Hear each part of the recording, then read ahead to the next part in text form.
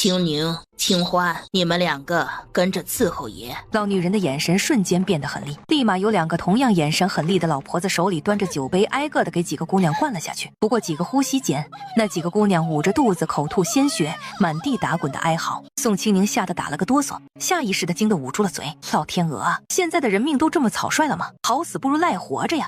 怎么就给人要死了？跟他一起留下的那个姑娘也是吓得瑟瑟发抖。回自己屋子收拾收拾东西吧，以后尽心伺候着爷，要不然别怪我心狠。青宁，尤其是你。说完他就转身匆匆离开。宋青宁被着重点名，心里有些纳闷，旁边还有一个呢，怎么就只叫自己？手撑着地哆哆嗦嗦的站了好几次都没站起来。姐妹，能拉一把不？我这腿暂时不听话，搭把手就行。青宁，怎么办？咱们就要跟着爷一起流放了。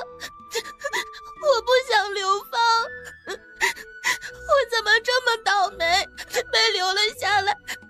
还不如跟他们一块死了干脆，免得受尽折磨之后死在流放路上。你现在要死也不晚，我想没人拦着你。都你机灵，怪不得爷就中意你。咱们8个通房就要了你是亲。青宁有些惊，自己这是跟主子睡过了。走了，咱们赶紧收拾收拾去，以后流放路上什么都没有，可有苦日子过了。顺着清欢拉着的力道出了门，看着陌生的院子，宋青宁两眼一抹黑。清欢拉着他到了一个小院子，急匆匆道：青宁，你自个儿回屋收拾去，我也去收拾了，记着别太打眼了。哎，等等，我的屋子哪个？你这是咋了？连自个儿屋子都找不见了？被吓的，还以为你有多大胆呢，原来也是个纸老虎。那就那个屋，那你还会收拾不？要不等一下我帮你？不用不用，我就是吓得脑子有些乱了，手没残。急匆匆地跑回屋子，砰的一声关了门。宋青宁环视屋子一圈，长舒一口气，软着腿坐在凳子上，小心翼翼地挽起袖子，看到小臂上那朵熟悉粉色桃花印记，他终于放下心。这桃花印记是自己的胎记，里面有一个空间。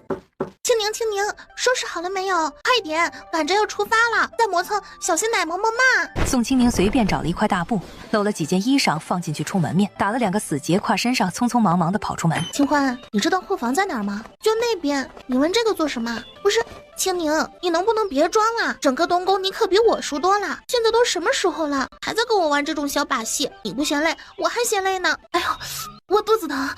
不行不行，我要去拉粑粑。不等清欢说话，他就捂着肚子朝着库房的方向飞奔而去。青宁，你跑什么？茅房不在那儿，快走了！一会儿圣上派来钦点的官兵就要来了，要是跟他们撞上，现在的爷可护不住你。宋青宁没管身后的喊叫，气喘吁吁的狂奔跑到库房外。只要想到大笔财富等着自己，累点就累点，反正死不了人。什么人？库房重地，岂能乱闯？宋青宁的空间有一个非常好的功能，方圆50米内的东西他可以随意收取，迅速的收取了库房里能够得到的所有东西。守门的人见他不说话，提着刀凶狠的过来，准备强行驱赶。恰巧清欢匆匆跑了过来，他着急忙慌的掐着青宁的嘎吱窝，几乎是粗鲁的拖着他往外走。跑到前院，那里此时已经站了不少人，还有一辆非常破旧的牛车，离得太远，只能看见车上躺着2个人，看不清具体的样子。青宁，以后你贴身伺候爷。清欢，你跟我到后厨拿点东西。青宁，安分点。哎，长得真好，伤得真惨。好惨一男的。苍天呐，大地呀，怎么是宁古塔？为什么是宁古塔？这狗皇帝怎么就喜欢把人流放到宁古塔？那鬼地方是人待的吗？全身是毛的猴都拴不住，我一个正常人怎么受得了啊？救命啊！我可没有一个果子狸护送，万一死半路咋办呢？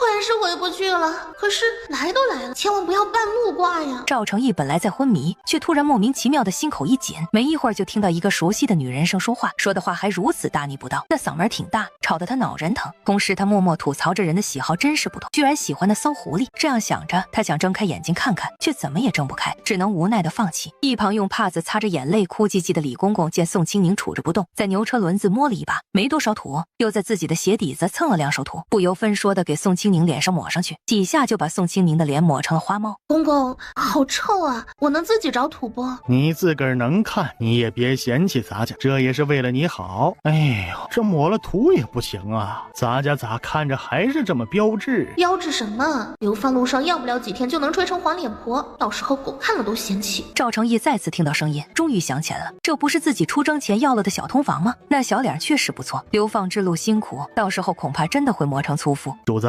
奴才就借您一点血给青宁姑娘用吧，反正已经流出来了，这流也流不回去了，咱也别浪费呀。解释完，他就强硬把血抹在了宋清宁脸上。这次他满意的看着宋清宁满脸的黑灰血迹，完全看不出哪里好看了。宋清宁已经麻了，他都不知道这个公公的忠心到底是不是真的了。谁家太监这么好主子的羊毛？公公，先别哭，你看要不要先处理一下伤口？这血要是这么流下去，咱们哪里还用得着流放啊？直接陪葬不省事多了。你这丫头怎么说话呢？哎，我不知道主子需要包扎伤口吗？啊，我是巧妇难为无米之炊呀。那些个杀千刀的什么也不让咱家动，可怜主子爷现在受罪了。咱的爷呀，您可千万不能有个好歹呀，要不然咱家就没法活了呀！呸！童言无忌，童言无忌！你这丫头怎么说话的？我告诉你，就是咱们都没了，主子也不能有啥事儿，要不然，咱们就得埋一块伺候爷了呀！要命！这家伙看着马上就要吹灯拔蜡了呀！不行，他的命现在关系我的命，绝对不能让他就这么挂了。我还年轻，我还有大把的人生要享受，不能这么草率的陪葬吗？还有，不知道我空间里的灵泉能不能救命？以前我就是个普通老百姓，生的最大的病也就是感冒发烧，唯一一次动手术还是个痔疮，灵泉多少有点用。现在这人眼看着马上嗝屁了，灵泉水有用吗？可别虚不受补，一下子把人给治没了。哎，算了，死马当做活马医。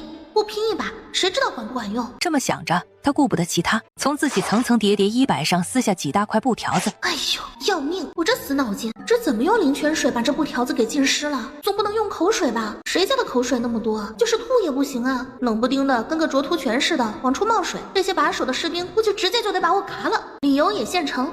无治之症。躺在牛车上的赵成义听着这个女人叽里呱啦的说了这么一大堆奇奇怪怪的话。公公，我给咱们主子包扎伤口，能弄点水不？你等等，咱家就是把这条老命豁出去，也给你弄盆水来。李公公拿着帕子，脚步匆匆的朝着一个方向跑去。那些看守的官兵倒也没有拦他。没一会儿，李公公头发散乱，怀里抱着什么东西跑了过来。公公，您出卖色相了？哪个官爷口味这么重，连您都能下得了嘴？胡说八道什么呢？还不把水接过去？宋清宁悻悻的赶紧伸手拿过水囊。宋清宁打开盖子，小心翼翼的给布条倒了点水，又趁着李公公不看自己着，弄出点灵泉水把布条浸湿了。青宁姑娘，慢点儿，慢点儿。宋清宁扒拉了破衣服，才发现男人小腿还插着一支断剑。公公，咱们主子腿上还有断剑，麻烦你伸个手拔出来。我不敢，咱家也不敢，咱家怕。宋清宁被李公公这辣眼睛的表情跟姿势激得别过脸，索性也不再指望这个老太监，自己伸手捏着断剑的那一头，一咬牙心一狠，用力一拔。下一刻，只听男人无意识的闷哼出声。救命啊！这可是脓水啊，不知道有没有带什么其他的细菌，这喷到脸上会不会烂脸呢？硬生生疼的男人有了点意识后，一听到这话，无语的都想蹦起来怒吼了。疼的男人有了点意识后，一听到这话，无语的都想蹦起来怒吼了。宋清宁用袖子随意的擦了擦额头的汗水，满意的看着男人的两条修长大白胖腿。至于另一个男人，他仔细的瞅了瞅，看打扮应该是个侍卫，满脸糊着干血，看不出本来面貌。本着好事做到底，送佛送到西的心态，打开水囊，打着庇护，给那男人嘴里灌了口灵泉水。见赵成义嘴干的起皮，他顺手也喂了点，又偷偷摸摸的装了满了灵泉，到时候路上喝着方便。至于这两人能不能好起来，看运气。这时奶嬷嬷带着清欢，两人背着2个大包袱，在守卫兵检查后走了过来。清欢背着满满一大包吃食，累得满头大汗，连腰都直不起。看着青宁悠闲地站在牛车旁用手扇风，他的心里又多了点不悦。姐，丫头，亲丫头，青宁，你娘跟你的兄弟妹妹来了，你快过去吧。这次一别，说不定这一辈子都没法再见了。有什么话该说的就说吧。哎，过去道个别吧，一家人哪有隔夜的仇？他们也是没有办法才把你送到东宫，终究是血亲，你还真能记一辈子仇。其实说起来，你比我幸运多了，我爹娘兄嫂就在城北住着，这么近，他们都不愿意来送我最后一场，生怕沾上晦气。宋清宁把包裹给了宋清欢，嬷嬷蹭蹭过去，他也没叫人，就那么别扭的低着头。闺女，你这是伤哪儿了？你这脸上咋这么多血呀？没事，孩子，娘对不住你，这些你拿着，路上吃用，家里你别惦记。你2个弟弟如今已经长大，能顶门户了，以后好好活着，吃饭吃个半饱就行，有啥体力活也别傻乎乎的上去。你要记着，你可千万要记着，你是姑娘家，千万别让人知道你那身牛劲儿，要不然娘就是到了地下也闭不了眼呢。对不起，都是我没本事救不了你。本来我们扛包已经攒了20两，我们都已经商量好了，扛1年攒个50两把你赎回来。谁知道，姐，对不起，都是我们没本事。姐，你怎么不跟我说话？你是不是不喜欢我了？宋清宁喉咙干涩，看着这哭唧唧的一家子，他从空间的拿出一个以前买的实心小金鱼，捏在手心，一把抓着小姑娘的手，趁机给她。小姑娘感受到手心的硬度，微微一愣。宋清宁赶紧眨眨眼，示意她不要声张。我要走了，以后保重。说完，他就转身离开。站住，包袱打开。士兵见没有什么贵重东西之后，拿了一张饼子放在怀里。走。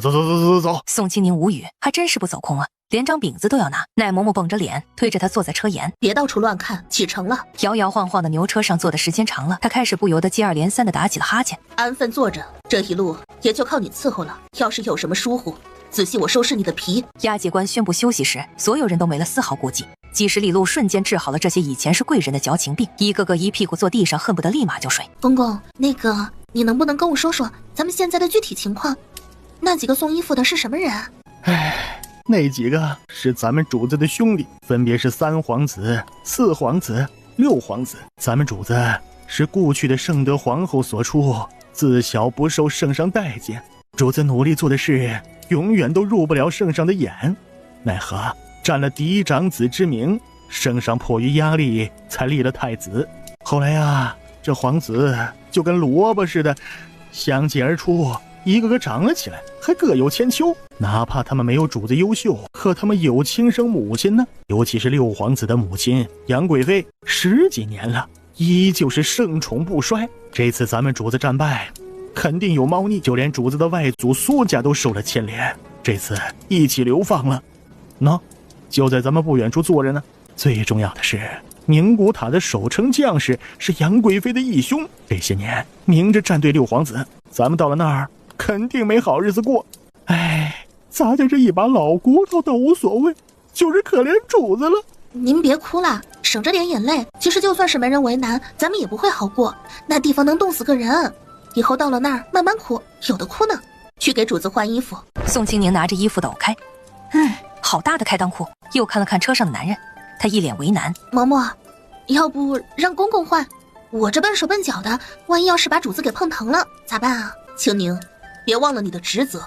这一路你可以什么都不用做，但是你必须得亲力亲为的伺候主子，这是你唯一要做的。宋清宁无奈，磨磨唧唧的拿着衣服到了牛车旁。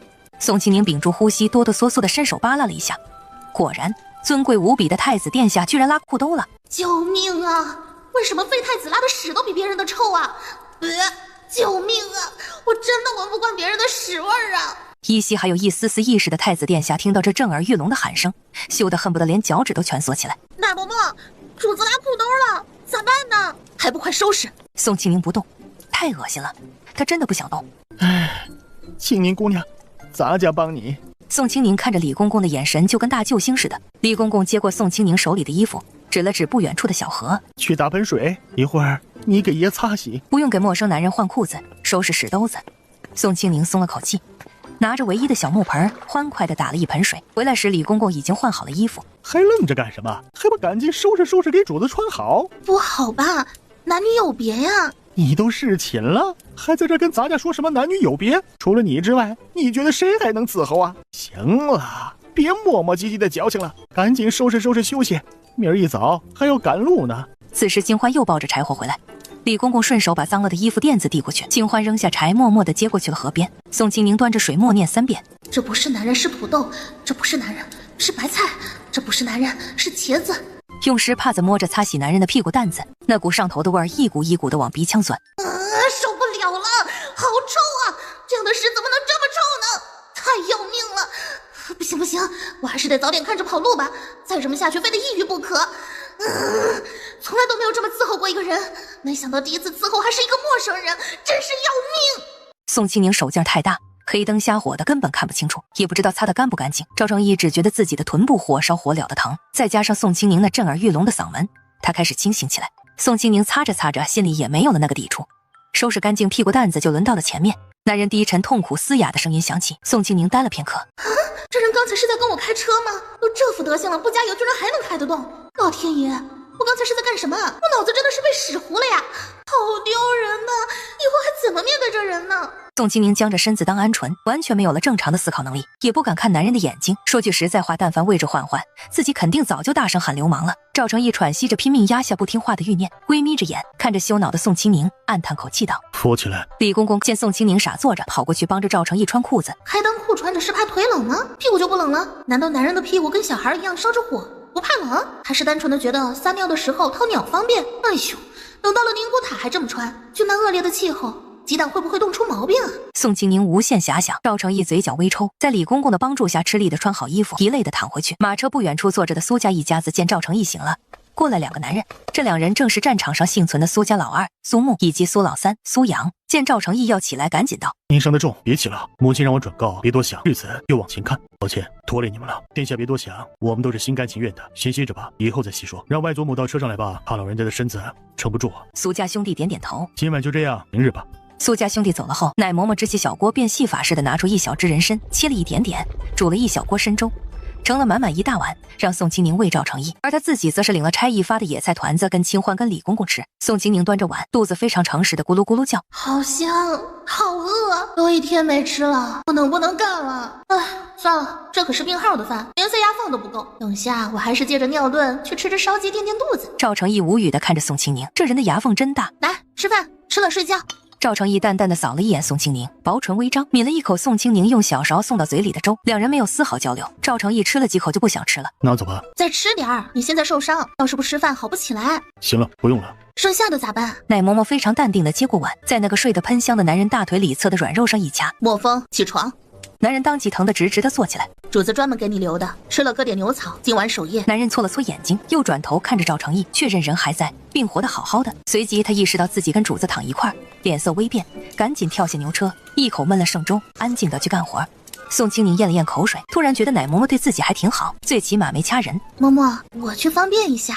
答应，快答应啊！只要答应了，我就可以直接寻摸着跑路啊！这黑灯瞎火的，我这随便往哪个犄角旮旯一躲，谁还能找得到啊？到时候只要躲过这段时间，还不是天高任我飞？反正也不是什么大人物，人家没有必要为了我这么一个人而耽误了大事嘛。昏昏欲睡的赵成义听到这一连串的话之后，脑子瞬间清醒。奶娘陪着他，我陪你一起。不用，你今天一直都在赶路，都累了1天了，赶紧休息休息，我去方便一下，很快就回来。奶嬷嬷不为所动，宋清宁心里暗叹口气，算了，我现在还不是太着急，等一会儿实在急了我再自己去。奶嬷嬷没有强求，从包裹里拿了一个白面饼子给了宋清宁。饿了1天的宋清宁看着白面饼，下意识地舔了舔嘴唇，咽了咽口水，悄悄看了看坐在火堆旁默默吃野菜团子的清欢，他有点不好意思接。拿着，你跟他不一样。坐在火堆旁吃野菜窝头的清欢身子一僵，低着头用力地咬着野菜团子，咸涩的眼泪不断地滑落。给，帮我吃点。清宁，以后咱们还是不是好姐妹？你说是，那就永远都是。好，那就是以后我保护你，要不然就你这傻样，以后在爷跟前都站不住脚。明天我背包，反正我力气大。咱们现在是流放，不用穷讲究。清欢无奈的笑笑，没说话。奶嬷嬷给了青宁一大块布，让他垫着睡觉。青宁扑在地上，拉着清欢一起睡。好不容易等奶嬷嬷跟李公公也传出了呼噜声，摸着饿得咕咕直叫的肚子，宋清宁又等了一会儿，悄悄起身，蹑手蹑脚地朝着林子里走去。真是太不容易了，终于可以大吃一顿了。我要吃2只鸡垫肚子，那点饼子连塞牙缝都不够塞的。苍天呐，要是再这么流放着走下去，还没到地儿呢，先就饿死了吧。老天啊，真想现在就跑，这破流放罪，一受一个不吱声。赵成义听到第1句话的时候就瞬间清醒了，他撑着身子坐起来，没有去喊其他人，悄悄地下了牛车，示意莫风不用跟着，不动声色地顺着那震耳欲聋的大嗓门方向慢慢靠近。走了大约1刻钟，看到不远处微弱的光，他停下了脚步。好吃，果然天底下最香的东西就是这烤鸡了，这肘子也好香啊，这个猪蹄更香，好吃，珍惜现在，珍惜当下，谁知道这顿吃了，下一顿再吃是什么时候？宋清宁从空间里拿出3个食盒，烧鸡、肘子、猪蹄，这些都是做好的成品菜，放在空间里什么样，现在拿出来还是什么样。饿了1天的他拿出一个最小的太阳能小夜灯照亮，然后蹲在地上风卷残云的吃着。赵成义微眯着眼睛看着不远处撅着屁股偷吃的女人，心口突然涌上一股恶心感，他用力地咽了咽口水，试图把那股恶心给压下去。不知道为什么，这股恶心劲儿反而越发强烈。靠在树上缓了缓，没用，再次看了眼撅着小屁股欢快偷吃的宋清宁，他暗暗叹了口气，强撑着满身是伤的身体慢慢挪过去。宋清宁听到稀稀疏疏的走路声，欢快吃东西的心情瞬间消失，取而代之的是惊恐。在干嘛？在干嘛？赵成义的嗓音低沉沙哑，说出的话却带着温柔。你错吗？赵成义目光紧盯着眼前被端上来的猪蹄，一股令人作呕的气味毫无顾忌地钻进他的鼻腔之中，那股味道仿佛一把锐利的剑，刺破了他强忍着恶心的防线。他再也无法抑制住刚才拼命压抑下去的不适感，迅速转过身去，大步走开数步后，手扶着一棵大树，身体剧烈颤抖起来。紧接着便是一阵疯狂的呕吐声响起。宋清宁呆呆地望着正在狂吐不止的男人，心中不禁升起一丝疑惑和不满。然而就在这时，宋清宁突然察觉到事情有些不对劲，这个男人呕吐得如此厉害，简直让人不忍直视。若是换成其他女性，恐怕都会误以为她怀上孩子呢。喂，你还好吗？怎么好好的就突然吐起来了呢？这不太对劲呢。你今天一整天就只喝了半碗粥而已，而且那碗粥还是奶嬷嬷特意为你熬制的，绝对不可能存在任何卫生问题啊！宋清宁心急如焚，却又束手无策，只能在一旁不停地打转。就在这时，他脑海中灵光一闪，迅速从空间中取出一包酸梅干，并拆开包装。要不然你试试吃这个吧，也许能帮你缓解一下恶心的感觉。此刻的男人已经被折磨得泪眼朦胧，当他嗅到那股酸酸的梅子香气时，身体不由自主地吞咽起口水来，而他的肚子也十分配合地发出一阵咕咕叫的声音，表示他已经饿得前胸贴后背了。哎，这人是没有味觉吗？这可是最酸的，比柠檬还来劲儿啊！我吃一颗都受不了。他是怎么做到面不改色，还有点享受的一连吃了这么多的？难不成这人真的怀孕了？还是说这个世界是男人生娃？男人生娃哪里生啊？屁眼子！这是从哪儿弄来的粗陋食物，真是难以下咽。说完，他将手中剩下的酸梅干扔到一旁，仿佛它们是什么令人厌恶的东西。然而只有他自己知道，内心深处正涌动着一股无法言喻的复杂情绪。哎呀，这人可真是口是心非啊！若不是亲眼看到他狼吞虎咽地吃下这么多东西，恐怕自己真会被他那副故作深沉的模样给吓唬到。时间不早了，我还是早点回去歇息吧，毕竟明日还要继续赶路呢。告诉我你究竟是谁？你最好想清楚了再回答，倘若有半句假话，我立刻让你永远闭嘴。话音未落，一股冷冽的杀气瞬间弥漫开来。救命啊！这家伙发什么神经啊？怎么毫无征兆的就掐住我的下巴了呢？刚刚不是还好好的吗？怎么一眨眼的功夫就像变了个人似的？我到底该不该说呢？这人的眼神实在太恐怖了。如果我装聋作哑，不做糊涂，会不会放我一马呢？可是要是我真的照实说了，他会不会当场将我灭口啊？好可怕！这真是一道艰难无比的选择题。听到这阵惊叫声，赵成义的眼中闪过一抹不易察觉的笑容，紧接着他轻轻吻了一下宋清宁那圆滚滚粉嫩嫩的耳垂。跟我说实话，否则的话我倒要试试看你的脖子有多硬。不想说吗？那……男人温柔的话语里带着无尽的威胁，耳垂被男人温热的唇含着，宋清宁吓得菊花一紧。我好久没洗脸了，挺味儿哈！救命啊！咋办？感觉这个男人不太像是个好人呢。我能不能现在给他敲个闷棍，然后跑路？不行！这个人一看就身手了得，我自己啥也不会，只有一身傻不愣登的牛劲儿。万一要是被反杀，那岂不是得不偿命？救命啊！有没有谁能提个意见呢？在线等，挺急的，让我夹脖子上啊！赵成义嘴角微抽，再次轻轻咬了一口他的耳垂。没事，我不嫌弃你，事情是那般我都没嫌弃，现在还有什么好嫌弃的？我嫌弃，好黏糊，口水都粘耳朵上了，好恶心呐！那个太子爷，奴婢就是奴婢啊，您说的什么意思？我不懂。不懂啊？哎呀，这人是在非礼我吧？这人是在吃我豆腐吧？这人是摸上我肚皮了吧？这几日用的轻点儿。不能忍！这人怎么能用刚刚吐过的嘴来亲我呢？八蛋，亲了我还吐，这么恶心，干嘛过来亲呢？这不是侮辱人吗？好恶心！哼，这个提议挺好的呀，扔啊！有本事现在就扔了，我巴不得你把我丢下了，到时候我可以自己过潇洒日子呀。记住了，是抛尸荒野的人，别想逃跑。深山野林可不是什么好地方，尤其是深夜，最容易碰到恶狼。记住了，狼吃人是先吃猎，他们最享受的就是猎物拼命挣扎又跑不了的样子。有些命硬的，连吃没了人还活着，接下来他会将猎物开膛破肚，从内脏开始吃。若是这样还没死，他们就会咬断猎物的脖子吸血，享受血液带来的快乐。这么惹人喜欢的小脸，若是被啃得坑坑洼洼的，该多可惜啊！此时的深山非常应景地传出几声狼嚎声。宋清宁在男人一字一句的描述中早就吓傻了，听到狼嚎声的下一刻，想都没想伸手用力抱着男人。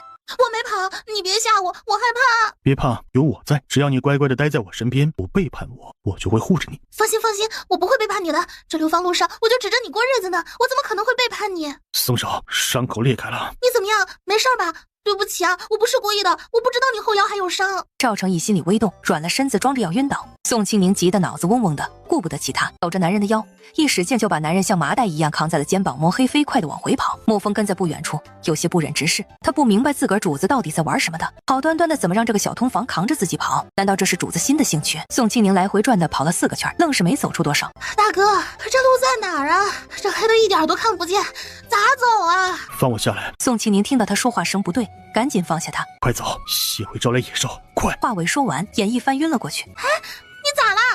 醒醒，醒醒！青年姑娘，数下来吧。太好了，莫风，你家主子不知道为啥现在没有一点意识了，这黑灯瞎火的我也看不见，你能找到路不？要是找到的话，赶紧给咱带个路，在外面火堆旁看看他到底咋了。莫风默默地背起赵成义，准确地朝着众人休息的方向走去。莫风，主子这是怎么了？好端端的怎么突然流了这么多血？你们这是去哪儿了？这怎么成这样了？青宁，你是怎么伺候的？还不快过来帮忙！奶嬷嬷却是眼尖的看到了赵成义红肿的带着手指印的脸。哪个王八蛋瘪犊子，居然敢对主子动手！王八蛋扁犊子宋清宁心虚的看着男人脸上重叠的手指印。莫风，你不是一直跟着主子吗？到底发生了什么事情？为什么主子会变成这个样子？莫风不着痕迹的看了一眼宋清宁，欲言又止。姑娘，我没事，你歇了吧，有宋氏在。对，奶嬷嬷，您赶紧歇着，马上就要天亮了，到时候还得赶路呢，这一路会越来越辛苦，抓紧时间休息。主子有事一定要喊老奴。莫风默默的想，主子真是想不开，就青宁姑娘这么伺候着，那些伤的猴年马月才能好起来。水。说出这话，等了片刻没反应，睁开眼睛看了看，就见宋清宁睡得贼香。他伸手拍了拍宋清宁的手臂，声音再次提高：水。什么水？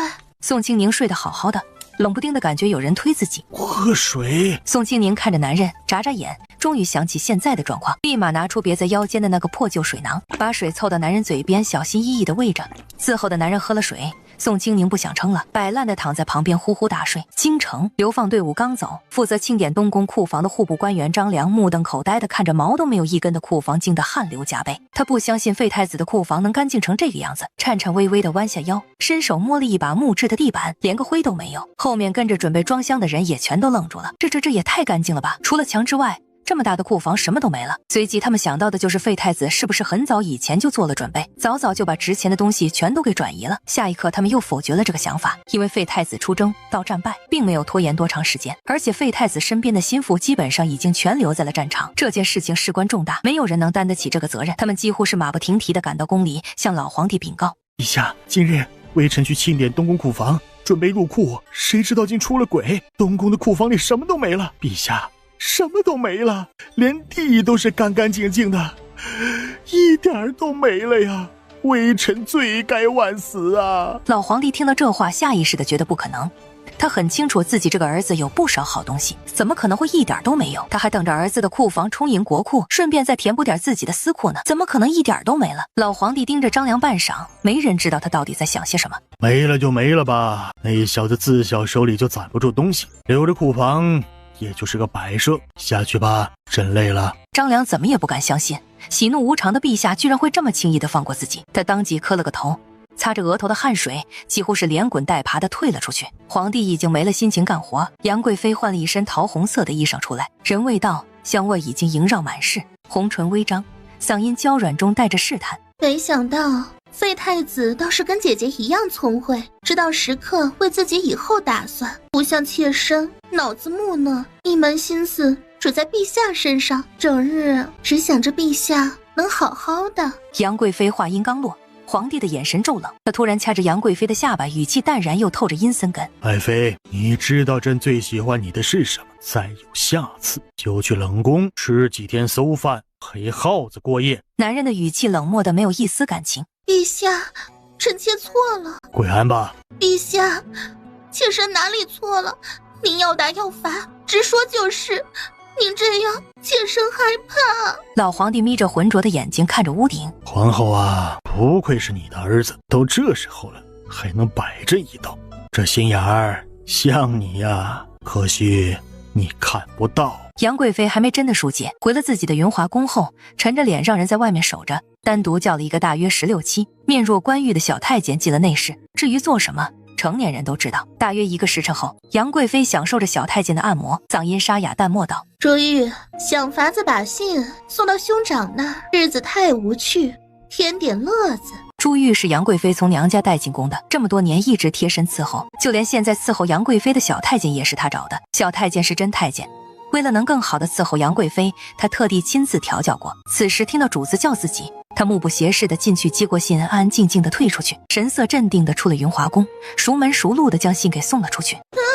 对不起，我不是故意的，我就是做梦梦到了狗，我以为我摸的是狗啊。没事吧？他没事吧？这人没事吧？他的鸡蛋应该不会有啥伤害吧？完蛋了，要是真的有啥，无命休矣呀！起来，主子，早啊！已经歇了50了啊，都这么久了吗？难怪这么饿。吃了饼子的宋清宁想去上个厕所，于是跳下牛车四处张望，想要找个能解决的地方。奶嬷嬷见此，直接指了指一棵大树后，去那儿，快去快回。那是个好地方啊！电视里演的这种时候，这种地形最好跑。要不我试试，万一要是能跑呢？宋婶，我等你。可他知道这人就是朵带毒的食人花，自己这脑子玩不过，相信正常智商的姑娘都不行。跑到树后解决了生理需求，整理好衣服，看着越来越远的流放队伍，四处看了看，杂草足有1人高，越往近走越难走。逃跑的话，不知道那些人会不会追来。刚想着试试看能不能跑，肩膀突然搭上了一只白呲呲的手，他吓得头发都快竖起来了，闭着眼睛尖叫。救命！有鬼！哪里有鬼？哪里有鬼啊！清宁，哪有鬼？你别吓我！奶嬷嬷不放心你，让我过来跟你作伴。没事了啊，没鬼，我就是被你吓到了。你说你过来就过来，你怎么一点声都没有啊？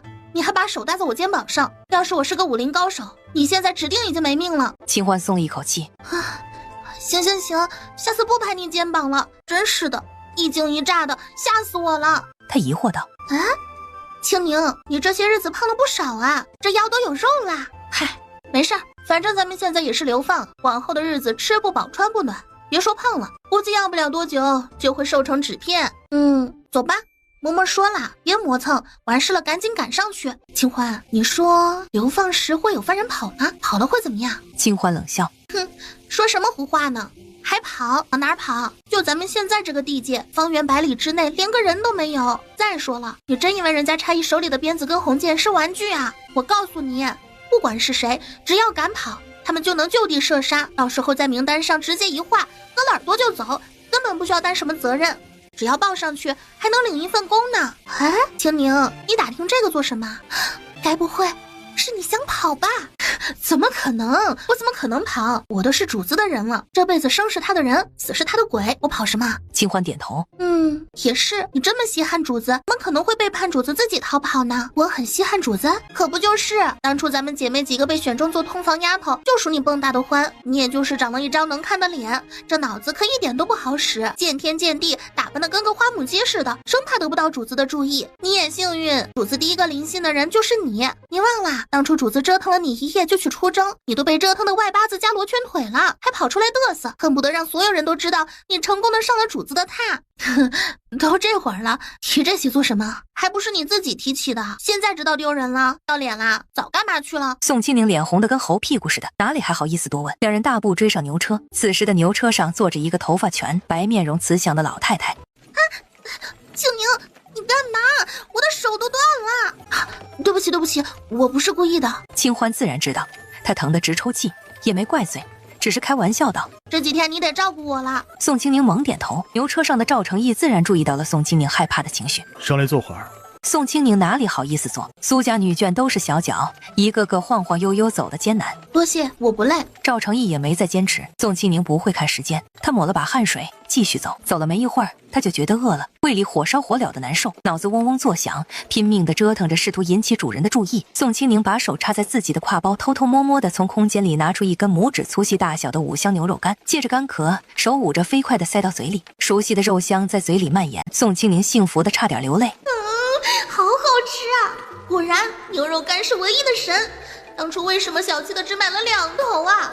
早知道多买2头牛了。主子，您又难受了，快漱漱口。苏老太太担忧地拍着赵成义的背，疲惫的脸上满是愁容。宋清宁怕吐自己身上，非常迅速地躲到了一边，一点都没有伺候人的自觉。呀，这人该不会是真的怀孕了吧？昨天吐，今天还吐，这正常男人会这么吐？我见识少，可千万别是真的呀，要不然我就要脑补拔是从哪儿出来了。漱口的赵成义听到这话，无语地黑着脸，冷冷地扫了眼装模作样的宋清宁。宋清宁被这眼神刺得汗毛直竖，别过脸不敢再看赵成义。突然，他发现远处的草丛动了动。啊，现在没风啊，这草离这么远都能动，该不会是什么野兽在那藏着吧？或者是兔子、野鸡之类的？要是真的话，或许还能打来尝尝鲜。不知道野鸡什么味儿，是不是跟家养的一样？以后有机会一定要尝尝。反正这里也不是野鸡比人金贵的地。赵成义猛地朝着宋清宁看的方向看去，脸色当即冷下来，给苏家人做了个手势。苏家人立马警觉起来，下意识地把女人孩子护在里面。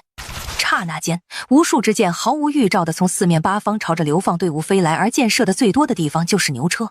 突如其来的状况让不少人中招，受伤的还好点，尤其是直接死了的，躺在地上尸体被随意践踏，他们的家人束手无策，还要忙着活命，一时间哀嚎遍地。苏家的男人护着女人孩子拼命反抗，赵成义身上有伤，走路都费劲，更别说打架。莫风、乃嬷嬷、李公公、清欢几人挡在前面围成一圈，坚决不让刺客伤了主子。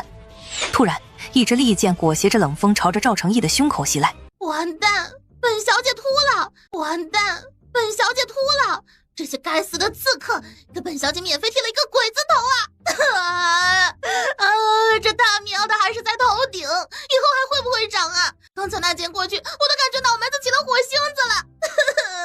我这么好看的一张脸，配一个鬼子头，还要不要活了？这得多丑啊！还好我长得矮了那么一点点儿，但凡再高那么2厘米，这天灵盖都能给掀了，哪还有哭的份儿？直接躺板板呢！嘿呦，这些刺客的眼神也太不好了吧！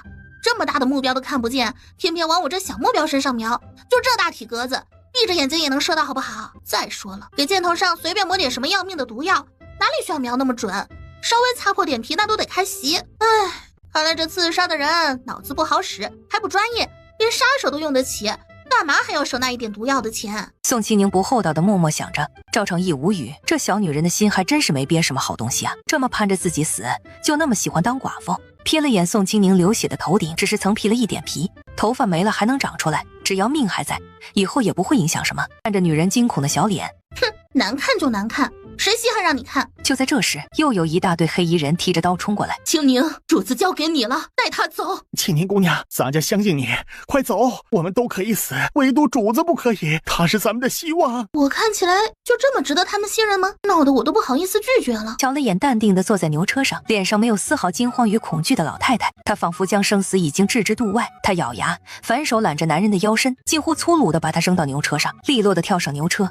果然，这次的老牛彻底疯狂，闻着灵泉的味道，开始撒丫子狂蹦。众人只觉得眼前黄不拉几的老牛一闪，下一刻已经跑出来100之外。苏老太太一把年纪，连老头儿子战死沙场、坐牢抄家、流放时都这么淡定的一个人，此时面对跑得比马还快的老牛，那双苍老的眼睛瞪得如同铜铃，那头全白的头发第一次这么随性的自然飘扬。因为起身的过去突然又迅速，老夫人没有准备，一个后仰差点被当场送走。赵成义也好不了多少，艰难地扶着外祖母，死死地抓着牛车沿。流放队伍却是傻眼了，一个个连架都顾不得打了，面面相觑。此时他们心里只有一个疑问，这玩意儿真的是老牛？艾嬷嬷欣慰地看着宋清宁真的救走了主子，心里特别高兴，手里的武器也更加凌厉。苏家见老牛突然跑到这块，惊得心都提起来了，毕竟老母亲还在车上，老母亲年纪大了，哪里能受得住这样的刺激？你们这群废物，还不快追，愣着干什么？那些人被骂得心里发苦，奈何根本没法追。单说苏家人就不是好惹的，别说去追了，就是现在脱身都难。嘿，果然动物喜欢灵泉，小可乐喜欢，老牛更喜欢呢，比兴奋剂还管用。看着老牛多听话多快，不管是人还是牲口，不逼一把永远都不知道它的底线在哪。赵成义狼狈地躺在车里，看着脸色煞白的外祖母，他努力保持身体平衡。宋清宁高兴得太早，牛车跑出10几里路后，他手里绑布条的棍子断了。老牛在陡峭的下坡路上非常不厚道的来了一个急刹车，本来就破旧的牛车哪里能经得住这么折腾，2个车轱辘掉下来自己走了。宋清宁吓得肝胆欲裂啊！他应该不会有事儿吧？这么大体格子的汉子应该不会这么弱吧？老天保佑，老天保佑，千万不能让他有事，要不然我这辈子都会良心不安。我也是为了救老太太呀，毕竟我只有2个手，尊老爱幼应该不会有错吧？宋清宁心里怕得厉害，大口地喘着气，强忍着浑身的颤抖，伸着脖子看着男人越滚越远。赵成义觉得自己快要被这不靠谱的女人折腾死了，这坡太陡，他几乎手刹、脚刹、脸刹、屁股刹都用了，依旧没办法停下了。眼见那死女人还有心情胡思乱想，他恨不得在她屁股上狠狠地抽10几巴掌，让她尝尝教训。快去救她，别怕，慢慢下去。宋清宁根本就不敢站起来，他点点头，赶鸭子上架的慢慢往下滑。蛇！救命啊！宋清宁脑子宕机，一把抓着蛇扔出了老远。主子，你没事吧？要不要紧呢？哪里疼？宋师，我被蛇咬了，你快想办法处理。咬了？哪儿被咬了？这怎么看不出来呢？那蛇有没有毒啊？糟了，万一要是有毒的话，那毒素扩散，要了他的命咋办？他死了就死了，其实对我的损失也不是太大。万一要是老天爷把这条人命算在我身上，让我遭报应咋办？不行，一定不能让他因为这点小事就嘎，我怕被雷劈呀！不就是吸毒吗？那家伙咬你哪儿了？赶紧给你吸出来，免得一会儿毒素扩散，这荒山野岭的连个大夫都没有。赵成义依旧木着脸看着宋清宁那因为纠结而扭曲的漂亮小脸，他算是看出来了，这女人就是个没良心的，坏心眼的指了指自己的，在宋清宁惊恐又不敢置信的眼神下艰难道：快！天杀的，连老天爷都要看着我见死不救了，好纠结啊！咋办啊？要不我还是等他毒发身亡后辛苦一点，给他埋了算了，这也算是一件好事，最起码不会污染空气啊。赵成义无语，这女人还真是对自己没一点心软，吸个毒而已，还磨磨唧唧。快，我头晕，再晚就来不及了。宋清宁被迫哆嗦着手，抓着男人的裤子用力一拉。只听撕拉一声，本就不怎么结实的裤子彻底被他撕成了2半。看来他没骗人，真的被咬了。宋清宁舔了舔嘴唇，随即他脑中灵光一闪，把手伸在自己小包里，借着遮挡，从空间里拿出1小瓶消毒水、1对医用手套以及最小的水果刀。这刀可是堪比手术刀锋利。主子，你放心，你的伤交给我。哇，好紧张，没想到这辈子还有机会当大夫。哎，算了，不管成不成，那都是值得夸奖的。开始了，宋清宁，人这一辈子有很多第一次，其他时候能紧张，现在可绝对不能紧张啊！万一要是紧张，手一抖到一偏，那就完了。赵成义看着女人严肃紧绷的小脸，心里突然生出一股不好的预感。不等他多想，宋清宁已经非常迅速的开始。赵成义身体僵硬，有些凉凉的感觉。宋清宁，你这死女人要做什么？你快住手，快停下，别胡闹！主子，别乱动，我这可都是为了你好。万一这毒要是扩散了，到时候咱们就得全切了。你想开点，我小时候见过人家山猪，知道轻重，实在不行咱就切一半，影响不了你传宗接代。放心啊，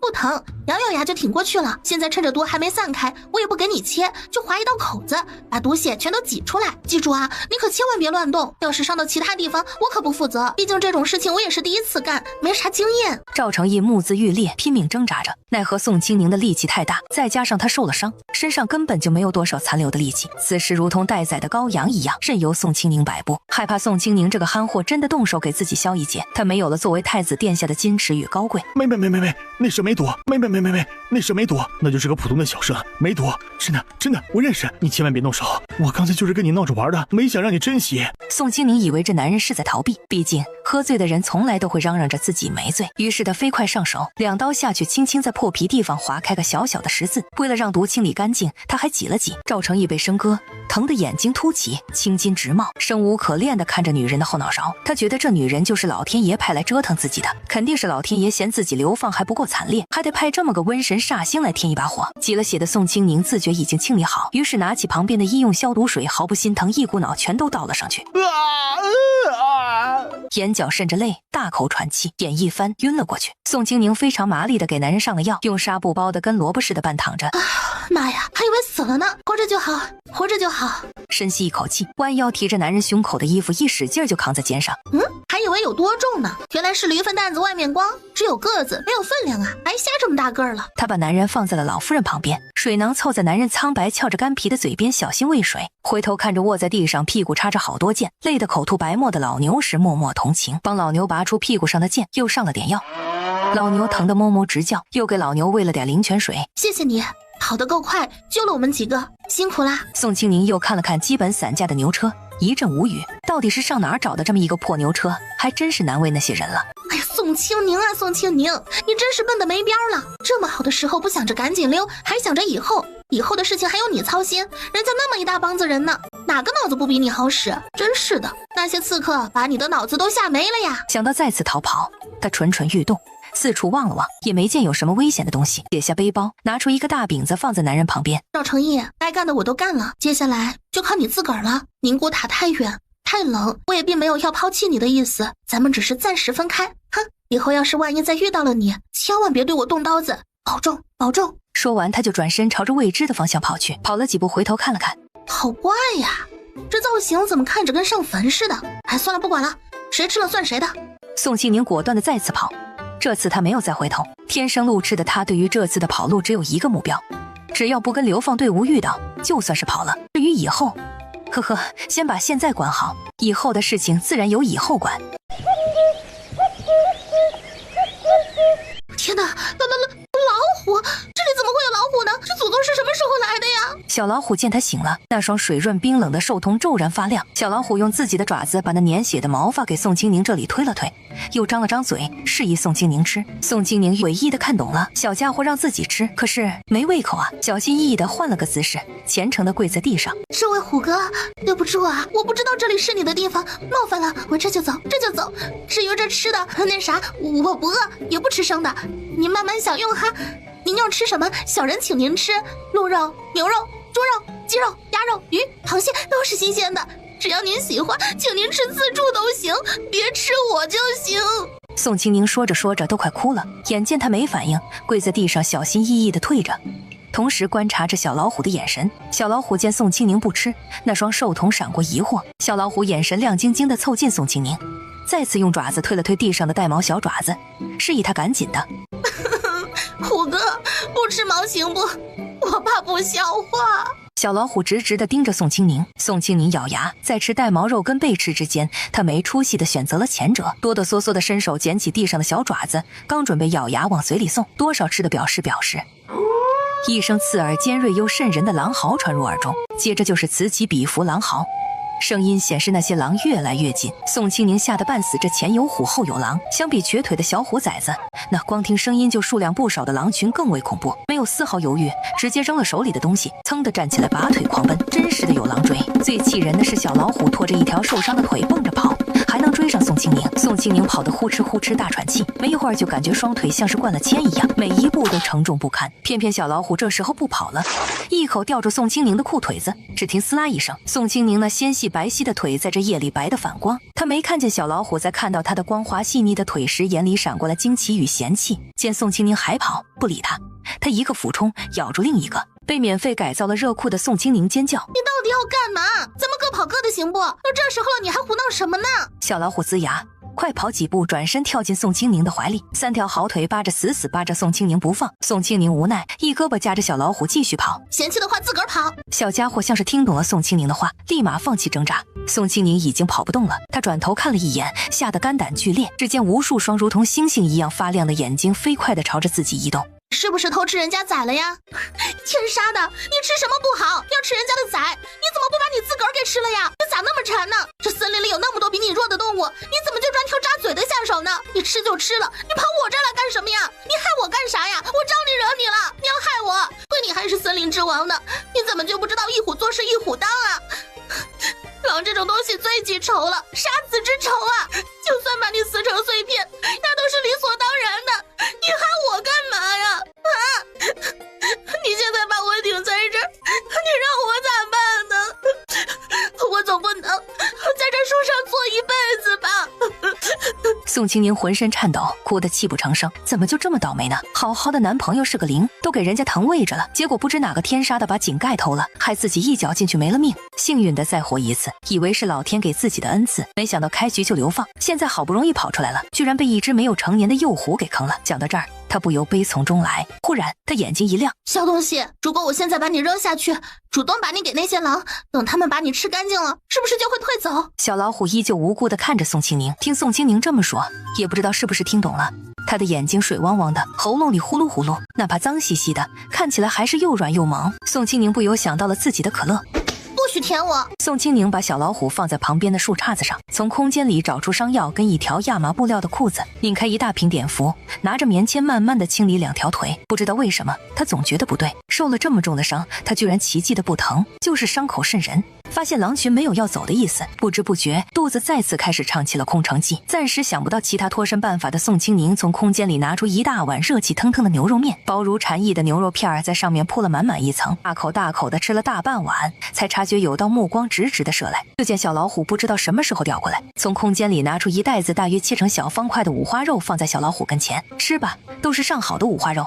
从空间里取出一个大碗，装了半碗水，又少加了几滴灵泉，让小家伙喝着溜溜风。一碗水很快喝光。宋清宁收了其他东西，给身上喷了浓浓的花露水，拿出一块薄毯子裹身上，靠着一个比较结实的树杈休息。不知道是不是之前睡了会儿，还是底下又有狼的事情让他的神经无法放松，反正一点睡意都没。无聊的他抬头看着星星，想着爷爷奶奶不知道有没有收到自己的死讯，那渣男是灵的事有没有被警察叔叔查出来，那么肯定很伤心吧。那些亲戚知道自己没了，肯定会迫不及待地瓜分自己的东西吧。主子可是口渴了。宋清宁呢？主子宽心，那丫头为了主子已经没了，以后就由清欢伺候您吧。莫风，顺着痕迹去查看一下。莫风的身子引入黑暗，乃嬷嬷微愣。主子怀疑那丫头走了。赵成义没说话，重新躺回了牛车。没一会儿，赵成义又挣扎着起来，在李公公的搀扶下去了不远处的大树后小姐。刚褪下裤子，就感觉有什么东西弹了一下，僵着身子低头，恍然想起那个死女人差点把自己的命根子给切了。主子，您这是……男人的怒火已经达到了顶点，他发誓，只要找到那个死女人，一定要给她点颜色看看。莫风得令后，举着火把在周围仔细找了找，果然找到了不少痕迹，折断的草，踩出的鞋印，稍微一点蛛丝马迹都逃不过他的眼睛。走出不到10里路，他就看见了不远处的大树下坐着的熟悉身影。让他心惊的是，一只半大的小老虎就在旁边。宋清宁抱着老虎跑，狼群继续追，眼睁睁地看着宋清宁光溜着2条大白腿跑得飞快，他惊得下意识地闭上眼睛。说到底，宋清宁终究是主子的女人，还没等他想明白，宋清宁到底干了什么天怒人怨的事情，居然惹了狼群。就见宋清宁速度比猴子还快的呲溜一下上了树，他惊得目瞪口呆。以前他只知道宋清宁是个娇娇俏俏、柔柔弱弱的小姑娘，长得漂亮，性子有些虎，每日打扮的花枝招展，除了喜欢跟自己主子跟前蹦跶讨巧之外，基本上也没有其他的印象。他万万没想到，就这么个娇娇俏俏的小姑娘，居然还藏着这么个手艺，就算是被狼追，那速度也快得不正常啊！狼群守在树下，没有要离开的意思，他也没有单人战败狼群的能力。守了半个时辰，他决定先回去复命。反正宋清宁在树杈子上坐着，有狼看着，他也跑不了，用最快的速度赶回休息的地方。主子，找到了。赵成义此时烦躁的不行，明明好好躺着，什么都没有做，2条腿突然疼得像是扒了一层皮。人呢？怎么没带回来？你现在回来了啊？万一要是再跑了，去哪儿找？主子，不跑了。姑怎么不知那女人什么时候这么听你的话？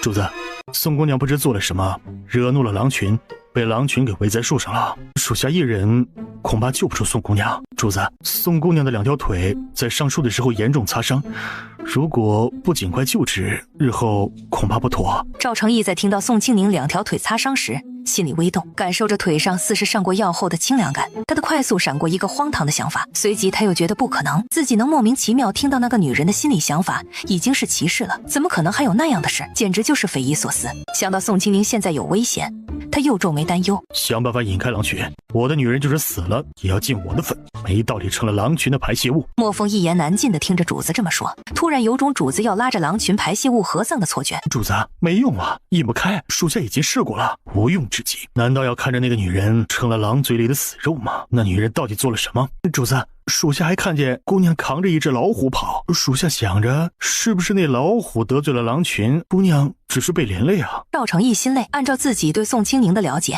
，8、9不离10啊。那狼群数量不少，就是不除，那条路也是咱们的必经之路，到时候还是会遇上。崔大人不可能绕路，毕竟绕一次要多走几百里，他绕不起。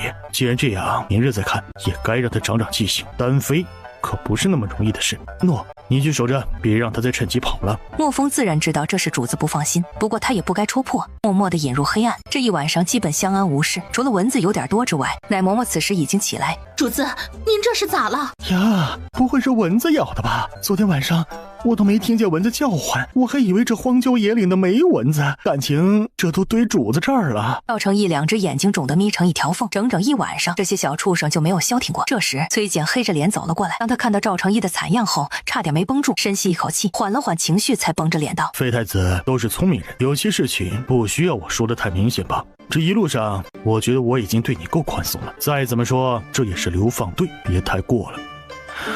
让我给你的人上枷锁就不好看了。赵成义的眼睛肿得根本就看不出他是睁开还是闭着。崔简直觉有股子无形的压力向自己袭来，心里一惊，想到眼前这人是文武双全、英明贤良的前太子殿下，除了命不好、不受圣上待见之外，几乎没什么毛病。而自己刚才居然用那种无理的语气跟他说话。放心，不会连累你。殿下若是不嫌弃，就用着吧。崔简走了后，赵成义就着李公公的手再次下车，差役们给犯人发了干粮，不等大家吃完就催促着出发。今天必须把昨天耽误的路程给补回来。短短一晚上的时间，大家根本休息不好，走在路上根本没劲儿，却没有一个人偷懒。这次的流放队里，除了被赵成义连累的几家之外，还有好几家是真正犯了大错的。在他们艰难赶路时，前面10来里路的树上，宋清宁身子一歪，要不是及时抓住树杈，差点就栽倒下去，打了个哈欠，随意的往树底下一看，狼少了一大半，紧紧抱着树杈子，哆哆嗦嗦的转头一看，看到小老虎嘴里的东西后，更加头皮发麻。小老虎肉乎乎的爪子下压着一条黑皮蛇，蛇头已经没有了，蛇的身体还在微微扭动。小老虎胃口超级好的，一口一口的吃着，嘴巴上糊着脏兮兮的血渍，一条蛇很快就被它吃了大半。大概是宋清宁的眼神太过直白，他以为宋清宁也饿了，想吃，那双萌蠢的眼睛里闪过不舍，又大大的咬了2口，剩下一个尾巴尖儿，才故作大方的用肉爪子朝着宋清宁这边推了推。不必，我不饿。小老虎眼神直勾勾的看着宋清宁的水，舔着嘴，明显想喝。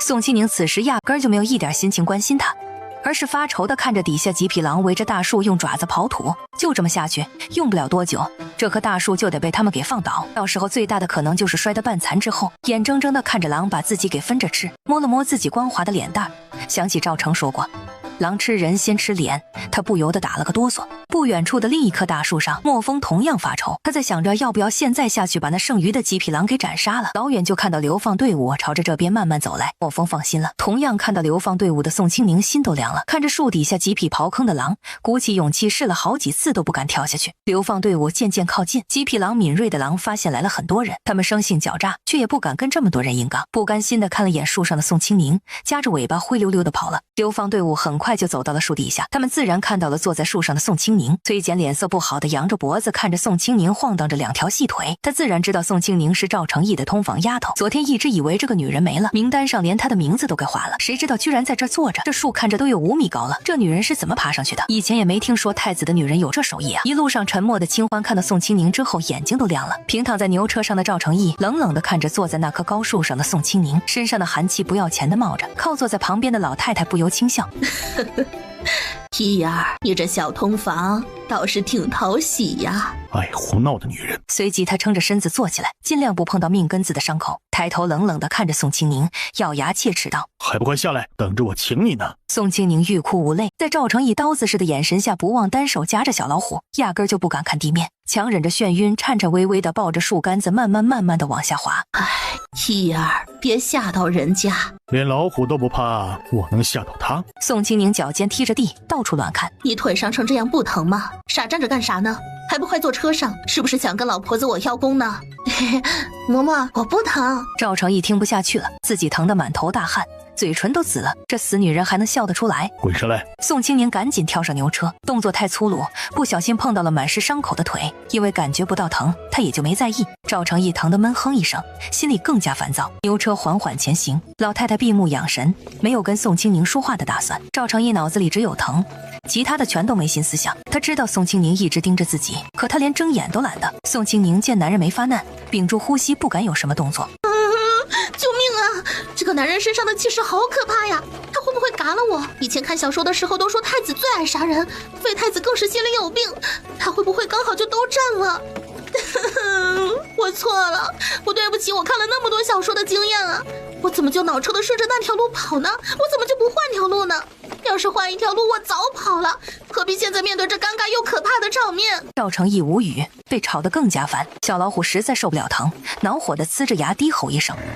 宋清宁这次惊觉，自己已经把小老虎背上的毛揪掉巴掌大的一块，他下意识地用手盖着秃了的地方。小老虎眼神控诉地看着宋清宁，蠢女人，把这畜生扔了，上药。宋清宁下意识地扔了手里的小团子，又把毛扒拉得干干净净。小老虎在地上滚了一圈，无语地瞧了眼宋清宁，毫不留恋地走了。宋清宁装作什么都没发生过的嬉皮笑脸。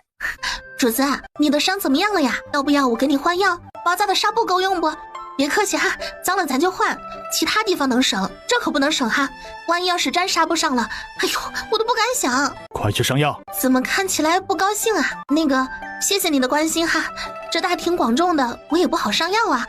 反正也不疼，忍忍，等晚上再说。哎呀，这人的脸色好难看啊！从看到他现在都没有笑过，他是不是不会笑啊？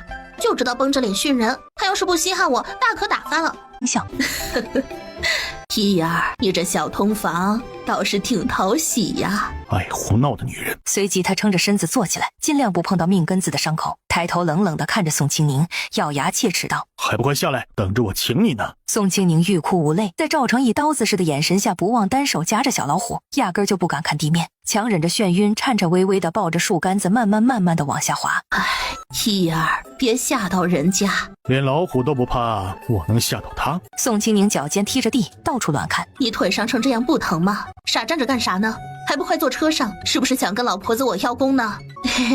嬷嬷，我不疼。赵成义听不下去了，自己疼得满头大汗，嘴唇都紫了，这死女人还能笑得出来？滚上来！宋清宁赶紧跳上牛车，动作太粗鲁，不小心碰到了满是伤口的腿，因为感觉不到疼，他也就没在意。赵成义疼得闷哼一声，心里更加烦躁。牛车缓缓前行，老太太闭目养神，没有跟宋清宁说话的打算。赵成义脑子里只有疼，其他的全都没心思想。他知道宋清宁一直盯着自己，可他连睁眼都懒得。宋清宁见男人没发难，屏住呼吸，不敢有什么动作。救命啊！这个男人身上的气势好可怕呀！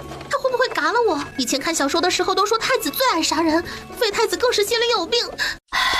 好孩子，辛苦你了，还未感谢你的救命之恩，现在补上。宋清宁哭得鼻涕泡都出来了。抱歉，脏了您的衣服。不碍事。赵成义见厚脸皮又马大哈的宋清宁居然哭了，就连小巧玲珑的琼鼻也红红的，看着挺可怜。他没来由的心软。又没罚你，哭什么？别哭了，怪难看的。要什么也给你。宋清宁低着头小声道：“想奶奶了。”赵成义哑然，这个还真给不了。相信我，以后还会再见他。见不到了，再也见不到了，相隔一个时空，怎么见？下了地府都没法见了。我只听过穿来的，就没听过穿回的。就算是回去又咋样？尸体指不定在哪个下水道卡着，早臭了。赵成义皱眉，穿什么？什么尸体？就算他不在了，你还有我，放心。只要我还活着，自然会护着你。这个男人是在安慰我。不是都说这些人的眼里，通房丫头只是物件吗？难道是流放的原因？没其他人睡，就我这独苗才有好脸色？眼珠子乱转，又在胡思乱想什么？没，就是突然觉得你还怪好的，跟听说的不一样。以后少听外人胡说八道，无故妄言者多是是非者。你只要记住，你是我的女人，这辈子都是，跟着我，没人敢欺负你。这话说的，你自己都被人欺负成这副德行了，咋好意思说出这话的？坐在一旁的老太太看着自己这个向来冷情的外孙，居然安慰小姑娘，眼里闪过一丝了然，嘴角含笑，没有开口说话，因为要赶昨天的路，天晚上也不会太冷。差役照例给大家发了野菜团子做口粮，要是想喝热水的，一碗10个铜板，不掏钱，自己到井边给牲口喂水的大木桶里喝。宋清宁他们有锅，奶嬷嬷煮了一锅稀的能照见娘家亲娘的粥，带的粮食有限，她不敢浪费，给赵成义盛了一大碗，让宋清宁去喂，其他的就跟苏家分。宋清宁好不容易给赵成义喂好饭，就借着尿遁跑了出去，跟奶嬷嬷说了一声，走出驿站，藏在一个比较隐蔽的地方，偷偷从空间拿出2个去骨大肘花，几乎是狼吞虎咽的吃了，又喝了一大杯子水，把所有东西扔回空间，若无其事的出来。突然他感觉后背一凉，身上的鸡皮疙瘩迅速窜起来，警觉的回头一看，就见小老虎瘸着一条腿，几乎是连滚带爬的朝着自己跑，一大群眼睛泛着夜光的狼在他身后猛追。小老虎在看见宋清宁之后，那双水润的虎眸骤然发亮。宋清宁第一次在一只动物脸上如此清晰的看见了喜极而泣，他窝槽一声，没等小老虎靠近，撒丫子狂奔回驿站，并用非常快的速度关起厚重的大门。小老虎在大门即将关闭的那一刻，身子蓄力纵身一跃，成功跳到了宋清宁的怀里。你这眼瞎的死孩子，你怎么就逮着我了？下来下来，还赖在我身上干嘛？死沉死沉的，自己啥分量不清楚啊？小老虎撅着屁股死死扒着他的衣服，就是不下来。清宁，主子叫你。宋清宁拖着粘在自己身上的小老虎进了屋子，刚进门，一股专属于呕吐物的酸涩味道传来。只见赵成义趴在床上，吐的胆汁都快出来了。主子，你这到底是咋了？肠胃不舒服，还是得了啥不知道的病啊？要不咱们还是请个大夫吧，就这么下去不成啊？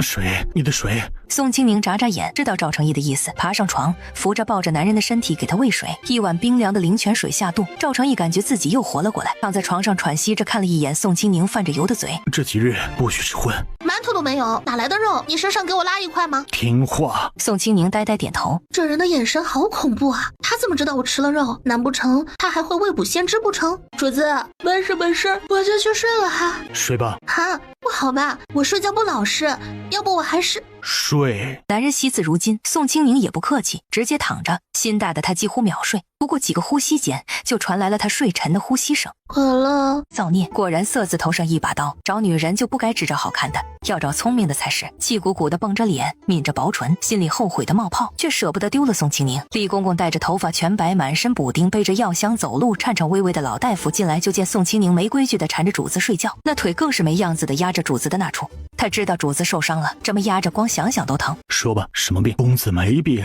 只是皮外伤，按时上药，不出几日便可痊愈。哎呀，不对呀，你再瞧瞧，肯定不对。我家主子这几天是吃啥吐啥，别人吃他还吐，这是怎么了？是不是肠胃不适啊？要不开几副药吃着？老大夫睁着那双眼皮完全耷拉下来的眼睛，淡淡道：没病吃什么药啊？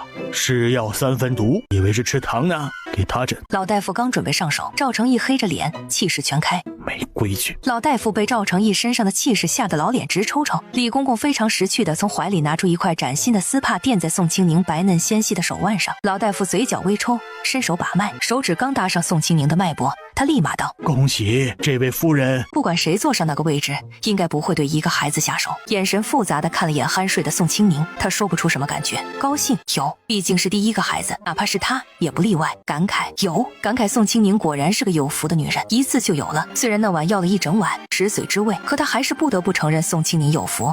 这件事不许传出去，大夫跟着，他日必有重谢。对，大夫跟着，必须跟着。年过古稀的老大夫惊得眼珠子都撑大了不少，自己只是出个诊，怎么就要跟着流放了？最重要的是自己这把年纪，走不了几天就得没命啊！想到这，老大夫颤颤巍巍地跪在地上。这位公子，小人真的不行啊！小人还要养家糊口，家里还有好几张嘴等着小人赚口粮呢。都带着。老大夫老脸一呆，差点哭出来。这好好的谁家好人愿意跟着流放？他后悔的恨不得扇自己几下。自己这把年纪了，这条老命搭上就搭上了，怎么就傻得开口呢？这下好了，把一家子都给搭进去了。李公公立马拉着老大夫准备出去安排。赵成义淡淡道：给那崽子的爪子包扎一下，扔出去。老大夫哆哆嗦嗦的看着眼神凉飕飕的小老虎，慢条斯理的舔着自己已经劈叉的爪子，吓得老泪纵横。公子啊，小人不会啊，咱家来。李公公说着就找老大夫拿了药，扑通一声跪在小老虎跟前，近乎虔诚的给小老虎的伤腿上药包扎伤口。包扎好，他想把小老虎请出去，小老虎根本不鸟他。莫风帮忙赶走狼群刚回来的莫风毫不客气的提溜起小老虎背上的皮毛，把它扔了出去。李公公抹着眼泪跟崔简说赵成义莫名其妙呕吐，身子虚弱，怕路上挺不下去，表示要带着老大夫一家。崔简怕赵成义真的死路上，毕竟这2天赵成义的情况是真的不好，整个人瘦了一大圈，爽快的答应了这个要求。慢点儿，别疯疯癫癫的，小心伤了身子。宋清宁胡乱点头。放心放心，我真的到。以后想吃什么就说，我会想办法给你，只要你说的我都给。知道了知道了，快放手！哎呀，憋死了，再磨蹭下去就要尿裤子了。这人今天咋回事啊？怎么突然学会关心人了？还想吃什么就吃什么，这大话说的还不如放个屁呢。就这条件吃啥？龙肉有吗？除了这，我想吃啥没有？还有你给。哎呦，祖宗，活爹，快放手，要尿了！宋清宁心里快急死了，就差开骂了，又不是再也不见了，啥话不能等自己回来再说，非得在这时候啰嗦吗？赵成义赶紧放手，向来精明果断的他因为突如其来的孩子冲的脑子都不好使了，对于宋清宁心里的一大段话，脑海里自动提取出关键词，他想吃龙肉，这东西别说现在，就是放在以前那都不可能找到。抬手看了眼自己的手臂，他默默地想，自己差不多是真命天子，这肉也算吧。这个念头一出，立马就被采用。身为男人，既然夸下海口，那就要说到做到，不就是一块肉麻，今晚就给他吃，只要他们娘俩好好的，给得起。打定主意后，他继续闭目养神。这段时间消耗太大，自己必须养好身体，后面会有很多事，绝不能自己出问题。宋清宁掀开帘子出了马车，才发现拉车的居然换成了一匹瘦马。老牛拉着板车，车上坐着苏老太太，还有苏家几个小脚女人跟姑娘。队伍里多了10几个不认识的人。秦姑娘，您要什么？老奴帮您。这奶嬷嬷吃错药了，这怎么突然变得怪怪的？哎呦，闹得人怪不习惯啊！哎，人还真是贱骨头。习惯了人家凶巴巴，稍微态度好点就觉得开心，奴性不灭呀！拒绝了奶嬷嬷，她几乎是狂奔到茂密的草丛就地解决。奶嬷嬷一直担心的张望，生怕宋清宁磕着碰着。宋清宁解决了生理需求，就跟着马车走。一觉睡得太久，他想活动活动。奶嬷嬷欲言又止，对于宋清宁也不敢像以前一样随意说了。金欢悄悄凑过来，脸色不好的小声道：清宁，你为什么要跑？你跑的时候居然没想着带我，不是说好了以后是好朋友吗？你果然是骗我的，你也没跟我说过你会武功啊！那天来了刺客，你们一个个虎虎生威，就我缩着脖子啥用没有，你知不知道我心里多难受？要你又不是打架的，你的活计可比我们重要多了。这话说的，我的活你也能干，咱们俩谁也不比谁高贵多少。你可拉倒吧，你已经是主子的人了，以后就算是主子娶了正妻，也会念在你伺候的份上给你一份体面。我以后就是丫头，其他的不敢想了。清宁啊，不是我说，你以后也要学聪明点，脸再好看也有老的一天，主子不可能只喜欢你的脸。趁着现在你好好伺候主子，主子也不是冷心的男人，就算以后没了宠，好歹这份不离不弃的情分，你的日子也不会太差。唉，原主跟他睡了，可我没有啊。我虽然是黄花大闺女，可已经决定不找男人了，心理阴影面积超过99.999%了呀，老天爷呀！我现在恐男啊，谁能懂我？亲眼看到男朋友是0，那黑玉米比我的胳膊都壮，那夹着嗓子嚎的样子终生难忘啊！现在身上被贴了那男人的标签，我该咋办呢？要不还是抽空溜吧。闭目养神的赵成义听到宋清宁这些奇奇怪怪的话，眉头皱成了疙瘩。他不是个笨人，年少时喜欢读那些奇奇怪怪的书，也看过解释还魂的话本子。他早就猜出自己这个小通房身子里住着一个孤魂野鬼。听着这些话，他稍微想了想，就全都明白了，当即脸色通红。没想到这个小通房生活经历还挺丰富，同时他不由有些好笑。嬷嬷，我不饿。你怎么了？石头，这里面有石头，牙差点磕了。宋清宁，上来。赵成义咬牙切齿的声音响起，磨磨蹭蹭地爬上马车。他才发现马车里拉着不少粮食袋子，幸好马车里的空间足够大，一边放着粮食也能躺下2个人。看着闭目养神的男人，宋清宁小心翼翼地询问：主子，干啥？赵成义嘴疼得使劲兜着口水。如果眼神可以杀人的话，宋清宁早就不知道被刀了多少回了。他再次怀疑自己以前的眼神不好，怎么就要了这么个丫头？性子跳脱，爱折腾，还傻乎乎的，还不听话。宋清宁被赵成义那吃人的眼神瞪得一哆嗦。主子啊，您有什么吩咐尽管说，我能听见。这人的眼神好可怕，跟吃人一样。我也没做啥呀，干嘛要这么看着我？以后用饭时细嚼慢咽，要不然我不介意给你嚼着吃。这人好恶心，关系人是这样的吗？不像啊，他在马车里怎么知道我吃了石头？难道他真的有什么不为人知的本事，比如透视眼？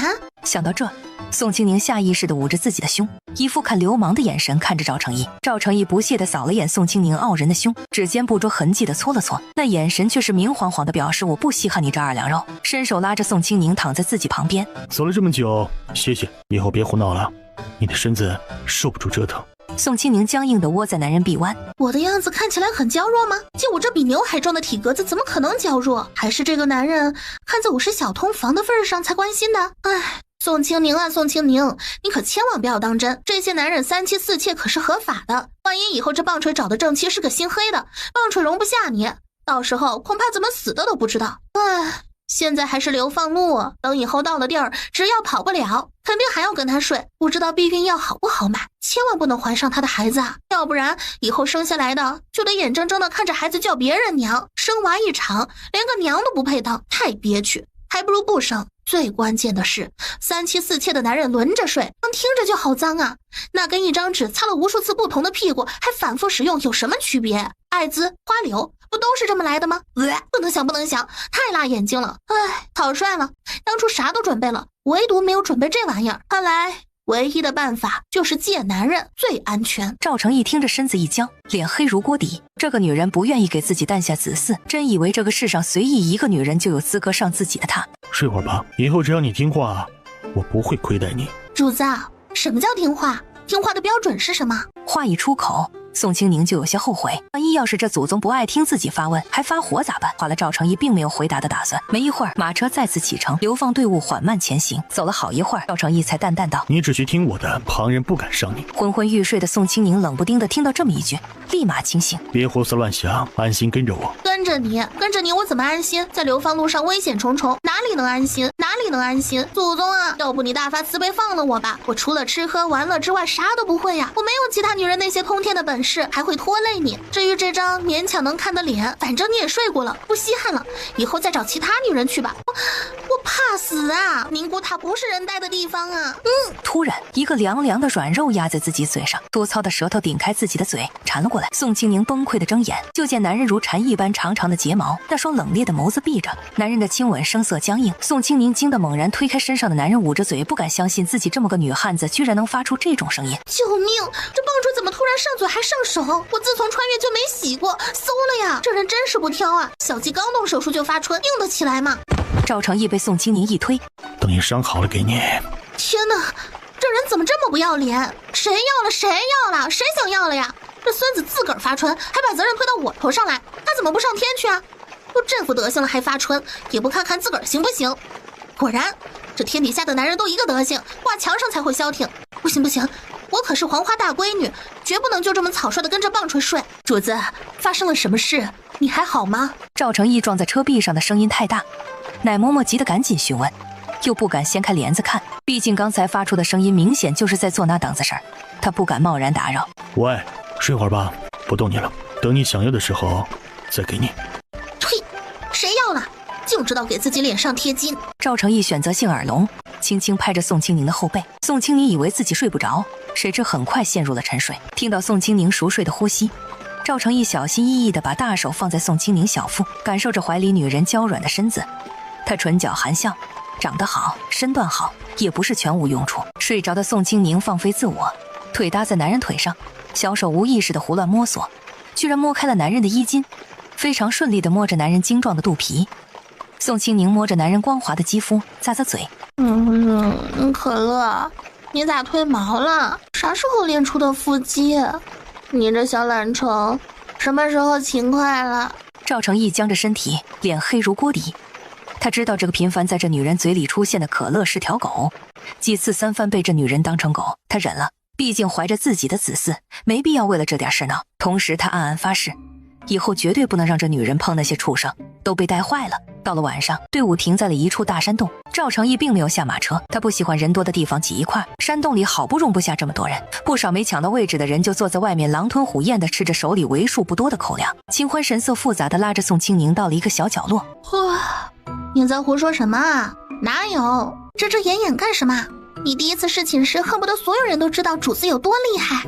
这时奶嬷嬷在不远处喊了一声：秦姑娘，麻烦你跟清欢去捡点柴火，再顺便摘点野菜。宋清宁红着脸朝着一个方向跑去，清欢捂着偷笑，跟着宋清宁一起去。他发现清宁变得越来越可爱了，一点都不似从前那般傻乎乎的张扬。马车里，莫风跪在旁边，赵成义手里拿着一把手心长短的小刀，面无表情地撕开自己腿上的衣服。洗干净，那女人矫情。莫风呼吸粗重。主子，你太冲动了。赵成义闭着眼睛，去吧，不许让他知道。莫风咬牙抹了一把眼泪，跳下马车，按照赵成义的吩咐洗干净，交给奶嬷嬷。奶嬷嬷红着眼睛没说什么，迅速的生火煮汤。过了好一会儿，宋清宁抱着一大捧野菜，清欢抱着柴火，两人有说有笑的回来。奶嬷嬷端着一个大海碗递给宋清宁，吃了吧，别浪费了主子的一番心意。宋清宁接过碗，其他人有吗？喝吧，其他人不用你操心。宋清宁忍不住尝了一口，肉汤鲜美，从来没有吃过的味道。他能尝出汤里只放了姜跟盐，做饭简单，好喝也是真好喝。啊，嬷嬷，这是什么肉啊？还挺香。不知道，莫风找的。既然吃了就别多问。把饭给主子喂了。接过小半碗粥，宋清宁回了马车。主子，你伤口裂开了。赵成义淡淡的嗯了声。刚才宋清宁吃东西，他的胸口翻涌，还好没吃饭，要不然早就吐了。我扶你起来，吃点饭吧。水掺粥里。宋清宁解下腰间挂着的水囊，给粥碗里倒了不少，粘稠的粥瞬间成了稀汤。难道这人真的发现了我的空间？不应该呀，我都这么小心了，他怎么能发现？一勺勺清汤寡水的稀粥下肚，赵成义没有丝毫恶心感，带着水汽的薄唇也有了丝生气。哪的伤口裂开了？要不要我帮你上药什么的？不必。哎，没舍不得，不就是水吗？你想喝多少都有。再倒一碗吧。宋清宁乖乖倒水，1碗、2碗、3碗。宋清宁把水壶倒过来，最后一滴到了碗里。主子没了。喝了一肚子灵泉水的赵成义并没有半点不舒服，反而觉得神清气爽，就连身上的伤口都不怎么疼了。同时他能清晰地感觉到自己的身体在恢复，伸手拉着宋清宁窝在怀里。窝在男人的怀里，他还不敢多问，只能乖乖的不动。放松。这人是流氓吗？怎么能随随便便摸女孩子的屁股？摸就摸了，我也不敢有意见。你摸一把就得了，你还不走了？诚心欺负我不敢反抗是吧？乖乖睡觉。我都睡了1天了，哪里还能睡得着？还有，你不许再摸我，男女授受不亲，你这是不道德的行为。赵成义眼里闪过一丝不易察觉的笑意。你身上的哪块皮肉我没见过？现在才来害羞，是不是有点晚了？不就那么一次吗？有什么大不了的？啥感觉我早就忘了，你也不必再提，说不定以后咱们就没啥关系了。上了我的榻，做了我的女人，你还想着另嫁旁人，趁早收起那些不该有的小心思。你要记住，这辈子你都是我的女人，你要什么可以跟我开口，其他男人你想都别想。没想，我就是不习惯。赵成义闭着眼睛，知你耐不住，等过2日一盏歇息室给你。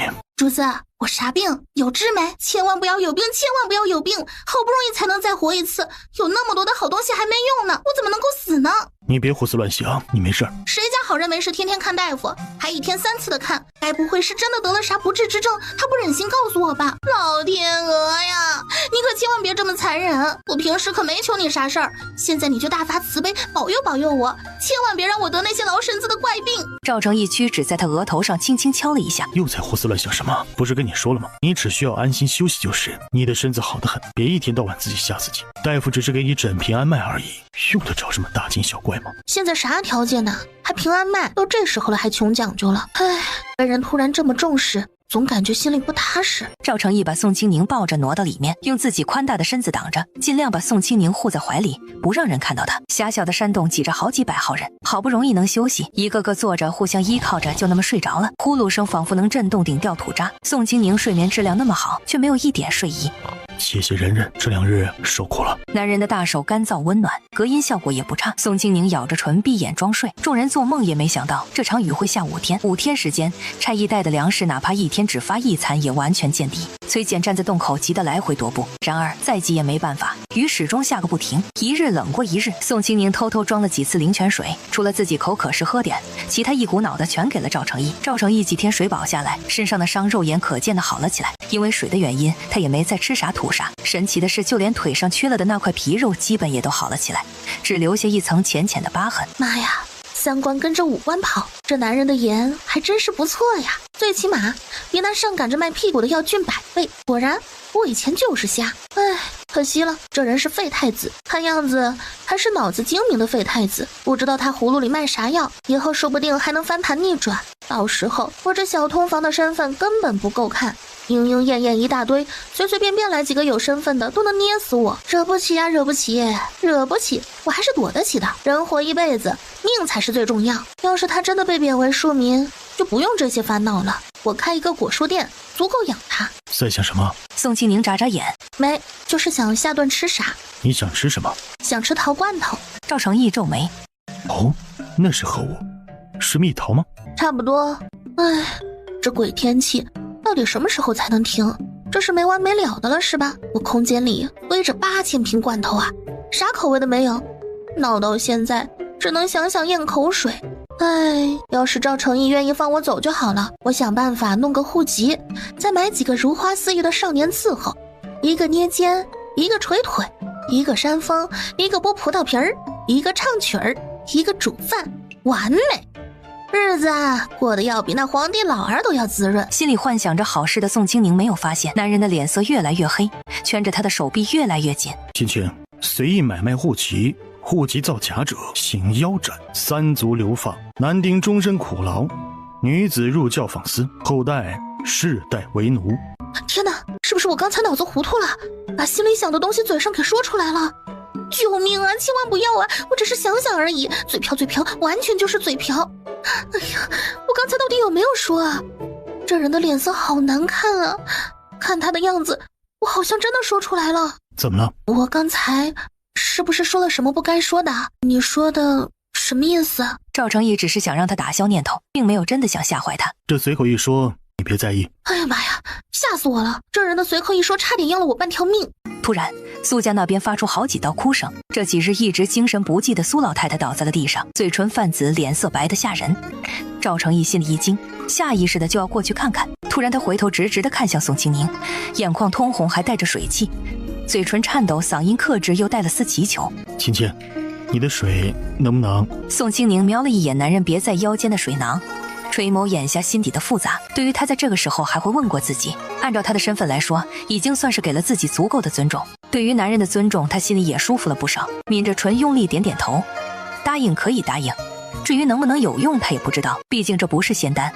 老太太看着很严重，能不能有用他不敢保证。赵成义微微颔首，嗓音低沉沙哑：“多谢。”芷嫣，就交给你了。这孩子命苦，你要好好待他。赵成义皱眉，转头看了一眼好奇张望的宋清宁。老太太是不是要托孤？按照古代人的心理，这种托孤一般都是会成就一段姻缘。这个钱太子会不会娶他的表妹呢？如果真的娶了她的话，是不是就会把关注力从我身上挪开？不过近亲之间不能成亲吧？成亲以后生出来的娃也会带有基因病，到时候不管是大人还是孩子，都会被拖累一辈子。唉，万一人家运气好呢？要是人家运气好，生出来的孩子都健健康康的呢？算了算了，不想这些了，还是想想我自己吧。要是他真的在这个时候定了媳妇儿，那我这个小通房岂不是更碍眼了？我是不是该主动一些，离得远远的，别让人家看着我就眼黑。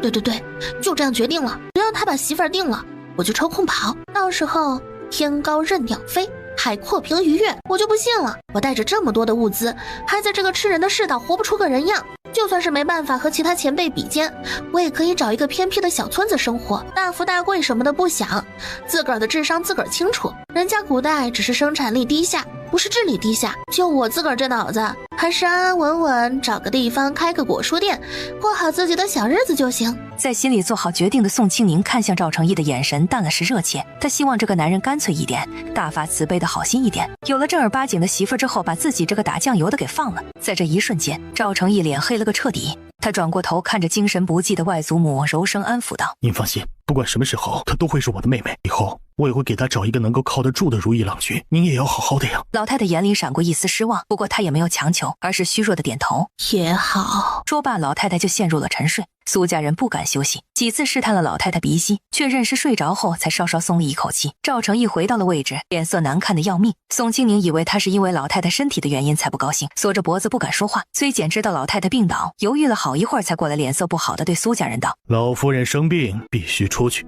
要是给其他人过了病期，谁也负不起责任。”苏家几个男人全都挡在老太太前面。赵成义淡淡道：“她刚才晕倒是因为腹中饥饿导致，您若不信可以自行查看。”崔简不敢上手，毕竟是苏家老夫人，哪怕已经落难，这些年她人缘不错，崔简也是颇为敬重。再加上赵成义已经开口，他多少都要给点脸面。仔细看了并没有什么大碍后，终究没有为难。小虎哥，听到熟悉的声音，小老虎猛地抬头：“青宁，你是准备把这小畜生带回去吗？我想把他带回去，最起码让他的腿伤养好了再说。他现在太小了，如果把他放走的话，我怕他活不了几天。不管了，就算是求，我也要求着主子把他留下。走，咱们现在就回去。”唉，青宁，你有没有想过，咱们是在流放，不适合养这东西。我没有想过要长久的养它，我只是想着让他的伤好一点，再放他走。你看看他自己都瘦成这样了，还有心给我留肉吃。我要是不留下他养伤，我都良心不安。宋清宁抱着小老虎转身就往回走，一路上其他人自然看到了，纷纷不约而同地远离宋清宁，生怕小老虎兽性大发给他们来一口。赵成义跟莫风正小声说着话，老远看到宋清宁居然抱着小老虎，当即脸色微变，疾步走到宋清宁跟前，毫不客气地拎着小老虎脖子上的皮毛扔在地上，飞快地打量着宋清宁，并问道：“你怎么样？有没有不舒服？大夫，快过来看看。”老大夫半点不敢耽误，跑过来给宋清宁把脉，确定没事后才朝着赵成义点头。宋清宁皱眉，总觉得赵成义有事瞒着自己。这一说路上老的小的病的都有，杜家还是他的外祖家，老太太都病成那样了，也没没见他一天到晚的盯着看，自己身强体壮，头不晕身子不虚，能吃能睡，怎么到他眼里就跟纸糊的似的？确认宋清宁没事之后，赵成义无奈地揉了揉他的头发。想养他？我知道咱们现在的情况，养一只小老虎会增加很多负担，可小老虎受伤了，它还太小，又受了那么重的伤，如果不管，活不了多久。本来这件事情跟我也没什么太大的关系，可这小老虎是个有心的孩子，他自己都成这样了，还抓了兔子给我，我真的不忍心就这样把它扔在这里，任它自生自灭。主子，我保证，只要他的腿好了，我就放他走。这几天我会想办法给他吃的，尽量不添麻烦。赵成义看着宋清宁水润的眸子含着水汽，红唇也因为紧张而咬出好几道齿印，软软的嗓音说着哀求的话，这副单纯的良善让他心里莫名发软。你喜欢就留着吧。太好了，你可以留下了。要留着也可以，以后不许抱他，要不然我就让墨风扒了他的皮给你做护手，他那身肉多少也够炖一锅给你补补身子。行，不抱。怎么能这么凶？小虎哥都快吓傻了，这人好像不喜欢小虎哥呀。算了，还是等小虎哥好一点了放走吧，万一哪天被人扒皮吃了，我还能杀人给他赔命不成？嬷嬷，看顾着些。一直守在赵成义不远处的奶嬷嬷赶紧点头。兔子皮扒了给他吃，这几天饿坏了。我要沐浴，你也要看，下官就在下面用膳，您要是有什么吩咐尽管说，我的房钱你顺道结了。崔简无语，他没想到金贵的前太子殿下会这么脸皮厚，这点小钱都要蹭自己的。点点头下了楼，店小二很快装了一大桶热水去沐浴。当背景板的宋清宁头上冒出几个问号，不会吧，这人专门拉着我到这儿，难不成就是专门把我洗干净来一口？我还没准备好啊，没跟男人睡过，要有啥注意事项没？这人有没有啥特殊爱好啊？我虽然不是啥贞洁烈妇，可也不想当贵族玩具啊。听说古代的贵族皇家都玩的花，这人是不是也有那不为人知的嗜好啊？怎么办？我不敢呐，我怎么感觉脏兮兮的才安全呢？赵成义无语地看着宋清宁一副看流氓色魔的眼神。快些，歇一会儿就要启程了。宋清宁磨磨蹭蹭不动，赵成义起身撕拉3下5除2的跟剥笋皮似的就把宋清宁扒得干干净净，并一脸正气地抱着宋清宁放进浴桶。肌肤碰到水的一刹那，懵逼的宋清宁终于回神。出去！你怎么能这样呢？男女有别啊！你怎么能随便扒了人家衣服呢？我们早就行了夫妻之事，你这身子这辈子都是我的，有什么好羞的？乖乖洗，下次再洗就不知要到什么时候了。赵成义转身出去，说的好听，我是你的，你不是我的呀。我是你的，你却是大家的，我为什么要接受？不就是睡了一次吗？有什么大不了的？忘了就行了，何必反反复复的提起来？我一个黄花大闺女都不提了，你一个大老爷们还没完没了呢！哼，我就不，绝不做你的女人，我怕得花柳病。就算你以前洁身自好，可是以后呢？像你这种身份，注定了3妻4妾，美女排着队等着你睡，3个人的床我都嫌挤，还一群人，做梦去吧！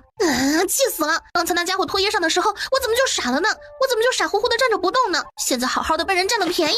在心里吐槽老白天的宋清宁不解气，用力的拍着水，水花四溅，溢出去了不少。朝着屏风外张望了一下，见赵成义并没有注意自己这边，也没有要进来的意思。他飞快的从空间拿出一盒洗头发的粉末。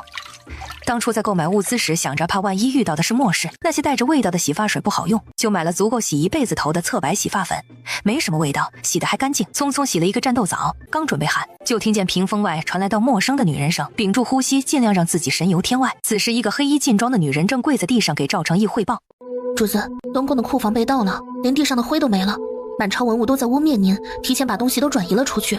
那些个不要脸的文官更是说的有鼻子有眼，好像亲眼看见似的。赵成义微微皱眉，自己库房有多少东西他很清楚，这些年洁身自好，手下的人经营有道，私下里日日都有大笔进项，冷声吩咐道：随他们去。主子若是没有其他事，属下先行告退。赵成义扫了一眼屏风，淡淡道：去买2套妇人的衣服，低调些，料子别太差。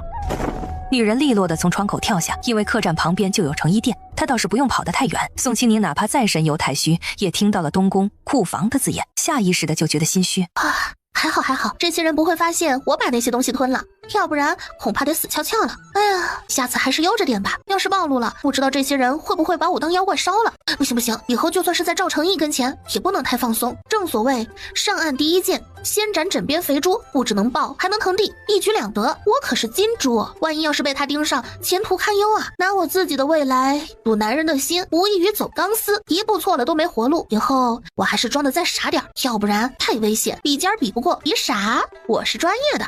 话说这男人就不知道逼着点我吗？怎么能在我这外人跟前见旧部，诚心把我的脑袋往铡刀底下推是吧？宋清宁缩在浴桶里越想越害怕，抱着身子瑟瑟发抖。只见受害人赵成义鼻子发痒，连着打了好几个喷嚏，黑着脸冲进去把宋清宁跟捞鸡仔似的捞出来塞到被子里。你这傻子，水都透心凉了还不懂，不知道喊一声让我给你添水吗？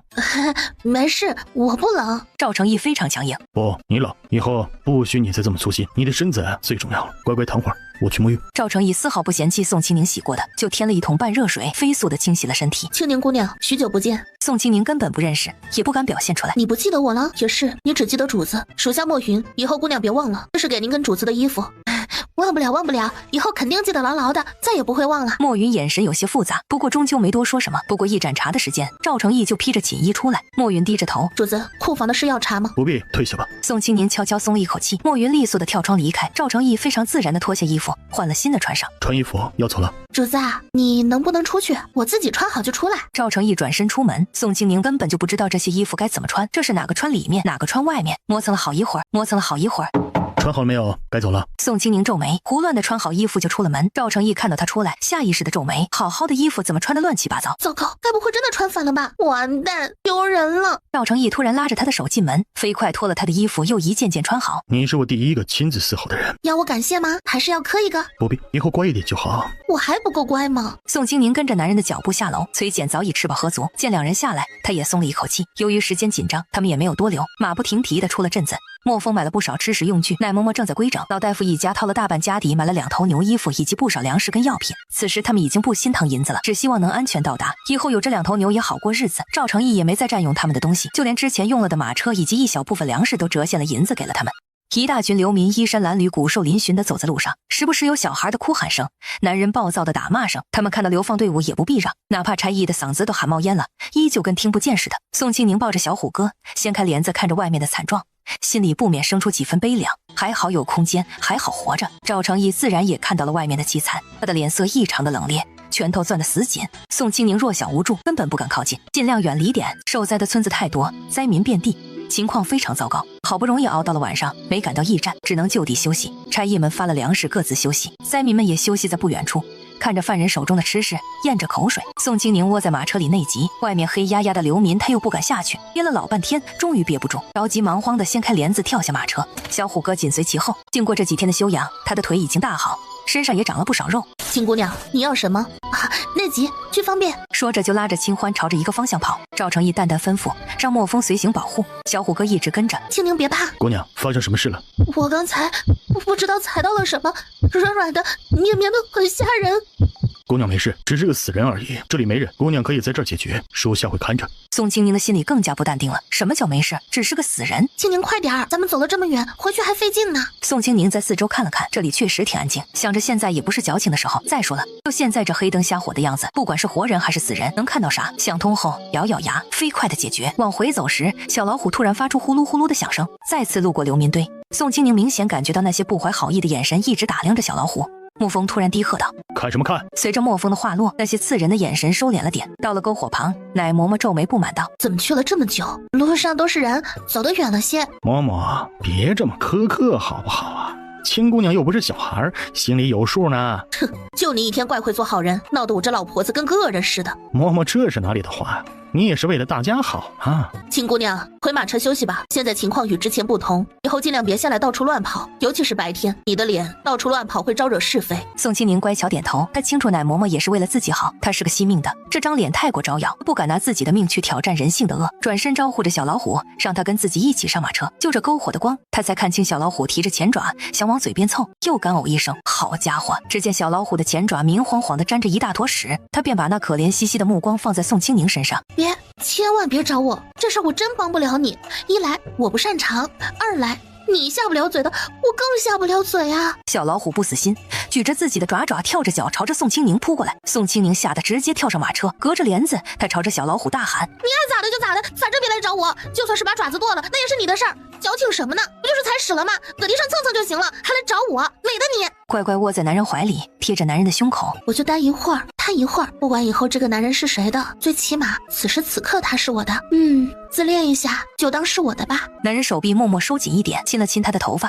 别，头发脏了，有味儿。我怎么会嫌弃你啊？主子，我这么大块头，别把您给压着了。咱们马车这么大位置，坐得下我。那啥，我自己坐，成不？太太子殿下，你行行好，别让我再坐着了，这车速太快了，要是再折腾下去，我怕翻车啊，到时候丢死人了。这几日的流放并没有影响他的小脸，不着痕迹的喉头滚动，眼神盯着不点而出的唇，难耐的含住了这张诱人的唇，香甜软糯的气味在嘴里散开，是淡淡的奶香味。刚刚宋清宁偷吃了一个奶糖，还留着一点没化，被男人一舌头给扫走了。疼，好端端的你干嘛咬我？青青乖，这个时候你应该想着我，告诉我想吗？不想。青青，口是心非的姑娘最招男人疼，所以你想要？男人的衣服不知道什么时候已经没有了，宋清宁无意中摸了一把，入手光滑，感觉手感不对，他立马收回手。青青，想要什么自己来取。呸，老色胚，你是怎么厚颜无耻的说出这种话？我都替你臊得慌。不行，得想个办法，要不然迟早得被这男人得手了。我可是黄花大闺女，在这种地方干这事儿多吃亏啊！外面这么多人，唾沫星子都能把我噎死。突然，男人伸手把宋清宁拉在自己胸口贴着，咚咚咚的心跳声充斥着宋清宁的耳膜。不动你了，等到了地方你再伺候。哼，太子殿下，你怕是不知道宁古塔是个什么地方吧？鼻涕流下来都是冰棍，撒尿都要背着风，要不然就能得到一根尿棍，还是连着鸟的。到时候我看你怎么遛鸟。以后不许胡言乱语。主子，我没说话。这人还耳背，外面这么多人说话，随口就按到我头上了。就在这时，外面突然响起几道惊呼：主子，姑娘，小老虎跑了，但是又回来了。赵成义淡淡的嗯了一声。宋清宁想去看看，莫风平时话很少，这突然开口，还是那样难以启齿的语气，肯定没好事。他可没忘，那死老虎可是踩了屎，现在到处都是流民，突然走了又回来，肯定是干啥了。挣扎着坐起来，整理好衣服。主子，穿衣服。等赵成义穿好了，宋清宁才掀开帘子。掀开帘子的一瞬间，就着微弱的火光，看到地上的情景时，他惊得目瞪口呆。只见小老虎安逸地卧在地上，眯着那双虎眸，一只脏得炸毛的小狗乖乖地舔着它的爪子。小狗很细心，连老虎的爪子缝都舔干净了。很快，小老虎的爪子被清理得干干净净。小狗畏惧地小声叫唤，身体抖成一团，连动都不敢动。小老虎眼里闪过嫌弃，又眼睛发亮地看着宋清宁。他想回车里睡觉，能有个遮风避雨的地方，谁愿意躺在光不溜的地上？宋清宁的目光却是在小狗的身上。小狗身子很小很瘦。可乐，是你吗？小家伙的身子肉眼可见的一僵，随即发出小奶狗的叫声，踉跄着身子转过头，小尾巴摇得跟风扇似的。在看到宋清宁的那一刻，小家伙叫得更欢，甚至已经忘记了老虎在旁边的恐惧。小老虎察觉不对，野兽的直觉让他觉得自己的地位受到了威胁，眼神立马变得凶狠起来，呲着牙就要上前咬小狗。小虎子，你要是敢动我可乐，我就扒了你的皮，给可乐做褥子。宋清宁瞪着眼睛把小奶狗死死地护在怀里。小老虎被宋清宁吼得一愣，他不明白宋为什么要吼自己，明明之前会把自己抱在怀里，自己不过是找了一个清理爪子的，清理之后还准备当宵夜，这好端端的怎么就突然把自己的位置给抢了？赵成义在听到可乐这两个字之后脸黑了下去，嫌弃的看了一眼宋清宁怀里刚刚吃过屎的小奶狗。莫风，去把这小畜生洗得干干净净。姑娘，把狗给属下，属下去洗干净。主子，我跟莫风一起去，把可乐洗干净之后我们就回来。赵成义嫌弃的看了一眼宋清宁怀里的那一小团不明生物。去吧。多谢主子，主子英明。两人走了一会儿到了河边，宋清宁蹲在河边小心翼翼地给小家伙清理毛发。你变了很多。宋清宁身子微不可察的一僵。以前咱们很熟吗？现在变得不好吗？莫风看着宋清宁的笑容，耳根通红。以前在东宫时，他躲在暗处，每天看着宋清宁画着奇怪的妆容，丑态百出，心里也没觉得她好看到哪儿去。偏偏勾搭主子的那夜，她素面朝天，美得不可方物。后来再见就是这副模样。宋清宁如今天真单纯的模样最适合主子。主子已经够聪明，不需要什么聪明绝顶，可以时时刻刻献良策，野心勃勃的女人。姑娘，你现在很好，希望你能一直保持初心。你可以放心，主子不会亏待你的。只要你安心的跟着主子，在主子疲劳的时候陪伴他，就像现在，让主子开心一点。以后我也会把你当成主子，用命护着你。冷不丁的听到莫风说了这么一长串话，宋清宁捕捉到了关键词，这人的意思就是让自己乖乖跟着赵成义，当个可以哄他开心的吉祥物。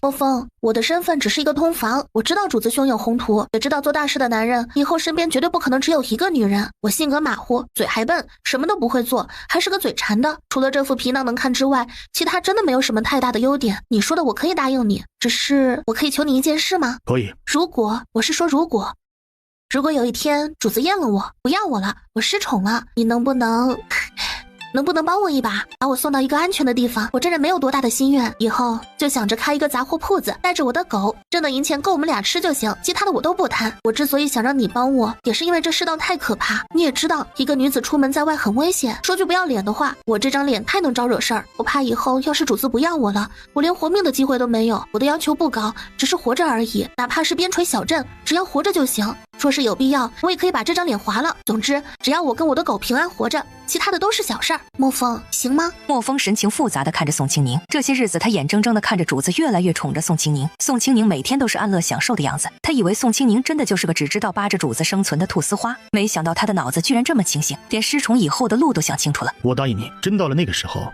只要我还活着，一定会助你一臂之力。宋清宁闻言，脸上的笑容更加灿烂。他从身上的衣兜里摸了摸，摸出一颗橘子糖塞到莫风手里。多谢，这个就当是我提前贿赂你的。走吧，咱们回去，主子该等急了。走吧，咱们回去，主子该等急了。宋清宁抱着可乐，心情颇好的往回走。我有一只小奶狗，真呀真可爱，每天抱着它睡觉，我心里真开心，有它陪着我到老，神仙也不还。还没开心多久，一支箭自他耳边飞过，直直的插在了不远处的马车上。只听噔的一声，箭头没入马车，下一刻四面八方突然冲出了一大群面目狰狞的流民，他们手上带着武器，目标明确的围着赵成义的马车而去。我操，又是刺客！二话不说，弯腰捞起跑过来的小老虎，随便选了一个比较空旷的方向开始狂奔。不过片刻就混迹在杂乱惊慌的流民中，只能依稀看见衣角翻飞。赵成义稳如泰山的坐在车上，手撑着额角，等着宋清宁回来。外面的刺客他丝毫不在意，那双冷冽的眸子没有丝毫情绪。听到宋清宁粗鲁的叫声，他微微挑眉，唇角含着浅淡又宠溺的笑。在帘子缝隙中看到他抱着狗狗虎跑得飞快，他眉心微蹙，果然没一会儿就感觉小腹发紧，无奈的叹了口气，忽视了那点异样。崔简已经心态平和了，看着刺客只冲赵成义，他立马招呼其他人空出场地。这次的刺客明显比上次还要厉害，他上去只会捣乱，还是等着解决了再料理摊子就行。冲天的火光下，赵成义眯着眼睛，一眼就看到人群中一个熟悉的身影，哪怕一身黑衣包裹得严严实实，也依旧逃不过他的利益。他嘴角勾起一丝冷笑，以极快的速度没入人群。在众人还来不及回神之际，他手里不知何时多了把弓箭。身经百战、箭无虚发的他压根就不需要准备，搭弓射箭，一气呵成，箭头裹挟着凉气，精准地朝着黑衣人飞去。黑衣人惊恐地瞪大眼睛，转身就想跑，然而已经来不及了。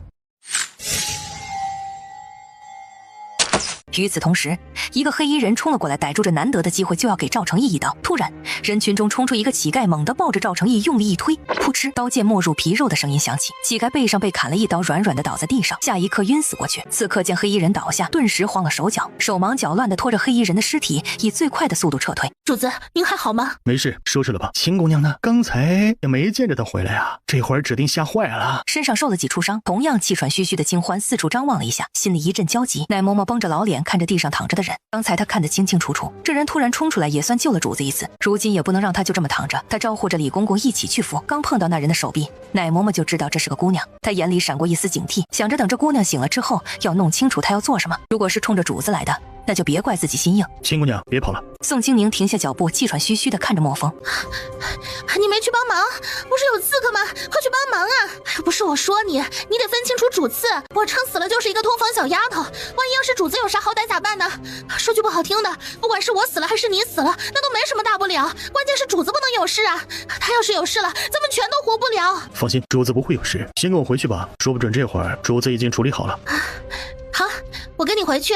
莫风点头转身带路，并嘱咐着天黑路不好走，让宋清宁小心一点。宋清宁兴致缺缺地扔下小老虎，蔫蔫地跟在莫风身后。刚才还盘算着要不就趁着这次刺杀直接跑路算了，谁知道心里的打算还没落地，莫风就追了过来。他唉声叹气，走路都没有了刚才的劲头。莫风以为他担心主子，非常贴心的安慰，不用担心，主子身手好得很，还有其他人保护，不会有事的。那就好，那就好，只要主子没事儿，我咋样都行。两人踏着月色往回走，谁都没再说话。小老虎眼神阴沉沉地看着宋清宁怀里的小狗，暗搓搓地盘算的什么时候尝尝狗头的味道。敢跟自己抢东西，也不想想投胎的时候有没有跳错轮回道。强者的凝视是每一个弱者都受不了的。别怕别怕，刚才吓到了吧？乖哦，没事的，我会保护你的。好好走路，时间不早了，要是再磨蹭下去，主子该骂人了。小老虎气呼呼的自己走，也不理宋清宁了，就像是个闹别扭的小孩一样。莫风无语，跟了主子这么多年，自己可是从来都没有听过主子骂人，也就宋清宁敢这么没大没小的说，要是换成其他人，恐怕早就黄土埋脖子了。深一脚浅一脚的走了小半个时辰才回到休息地，老远就看到其他人忙着收拾残局，男人背着大包袱站得稍微远点，跟那农民工进厂打工背着包袱的样子相差无几，只是不同意农民工，男人周身散发着拒人于千里之外的冷气与不容忽视的贵气。宋清宁想了想，或许这就是干过太子之后养出的王八之气。主子，我回来了。说着就欢快地跑过去。主子，你有没有事？没受伤吧？刺客都解决了吗？你倒是跑得快啊，连小畜生都知道带着。瞧您这话说的，我这还不是怕给您添乱吗？再再说了，我知道您英明神武，武功高强，绝对不会把这几个小小的刺客放在眼里。我离开只是让您更好的发挥而已。油嘴滑舌呀你！不有，我说的都是实话。莫要胡闹，这次做的不错啊。以后万一要是遇到危险，一定要躲起来。你要记住，你的安危才是最重要的。这人是在关心我吗？好像是在关心我，还怪好的。要是换成其他人，说不定现在就开始罚人了。毕竟任何一个人在遇到危险的时候，见自己身边人跑了，肯定不会好心情。哎，这一下我倒是不好意思了。想到自己刚才毫不犹豫的逃跑，他的心里还是有点心虚，毕竟自己现在的身份放在这儿。赵成义宠溺的摸了摸宋清宁的头发，伸手跟拔萝卜似的，把宋清宁胸前那扑特的小屁股给拔了出来，倒提在手上。主子啊，你还是把可乐给我吧，这小家伙胆小，身上也脏，还掉毛，可别脏了您的手，我自己抱就是。赵成义把可乐朝着莫风那边一扔，好生看着，你身子弱，不宜碰这些东西，以后让莫风带着，你若是想看了，招呼一声便是。走吧，天色不早了，该歇了。说着就拉着宋清宁朝着牛车而去。宋清宁瞧了瞧，好吧，又是老大夫一家的，放心，没白用。我知道主子最好，不会白拿老百姓的东西。哼，我信你个鬼！你个糟老头子坏得很，好好让人一家子跟着你流放，就是拿金山也弥补不了人家心里的苦。不许在心里骂我。主子，瞧你这话说的，我怎么敢在心里骂你呢？哼，多管闲事，连我心里想什么都要管。说的好像你能听见似的，我嘴上不敢，我得夸着你捧着你，我心里还不能啦，管这么宽，真的大海是你家呀。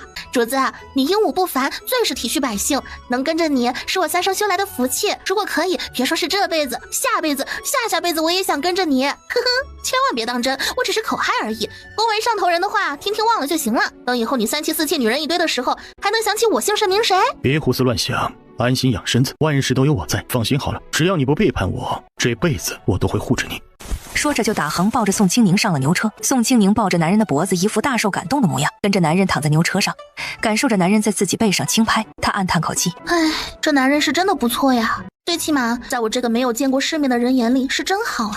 可惜这样的好不知能保持多久，要是以后遇到门第相当还能在事业方面帮他的女人，估计就会娶了吧。唉，只希望这祖宗到时候通情达理一些，哪怕是不给遣散费，只要打发我走就行。青青，睡吧。折腾了这么久，跑了那么远的路，宋清宁只觉得很疲惫，蜷缩着身子很快入睡。确认宋清宁睡着之后，赵成义才让老大夫过来把脉。把过脉后，老大夫那张如菊花一样皱巴巴的脸上没有丝毫表情，就连那双浑浊的眸子也是淡定的，没有一丝波动。公子放心，夫人胎相很稳，身子比一个壮汉都结实。赵成义挥挥手，老大夫默默离开。看着老大夫的背影，他想到宋清宁的吐槽，他突然道：等到了宁古塔，有什么要求可以随意提。老大夫虽然年纪大了，却是耳聪目明的，知道赵成义这话是说给自己听的，当然他也没有拒绝这送上门来的承诺，慌忙转过身恭敬道：老朽多谢公子。等老大夫离开，赵成义下了牛车，朝着树林走去。他靠着树等了片刻，一个黑衣人跪在地上恭敬地等着赵成义开口，只留一个送信，其他的杀掉。黑衣人接了命令就闪身离开。赵成义靠着树站了好一会儿才出来，回到牛车上，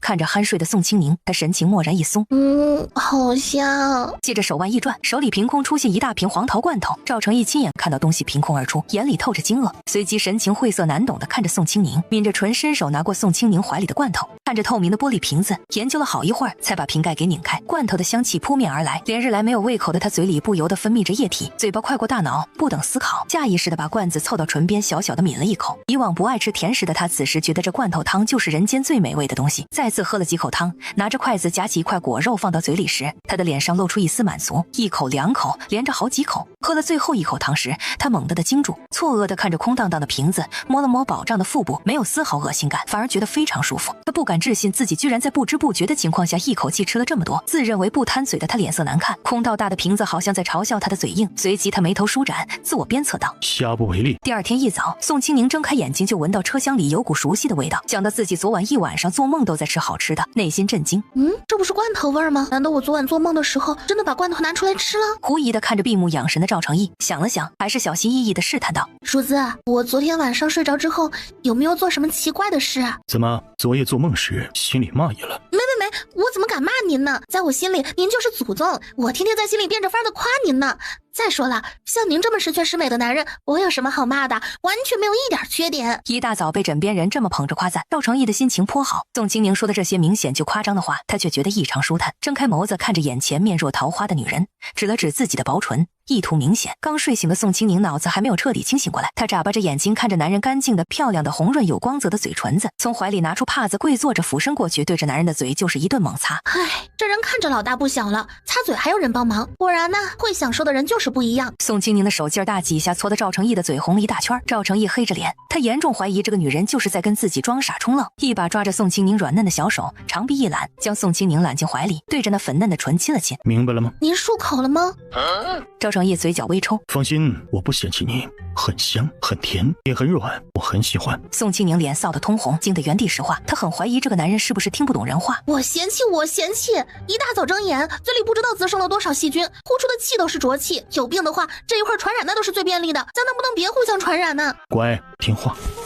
宋清宁起身跳下牛车，我去方便，顺道看看可乐。奶嬷嬷见宋清宁跑去方便，赶紧打发金欢跟着。主子，就您的姑娘醒了，只是伤得颇重，怕是一时半会儿好不了。苏老夫人让女眷腾出一个位置，暂时安置了她。若是有家人，给些补偿送走；若是没有，给她说清楚，这是流放队伍，养不了人。主子，那姑娘的家人不要她了，说是占了您的身子，就是您的人，您要是不负责，他们就把人扔了，嫌丢人。而且那姑娘也说了，只要一口吃的，以后也愿意留着伺候您。老奴想着，终究是救了您，若是就这么赶走，任她自生，怕是不妥。那就暂且留着，若有贼心，不必汇报，直接处置。老奴知晓。宋清宁解决了生理需求之后，见清欢脸色不对，有些好奇道：“你这是怎么了？脸色这么难看，难道昨天受伤了？哪受伤了？来让我看看。”清欢别有深意地看了一眼苏家的牛车，对于宋清宁的迟钝与傻劲，那是气得心肝都疼。尤其是昨天晚上在那样的情况下，宋清宁居然跑了，还跑得那么干脆，记得带着2个畜生，都不惦记主子一下，这得多让主子寒心。指了指苏家的牛车，咬牙切齿地小声道：“你知不知道昨天晚上有一个小乞丐救了咱们主子？你知不知道昨天晚上有一个小乞丐救了咱们主子？那小乞丐救主子的时候可是一点都没犹豫，那一刀过来，肩膀上血肉模糊，人家愣是哼都不哼一声。你再看看你自己，怎么就跑了呢？亏主子那么疼你，这一路上把你当心肝肉似的护着，又舍不得让你多走一步，有啥好的都归你，你怎么跑得下去啊？你还带着狗，带着小老虎，你怎么这么没良心呢？你让主子以后心里咋想你？我留下除了给你们添乱之外还有什么用？我自己有啥能耐，我自己心里清楚。万一我要是笨手笨脚的，连累主子咋办？其实当时我都已经想清楚了，好，还是帮你们最大的忙，留下只会忙中添乱而已。至于那个救主子的小乞丐，救主子那是好事啊，最起码主子没有受伤不是？清欢更加恨铁不成钢，他实在不明白宋清宁以前的那股子机灵劲儿到哪儿去了，这怎么越活越回去了？你懂什么？那小乞丐救了主子，那就是咱主子的恩人。你知不知道，那小乞丐还是个女的？早上我去看过了，那小脸长得好着呢，只要稍微养养，不比你长得差。万一以后要是主子念着情把她收房，就你现在这股子傻乎劲儿，你觉得拿什么跟人家比？人家有了救命之恩，这一辈子只要不犯什么大错，在主子心里那都是好的。而你呢？以后万一要是主子不喜欢你了，想到这次的事情，你跑得比兔子还快，还有一个用命护着主子的，两相比较，你不失宠谁失宠？你可要知道，主子房里的女人靠的都是主子的恩宠，才能好好的过日子。要是失了那份恩宠，那日子可是度日如年。万一以后要是真的失宠了，那我不干同房了，去干点小生意，总能糊口不是？看着宋清宁这副并没有意识到事情严重性的傻样，清欢急得都快跳起来了。以前的宋清宁积极上进，恨不得钻个空子就爬到赵成义床上去。主子对宋清宁的好，那是真的没话说。宋清宁自然知道清欢心里想的是什么，你也知道他这么着急是为了自己好，只是他性子随性。你到底明不明白我在说什么？清宁，这是你的未来。主子现在虽然落魄了，可并不代表以后你是主子的人。你这样的长相，只有主子才能护住你，你可千万不能犯傻，想着自己过日子。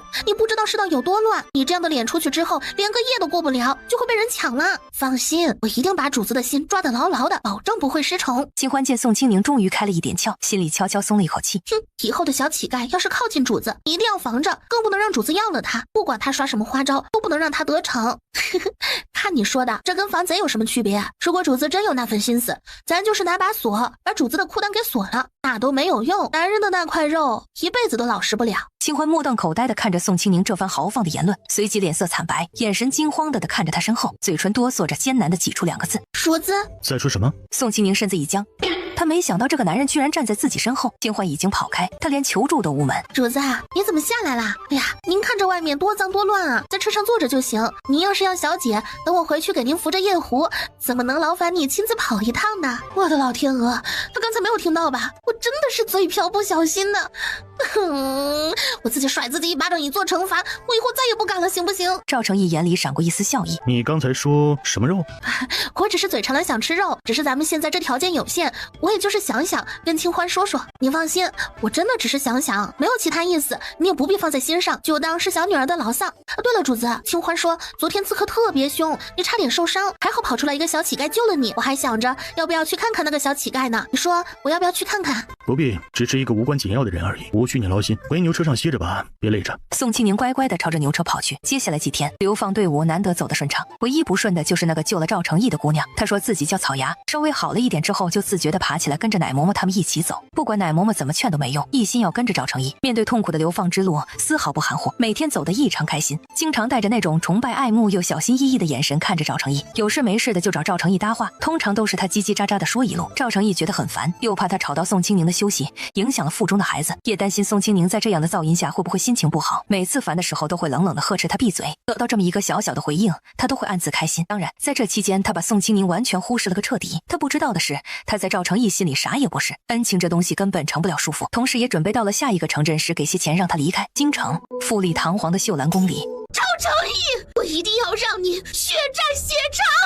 哟，爱妃，这是遇到什么事儿了？怎么突然发这么大的火呀？要是有人惹你生气，直接拉出去杖毙就是，没有必要让自个儿受委屈啊。下了早朝的皇帝悠哉悠哉的进来，脸上带着笑，明显心情不错。面对皇帝突然的到来，杨贵妃有一瞬间的慌乱，这些年努力维持的娇弱形象在这一刻似乎全面崩塌。陛下，求你给妾身做主。哎，爱妃，给朕说说，是哪个不要命的东西敢让你不痛快？朕给你做主。陛下，妾身的兄长被贼人给害了，现在妾身的父亲一把年纪，经受丧子之痛，受不住打击，卧病在床。陛下，求您给妾身做主啊！爱妃别急，这件事朕已经派人去查，只要抓到那贼人，定当将他千刀万剐，以泄爱妃心头之恨。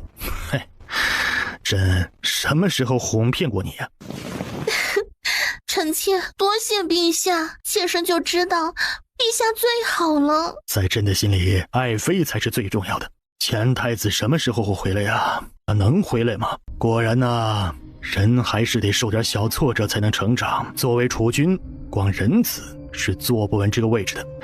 你们说是不是啊？问题一抛出来，伺候的人吓得菊花一紧，跪在地上瑟瑟发抖。王公公跪在地上满头大汗。陛下英明。皇帝很是无趣，就连赵成义的一些小动作也瞒不过他的眼睛。好在他也没有真的想要赶尽杀绝，对于这个儿子他还是寄予厚望的，毕竟培养了这么久，总不能这个时候了再找新人。最后能不能成功的抢到自己屁股底下这把椅子，还要看他自己的本事，要看他的心够不够硬，任何事情都不能打败他，这才是一个合格的君王。冷笑着起身准备出去走走，一路走到御花园。此时几个穿着宫装的年轻女子正在蒙着眼睛玩捉迷藏。女人们看到皇帝来了，一个个惊得跪在地上行礼，并在皇帝的示意下不敢开口。几位姐姐，你们好歹出个声啊，这让妹妹怎么找？我终于抓到了，让我看看是谁。年轻又朝气蓬勃，嗓音软软糯糯勾的老皇帝心情更加愉悦。女人一把摘下眼罩，看到眼前的男人脸色一白，赶紧放开缠着男人腰身的手，扑通一声跪在地上。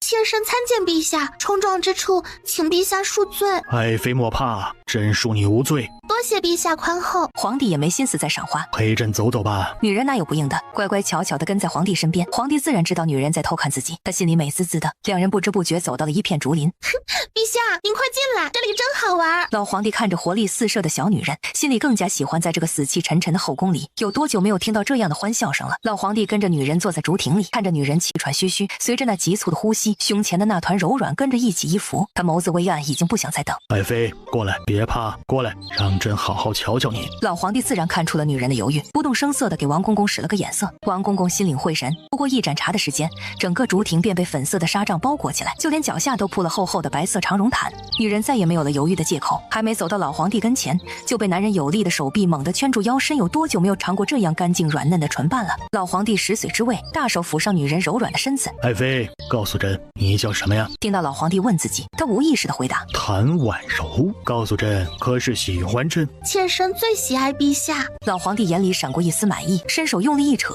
只听撕拉一声，最后一层遮羞布应声落地。谭婉柔下意识地缩着身子，怀抱于胸，羞得连头都不敢抬。老皇帝心情很好，可以说谭婉柔的每一个举动都软到了他的心坎上。乖，让朕看看，别怕，就这一次，以后就不疼了。陛下，愿只愿荣耀，幸福是小酒，别人见一笑，你家静悄。与此同时，皇帝迫不及待地宠幸新人的事，如同瘟疫一般迅速在后宫上散开。大人，快传太医，娘娘受伤了。玉珠，本宫是不是老了？娘娘这是哪里的话？放眼整个后宫，有哪个能比得过娘娘的仙姿？奴婢看了这么多年，依旧会晃神，其他那些庸脂俗粉根本就没有办法跟娘娘比。别看陛下只是被那些不入眼的小野花迷眼，其实那只是图新鲜而已。说到底，您才是这后宫的长胜花。听玉珠这么说，杨贵妃心里好受了点，想通之后，那张脸上的阴郁也收了起来。玉珠，你跟了本宫多久了？回娘娘15年，真是岁月不饶人的。不知不觉，你这小丫头都跟了本宫这么多年了，这些年跟着本宫，耽误了你，害得你连个夫婿都没找，你心里可有怨？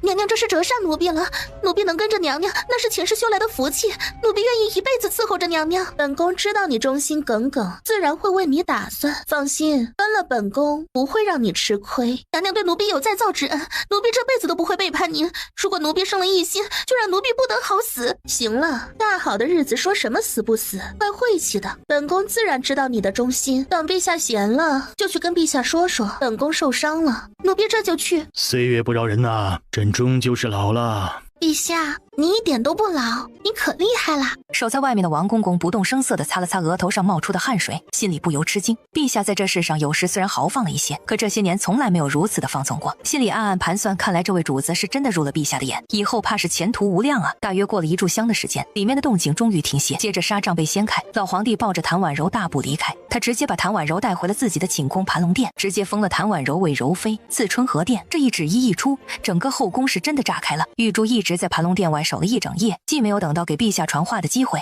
也没有等到谭婉柔离开盘龙殿，她的心在这黑暗的夜里一寸寸凉下去。这么多年，贵妃娘娘在后宫虽然一直受宠，可她从来都没有在盘龙殿里歇过。除了已经仙逝的皇后娘娘之外，从来都没有人跟陛下同床共枕过一整夜。这一夜没有人安睡，他们一个个的翘首以盼，等着第二天盘龙殿里传来谭婉柔被陛下失手杀了的消息。奴婢无用，还请娘娘责罚，此事与你无关。你说的对，陛下只是一时新鲜，说到底只是贪图年轻小姑娘而已。等过了这个新鲜劲儿，再做打算。眼底深处更是止不住的担忧。玉珠，柔妃伺候陛下辛苦，去库房挑几件称眼的东西。我记得库房里还有一件金丝缠玉镯，连补药一起送过去，嘱咐她以后安心伺候陛下，有什么缺的只管到内务府去领，都是伺候陛下的，无需拘。玉珠恭敬地退下，杨贵妃看着空荡荡的门口，嘴角勾起一丝阴狠的笑。一个上不得台面的7品县令家的姑娘也想在这后宫争得一席之地，那就要看看她有没有这个本事，说不定根本就不需要自己出手。此时谭婉柔在宽大的龙床上悠悠转醒，看着明黄色的床幔，她的眼睛有一瞬间的呆滞。奴婢荣霜参见柔妃娘娘。柔妃娘娘，陛下已经给您封了妃位，赐春和殿，现在奴婢伺候您沐浴更衣。现在奴婢伺候您沐浴更衣。柔妃娘娘安。小地方来的她在储秀宫住了几个月，根本没见过这样的阵仗。你们快起来，不用跪。就听下人通报，贵妃娘娘身边的玉珠来了。奴婢见过柔妃娘娘，不必多礼。娘娘伺候陛下辛苦，贵妃娘娘特地安排奴婢过来给您赏些东西。臣妾多谢贵妃娘娘的赏赐，您伺候陛下辛苦，贵妃娘娘特地赏了补药，柔妃娘娘请用。不管是谁，只要是秦，都会接到杨贵妃的补药。转身从一个托娘娘，奴婢总觉得柔妃不简单，昨儿个好几个美人，怎么就她得了陛下的眼？宠宠也是正常，毕竟她的长相放在那儿，确实还有几分姿色。可陛下从来没有这样越级提过后妃的分位，奴婢真怀疑她有什么狐媚之术。您还是当心些，现在这个时候可别影响了殿下。本宫偶感风寒。玉珠起身离开。爱妃如同睡美人般，真是让朕时时刻刻都想看到啊！爱妃终于舍得醒了，可让朕等得好苦啊！该罚。陛下，妾身知错，请陛下责罚，不管怎么罚，都可以。来，朕这就罚你。不等谭婉柔反应，已经伸手把她拉了回去。一番放肆的胡闹之后，老皇帝艳足地躺在狭小的榻上，怀里抱着娇软的小身子。爱妃，可真是朕的心肝儿啊！陛下龙威盖世，臣妾能得陛下宠爱，实乃万幸。朕能得爱妃也是三生有幸啊！只要爱妃乖乖的，朕愿倾尽天下，只为换你一笑。这辈子只要能伺候陛下，就算是无名无分的小宫女，妾身也愿意。冰凉的玉镯贴着老皇帝的脸。对不起，妾身不是故意的。老皇帝轻飘飘地扫了眼小姑娘手腕上的玉镯，喜欢这个。贵妃娘娘赏了妾身这个镯子，让妾身一直随身带着，她让妾身好好伺候陛下呢。陛下，贵妃娘娘真好。这个朕先收着，你这小手该待朕送。王德安，去朕的司库将那对血玉镯取来。守在门口的王公公轻哀一声，赶紧亲自小跑着去取镯子。这个消息很快就传到了各宫妃子的耳朵里，很多妃子抱着看好戏的心态，毕竟这对镯子当初杨贵妃拐弯抹角的要了好几次，陛下都没有松口。杨贵妃听到这个消息时，心顿时一沉。春和宫，老皇帝亲自把一对成色极好的血玉镯子戴在谭婉柔的手腕上。朕命令你以后不许摘。妾身就算是死也要带着。连着5天，老皇帝都跟谭婉柔腻歪在一起。除了上朝的时间之外，杨贵妃盛装打扮，亲自熬了鸡汤送到御书房。王公公只让她在外面等着，自己进去通报。陛下，贵妃娘娘给您送了补身子的汤过来，正在外面等着。汤留下，告诉她朕今晚去看她。诺。出了御书房，看着杨贵妃翘首以盼的样子，臣妾遵旨。陛下，臣妾近日来愈来愈觉得孤独无助。宫会之中虽有荣华富贵，但臣妾的心却如同飘荡的浮萍，只有在陛下怀里，妾才能感受到片刻安宁。妾这是怎么了？是不是病了？爱妃莫要伤心，朕会一直陪在你身边的。陛下，妾身是不是老了？哪有，爱妃在朕的眼里永远都是最美的。陛下，臣妾渴望您的宠爱，如同渴望春日的暖阳。臣妾爱您，永远爱您。往日里，陛下最喜妾的舞，妾愿为陛下献舞。朕也想看看爱妃的舞姿啊！杨贵妃嘴角上扬，随即起身翩翩起舞。在这一刻，杨贵妃忘却了宫闱中的争斗与算计，她只希望能永远留住老皇帝的宠爱，而老皇帝也被她的美丽与温柔所打动，眼神逐渐迷离起来。杨贵妃继续翩翩起舞，身姿婀娜，舞步轻盈，每一个动作都充满了诱惑。粉红色的纱衣若隐若现，每一个动作都充满诱惑。老皇帝完全被贵妃的舞姿吸引，眼神中透露出火热的欲望。她的美丽让老皇帝心跳加速，不由自主地站起身来。老皇帝走上前，一把将贵妃搂入怀中，迫不及待地吻了上去。杨贵妃当即软了身子，两人的身体迅速纠缠在一起。10几年的感情对双方的身体异常熟悉，他们的目光交汇，充满了激情和渴望。伺候的下人不知何时离开，只剩下他们两人在这热烈的氛围中沉醉。杨贵妃在激情中挥袖熄灭蜡烛，引着男人上了榻。纱帐掀开的一瞬间，只见床上坐着一个同样穿着暴露妆容精致的女人，这人正是玉珠。打扮起来的玉珠很漂亮，甚至超过很多妃子的姿色。老皇帝并没有恼，躺在床上任由女人伺候自己，一夜激情荒唐，精疲力竭地躺在床上酣睡。早朝时间到了，王公公在外面轻声敲门。生物钟极其精准的老皇帝猛地睁开眼睛，看到床上的样子，脸上的神色平静如水。杨贵妃亲自起身伺候老皇帝穿衣，珠刚破了身子，被老皇帝变态的折腾一晚，累得两腿发软，却不敢躲懒，起身一起伺候。等穿戴好衣服，老皇帝扫了一眼宝珠，嗓音冷淡道：风玉美人就跟你主住吧，往日你们也是主仆，以后有个照应也好。玉珠这丫头早就对陛下倾慕已久，如今得偿所愿，日后定会尽心伺候。陛下看在妾身的面子上，以后多疼痛玉珠。老皇帝一把拉过玉珠，低头含着宝珠的唇亲得几乎变形。既是朕的人，往后自会多疼。玉珠赶紧跪地谢恩。杨贵妃脸色微变，心里有些后悔这个决定。姐姐我年老色衰，哪比得上这些年轻貌美的妹妹呀？梁妃笑容明媚道：姐姐可不许妄自菲薄，您是咱们后宫的长胜花，可不是什么其他脏污东西能比的。陛下只是图新鲜，最后还不是到您这儿了？哪像妾身呢？已经2年没见陛下了，现在妾身就想着好好抚养公主，安稳过日子。陛下念旧，只要你好好抚养公主，以后差不了。半年前受宠的丽贵人笑容夸张道：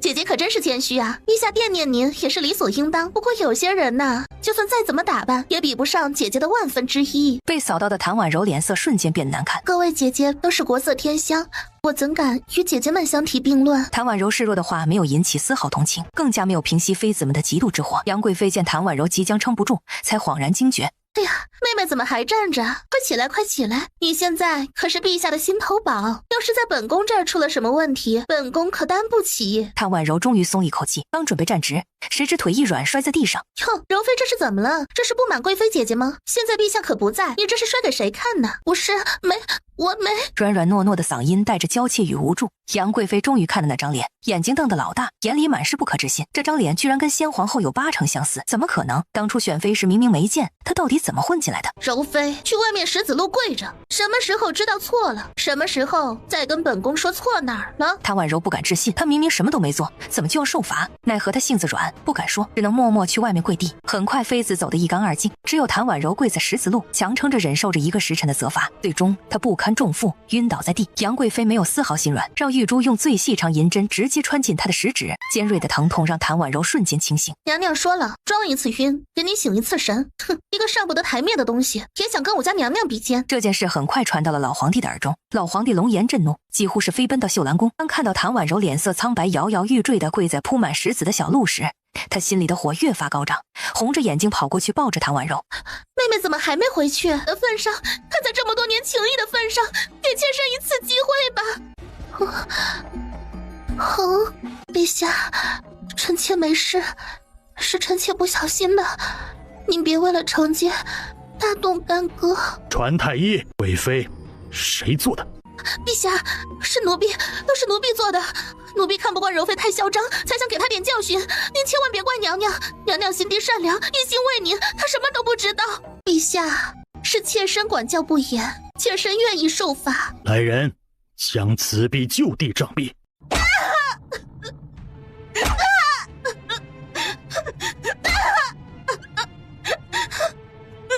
处理了这个自作主张的奴婢。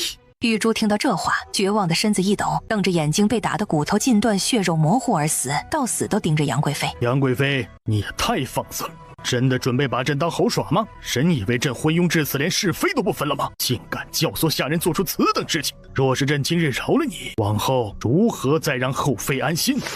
杨贵妃惊恐地跪下，臣妾知罪，臣妾再也不敢了，请皇上饶臣妾一命。罚此真刑，就在这条路上跪到明日天亮，再闭门思过，交凤印。说完，皇帝抱着谭婉柔离去，留下了惊恐万分的杨贵妃和一片死寂的宫殿。杨贵妃不甘地看着那个绝情的背影，却看到谭婉柔调皮的眨眨眼，眼底尽是冷漠，随即伏在男人怀里。就在这时，几个绷着老脸的嬷嬷手里端着托盘，就地把杨贵妃压在地上，其中一个嬷嬷更是冷酷地抓着她那纤细如玉的手指，毫不留情地对着指尖就穿了进去。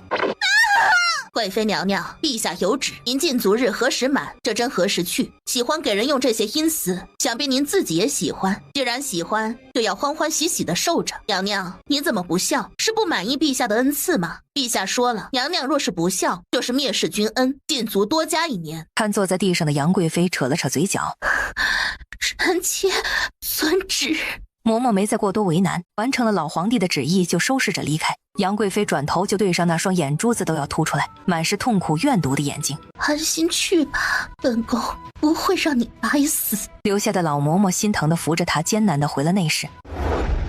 老皇帝抱着谭柔回了盘龙殿，为了补偿谭婉柔，下旨赏赐了她许多珍贵的物品，金银珠宝、绫罗绸缎堆满她的寝宫，各宫的妃子更是主动送上压箱底的宝贝。开玩笑，杨贵妃都被干倒了，他们可不认为自己比杨贵妃厉害。最重要的是，老皇帝直接强势的再次给谭婉柔提了位分，成了陈贵妃，凤印也送到了她的手里，以后后宫她说了算。老六，朕命你率领军队平定流民之乱，记住，重在安抚，不可随意残杀。你可有信心？六皇子心中一沉，知道这是父皇因为母妃的事迁怒自己，但他不敢有丝毫的违抗，只能领命而去。六皇子带领着大军踏上了征程，他决心用自己的行动证明自己的价值，也想要父皇知道，不是只有废太子可以领兵作战，自己也可以。与此同时，赵成义他们的流放队伍加急走着，一路上他们已经耽误了太多的时间。此时风尘仆仆，每个人都显得疲惫不堪，但他们并没有停下脚步休息片刻，因为他们深知时间紧迫，如果不能尽快到达目的地，后果将不堪设想。一路上，他们不时遇到一些衣衫褴褛的流民。牛车里诡异的安静，赵成义面无表情地看着外面，宋清宁坐在他跟前，缩着身子，同样悄咪咪地看着外面。此时他已经不想再作死地跑去自己一个人过日子了，换口粮。无意中看到赵成义的样子，他从来都没有见过这么好看、这么有气势的男人。机缘巧合之下，见男人有危险，想都没想就扑了上去，心里想着跟着这个男人，怎么也比奶奶把自己卖了强。果然，虽然是在流放路上，可这个男人的身份好像真的不一般，自己跟着还能吃到饼子，这比饿死可要强多了。你吃吧，以后也不用给我，我的吃食足够。草芽见宋清宁不收自己的饼子，心中不禁有些失落，犹豫了一下，偷偷地瞥了一眼坐在旁边的赵成义，眼神中透露出一丝畏惧以及小小的爱慕，捏着手里的饼子，落寞地转身坐回篝火旁，小口小口地吃着。宋清宁一口吃了饼，艰难地嚼了嚼，伸着脖子用力地咽了下去，脑子里想着空间里的那些美食，幻想着就是在吃牛肉。瞄了一眼吃相优雅的赵成义，他还真是自愧不如，能把这干饼子吃出高级甜点的错觉，也就赵成义有这个本事。主子，你对那小姑娘有没有意思啊？人家可是救了你，你就没有想过念着恩情把她收房什么的？我听说很多男人会因为这些恩情对一个女人死心塌地，你呢？有没有那种感觉？要是有的话，现在就收了呗。你想太多了，别把我跟那些男人相提并论。你要是不喜欢他，我让莫风送他离开，以后这种傻话不许再说。你只需要安心养身子就行，其他的事情无需操心。我没有不喜，我就是随口说说，开玩笑。这小姑娘可是你的救命恩人，我哪里敢不喜？但凡现在因为我把这小姑娘给赶走，以后要是出了什么问题，而你对我不稀罕了，到时候新仇旧恨一股脑的塌我脑袋上，我有几条命够赔的？这样想着，宋清宁立马拉了被子睡觉。主子啊，这是什么肉啊？怎么会如此之香呢？我以前怎么没闻过？这是白肉。白肉？我操，是我想的那种白肉吗？在龙门客栈里出现过的呀。老百姓都已经到了这种地步了吗？那些当官的到底在干嘛？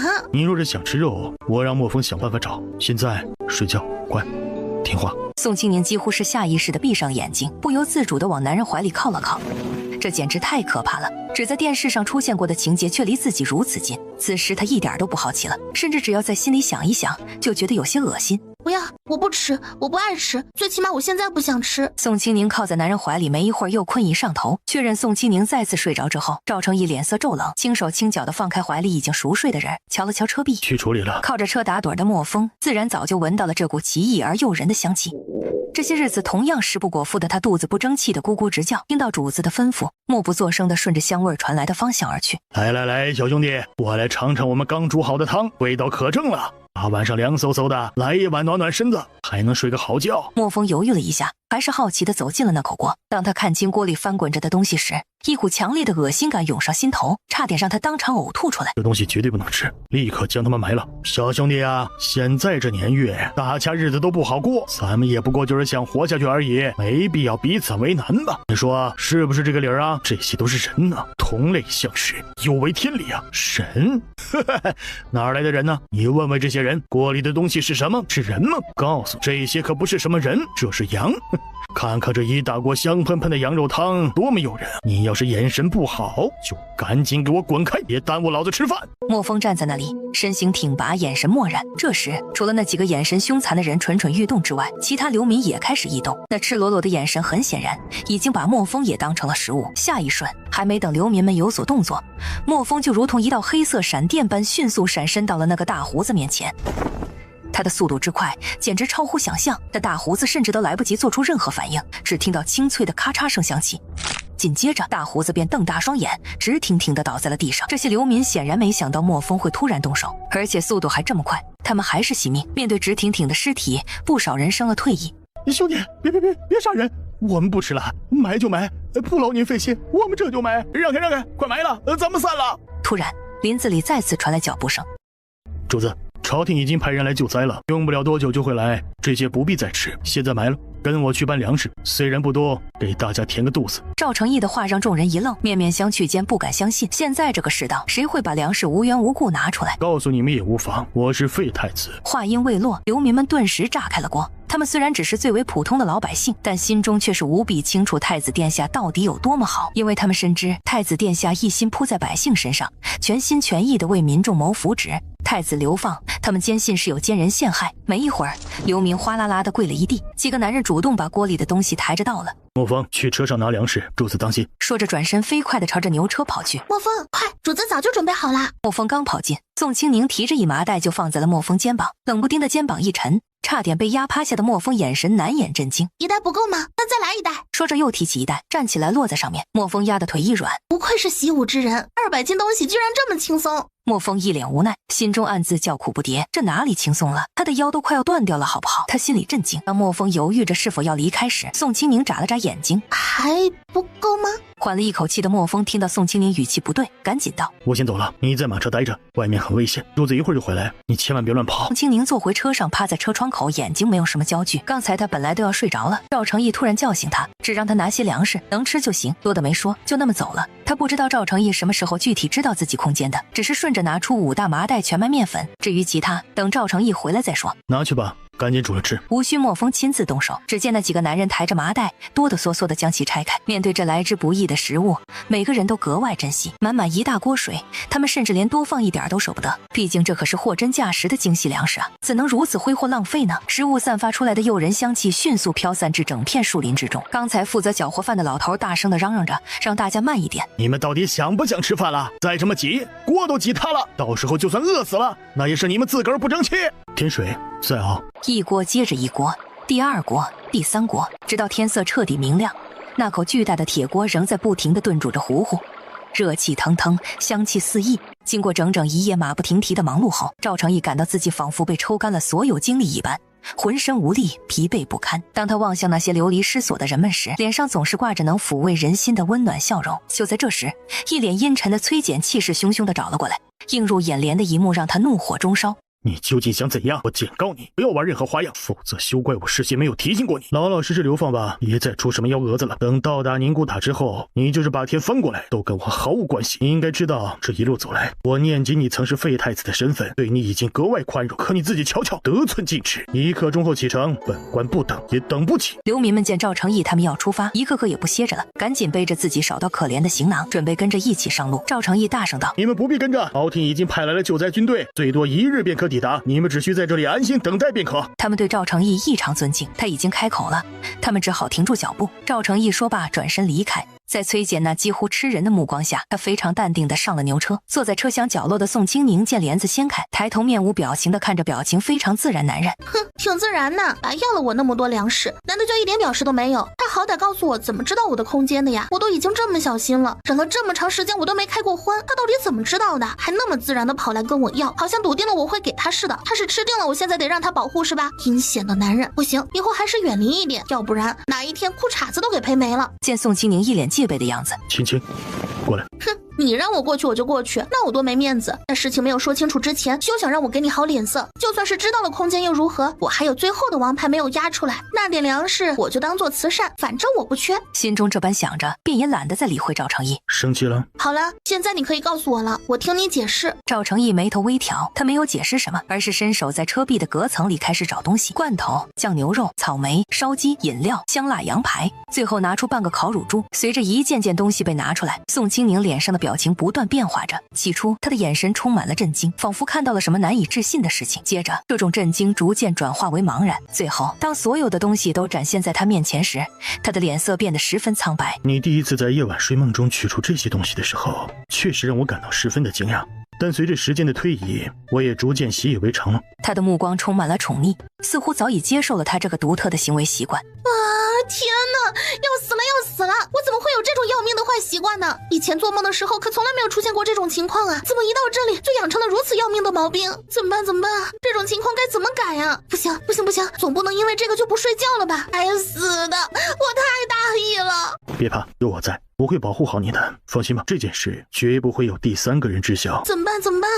这是真的要逼我跑路了？我现在哪里放心呢？这个男人现在看着确实不错，可也只是现在呀。他落难了，身边只有我一个。天知道，骑着小电驴看到交警就绕道走的我，其实真的没有什么硬骨头。主子啊，我尿急，现在要去方便一下。不会吧？难不成这个男人现在就要杀人夺宝？这眼神看着好恐怖啊！我的天爷，要咋办？青青，你腹中有了孩子。啥玩意儿？谁的？我连男人的手都没碰过，怎么可能会有孩子呢？这都是从哪儿冒出来的？话音未落，那早已不知所踪的思绪才逐渐开始回流，猛然想起好像确实和眼前这个男人发生过关系。不对，严格来说，应该是这具身体原先的主人与他有过肌肤之亲，天杀的，连男人味儿都没有尝过就有了娃。乖，你们母子是我最重要的人，我会保护你们，只要我活着，绝对不会让任何人动你们。青青，相信我，就相信一次，好吗？对于男人，他实在不敢相信了，轻轻地摸了摸小腹，心里怪不是滋味。之前还以为是吃多了长了点肉，没想到是有娃了。听说怀孕很折磨人，这些日子好吃好喝好睡，从来没有半点难受过。看样子这娃还是来报恩的。这些日子你天天让老头给我把脉，是不是早就知道了？我没有告诉你，是因为担心你会胡思乱想。现在我的处境很难，没有能力给你更好的生活，让你在这个时候怀孕，已经是让你受委屈了。以后我会补偿你，也会尽力的不让你和孩子受苦。青青，你一定要明白，我是你唯一的男人，这种身份永远都不会变。你所需要做的仅仅是毫无保留的信任我，我深知你内心深处的忧虑所在。放心，那些无谓的猜忌和胡思乱想绝对不会成为现实。无论未来发生何事，在我心里，你始终都是最重要的人。昨晚确实是我欠缺考虑，类似的情况绝对不会再次发生。倘若日后真的不幸出现任何流言蜚语，我定当全力以赴将其引导至我自身。若有一日遭遇不测，我也会安排好，带着孩子隐姓埋名，好好的生活。最后，他语气凝重地叮嘱道：切记，人心难测，即便是面对亲生骨肉，也切勿轻易透露半点口风。你的秘密唯有你自己知晓便好。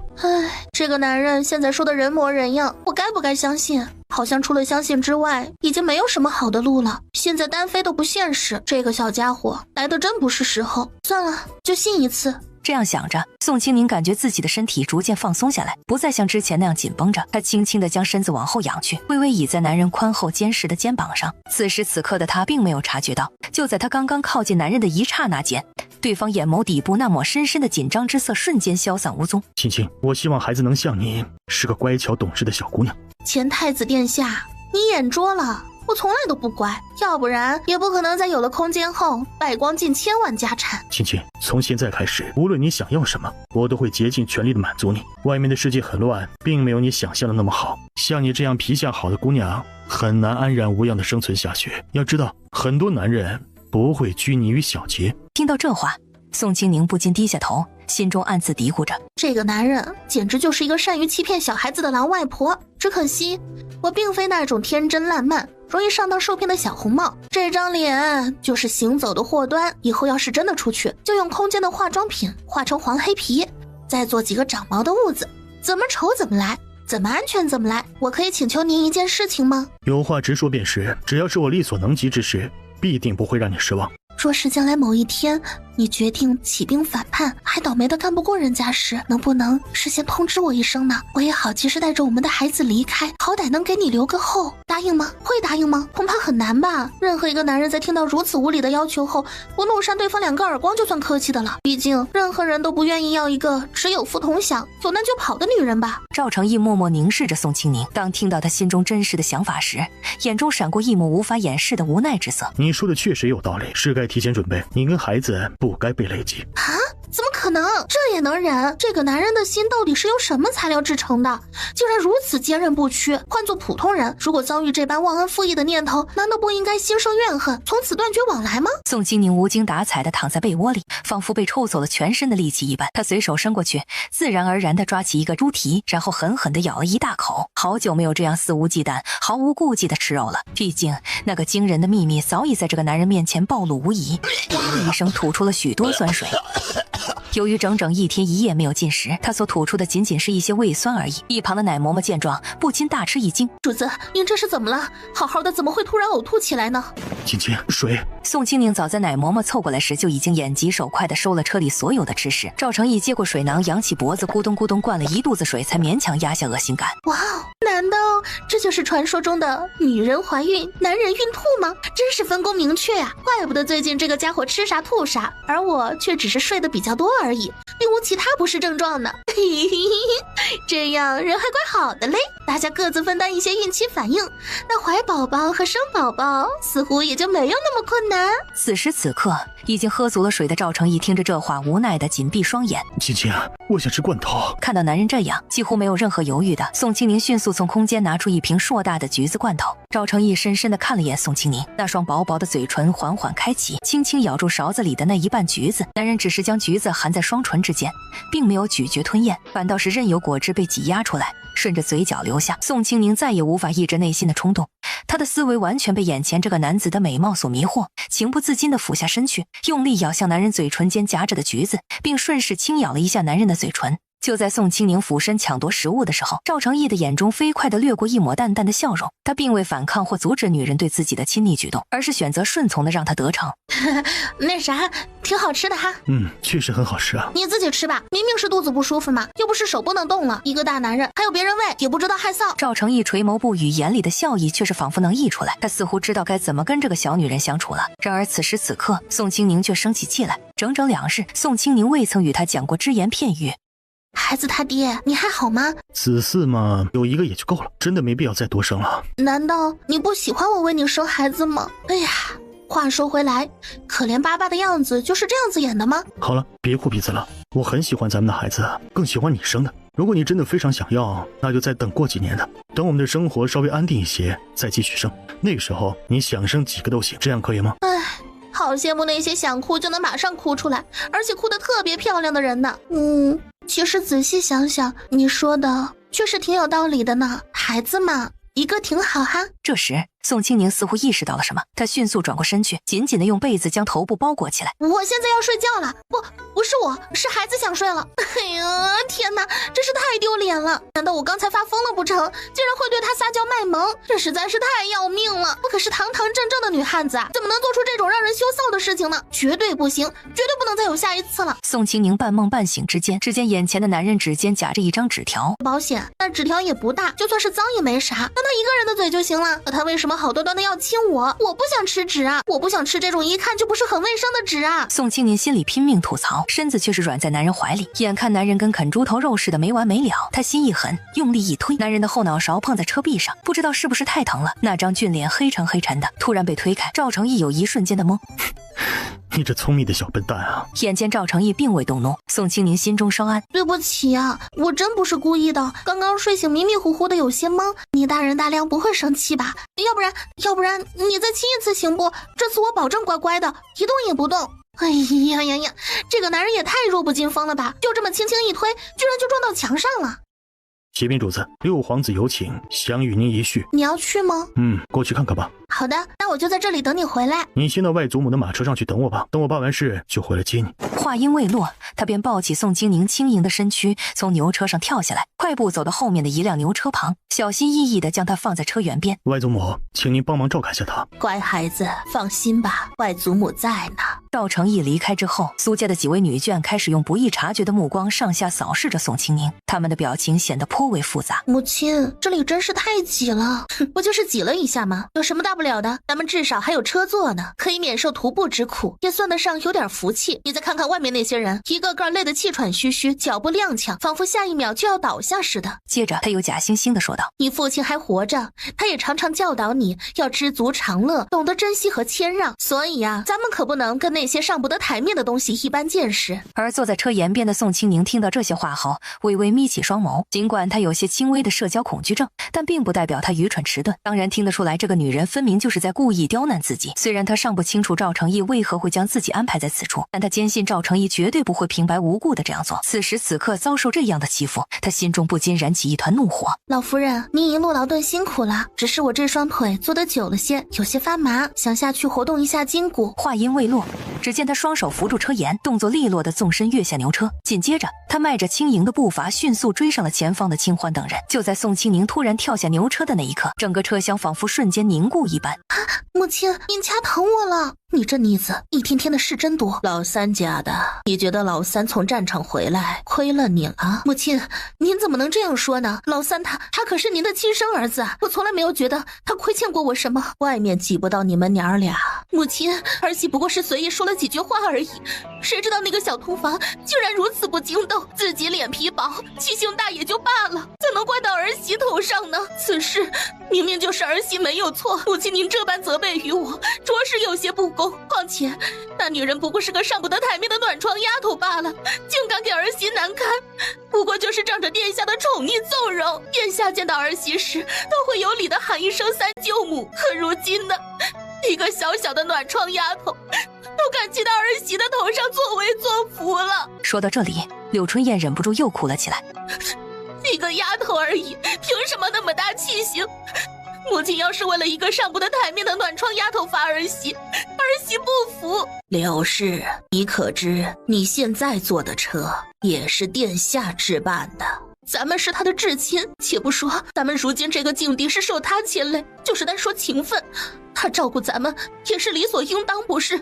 哼，柳氏，你错了。苏家如今这般与殿下没什么关系，这样荒谬的想法你最好能收起来，要不然就算是流放，我苏家也留不得你。祖母，请原谅母亲这次的无心之过吧，求求您宽宏大量，不要放在心上。乐嫣，你身为苏家的闺女，务必要铭记在心，无论何时何地都要留意自身言辞举止，即便犯错也要勇于认错，并及时改过自新。倘若明知有错却执意逃避或企图蒙混过关，终有一天会追悔莫及。不过是件小事儿，他就是乐意走路才自己下去的，跟母亲其实也没什么关系。就你这孩子事多。母亲，请您放心吧，儿媳这就去找宋姑娘道歉赔罪去。说完这话后，他便艰难地撑起身子，并试图模仿着宋清宁之前的动作一样，从牛车上跳下去。然而事与愿违，尽管牛车此刻行进的异常缓慢，但由于他那双小脚无法提供足够的支撑力，致使其下盘不稳。所以当他纵身一跃时，整个人便如一只笨拙的企鹅般，以一种极其狼狈不堪、惨不忍睹的姿势重重摔倒在地，甚至还啃了满嘴的泥土。若不是一旁的苏老三反应迅速，及时出手拉住了自家媳妇儿，恐怕柳春燕就要被沉重无比的车轮给压扁、压断成两截了。你好端端的，怎么突然就跳下车来呢？难不成是觉得坐在牛车上太过于无趣，想到地下走走，活动活动筋骨吗？都这么大岁数的人了，也不知道稳重一些，还当自己是年轻小姑娘呢。要是摔坏了怎么办呀？啊，要不我去找个老大夫给你瞧瞧吧。我没事，就是想随便走走。他淡淡的回答道，然后便不再理会苏老三，径直朝着前方奔去。三夫人，我在这儿也把您挤着了。姑娘啊，方才确实是我有所不妥之处，还望姑娘莫要见怪才好。你既然也是侍奉殿下之人，自然应当明白殿下那冷淡的性子，想来一定是位乖巧伶俐、善解人意的好姑娘。如今这外头酷热难耐，这会儿怕是累坏了吧？不如我们一同回到车上去歇息片刻如何？而且呀，我家老太太对姑娘你可是很上心呢，她老人家也想着能与姑娘聊聊天，毕竟此次是殿下亲自将你托付于我们照顾，若是因为此事而令大家难堪，岂不是辜负了殿下一番美意吗？不用了，我要是累了自个儿有车，这么大个车厢我躺着转圈都没人嫌弃，所以你还是请回吧。你身娇肉贵，要是被我这粗浅之人挤坏了赔不起。说着，宋清宁让拉车的李公公停下，自己爬到车厢里，还故意舒适的躺着。哎呀，还是躺着舒服。皇兄，你进来可好？好与不好，难道你看不到吗？皇兄或许并不知晓，不久前舅父外出游玩时遭遇不测，父皇责令小弟务必将那恶贼捉拿归案。节哀吧，你毕竟还有外祖父在世。听到这话，赵云逸的嘴角忍不住抽搐了一下，他不禁心生疑虑，甚至开始怀疑眼前之人是否真的是自己熟悉的那个皇兄。事到如今，你又何必再惺惺作态呢？你失去的不过是一个愚蠢笨拙的舅舅吧，而我却遭受了流放之苦，你难道还指望从我这里听到什么安慰之言吗？即便我说了，难不成他就能死而复生？有话直说吧，若是无话可讲，那就赶紧给我滚开。你我之间已经无话可谈，除了你远途而来办差事，还特意想看我出丑这点破事外，还能有别的什么事吗？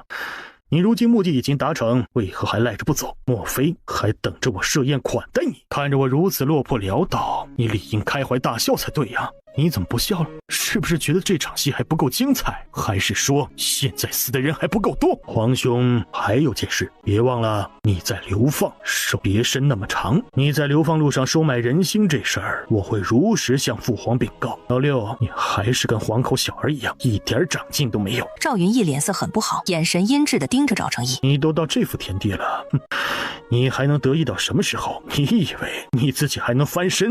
错梦！老六，你母妃生你的时候，是不是顺带吃了你的脑子？你真是越活越回去了。既然没什么事，以后别来蹦跶，要不然兄长教训不长脑子的弟弟，旁人也说不得什么。赵成义，如今你不过是个废太子，你凭什么教训我？我就等着看看你在那鬼地方能活多久！我要看着你苟延残喘，我要看着你痛苦，我要让你活得每一日都不安宁。赵成义丝毫不在意赵云逸的吼叫，继续慢悠悠地往回走。他现在身子虚，也不想耗费体力。被无视彻底的赵云逸气得咬牙。听说你非常宠爱一个小姑娘，那小姑娘还有几分姿色。如果我现在开口，你觉得那小丫头还会跟着你吗？听到这里，赵成义猛地转过头来，冷酷地回应道：你大可以试试。皇兄，看来你真的在意。赵成义沉默不语，转身迈步离去，步伐坚定而有力。他似乎完全没有将身后紧跟着的赵云逸放在眼里。殿下，您终于回来了。我来接青青，这段时间给你们添麻烦了，稍等片刻，我会派人送些东西过来表示谢意。殿下，这事说了，您可千万别责怪宋姑娘啊，她毕竟还只是个年轻的小姑娘，从小到大没吃过什么苦，又深得您的宠爱，所以偶尔有点娇气也是可以理解的嘛。赵成义微微皱起眉头，那对冰冷深邃、漆黑如墨的眼眸紧紧地盯着刘春燕。喂，背后说人坏话的时候，能不能走远点啊？或者离本人远一点。我听到你的恶人先告状了。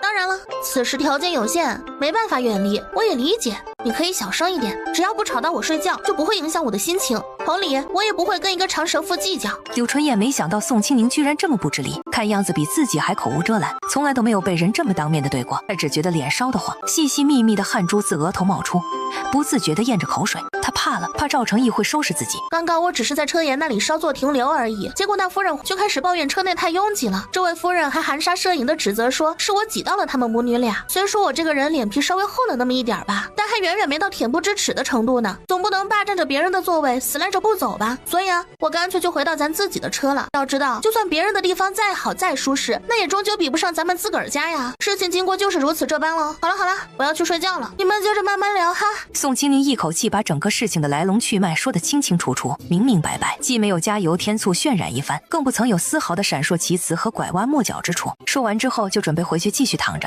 只见不远处站立着一名面容阴柔的男子。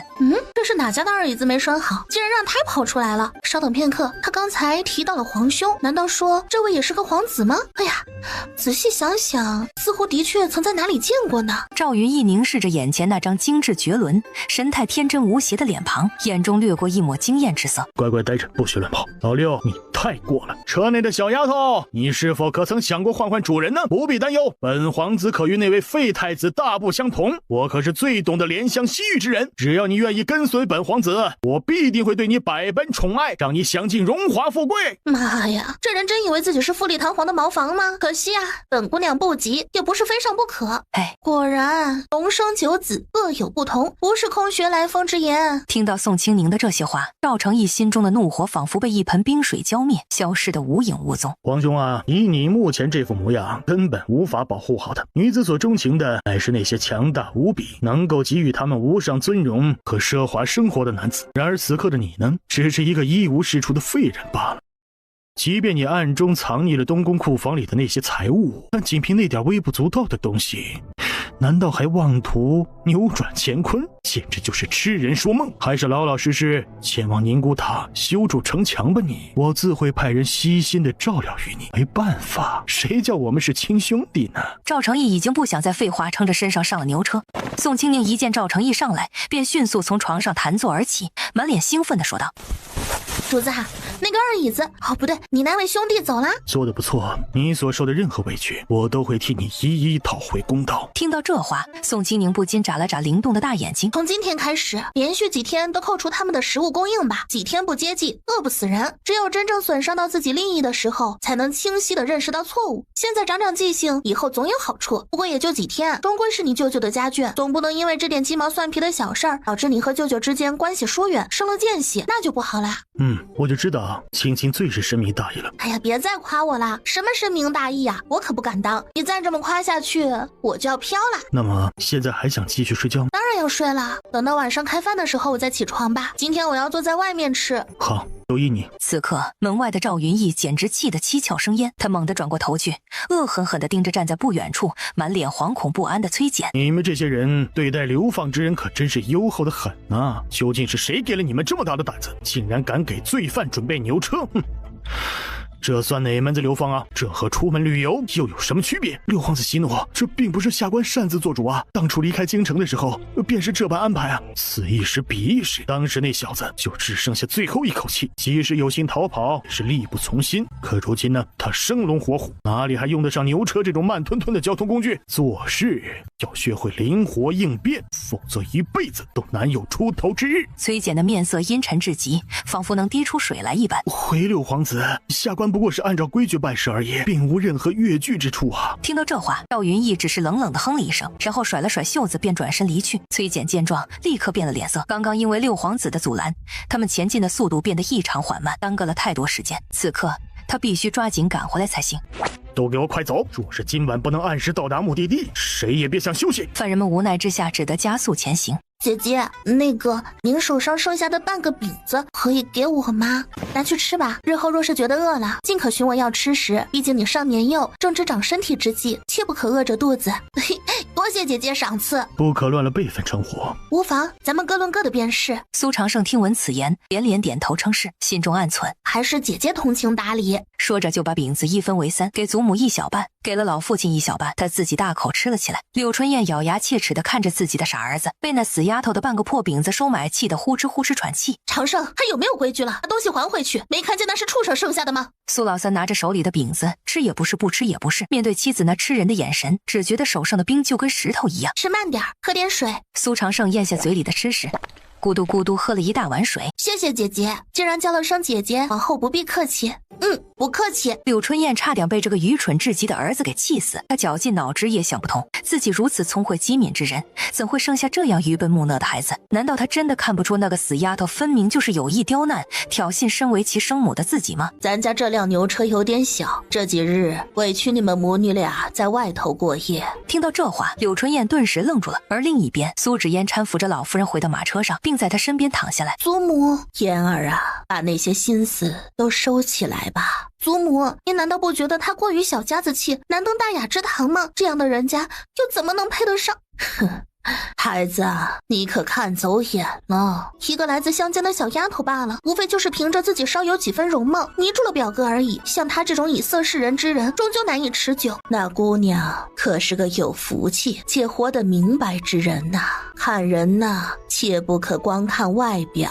苏芷嫣听后一脸疑惑，但心中已暗暗下定决心，日后定要仔细观察一番，看看这个女子究竟有何特别之处。在接下来的数日里，宋清宁每天都会故意惹恼一下柳春燕，并为苏长胜准备一些并不出众却十分管饱的食物，有时会是一块干燥的让人难以下咽，只需吃上一小口便需喝下整整一壶水才能撑过半天的压缩饼干，又或是几块干瘪无水分的绿豆糕。这种明目张胆的偏爱，连赵成义也不禁有些吃味。正午时分，阳光炽烈，热浪滚滚。用过午膳后，众人各自寻了一处凉爽之地小憩。苏长胜忽然觉得腹中有些不适，便起身去如厕。没过多久，只见他手提裤腰，神色慌张地飞奔而回。姐姐，我发现了一件稀罕物事，快跟我去瞧瞧。话音未落，他便不由分说地拉住宋清宁的手，拔腿就跑。母亲，弟弟他这般行径，哼，莫要管他，枉费我平日里那般疼爱他，竟连亲疏远近都分不清。母亲，长胜始终是我们的亲人，岂能放任自流，任其走上歧途？或许我可以寻个时机，好生规劝于他一番。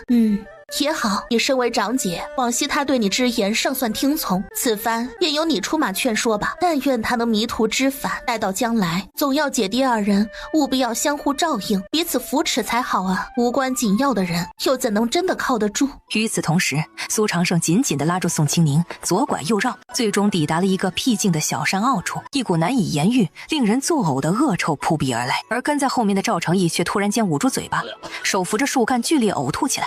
一旁的莫风见状，惊愕不已，立刻把他们给我带过来。莫风不敢耽误，赶紧朝着小山坳走去。走近几步后，方才看清，原来是一名身形如山般魁梧的男子，怀中正抱着一名气息奄奄、濒临死亡边缘的老妇人。那名男子手中握着一块灰蒙蒙且毫不起眼的面饼，并将其碾碎成碎末状后，小心翼翼地送进老妇人的口中。然后小心翼翼地喂点水。只见那位老妇人身躯瘦弱的宛如薄纸一般，艰难地蠕动着以无牙齿支撑的嘴巴，竭尽全力去吞噬口中的食物。而宋清宁和苏长胜二人则默默地站在一旁，目光直直地盯着老妇人进食的动作。姑娘，主子还在等候您呢。再等等吧，莫风，就让表哥再多等一会儿吧。莫风听后，眉头皱得更尖些，心中暗自思忖着眼前这一幕究竟有何特别之处，值得他们如此关注。儿啊，娘够了，你吃吧。男人看着母亲，泪水在眼眶里打转。老太太继续说道：记住，以后一定要像保护娘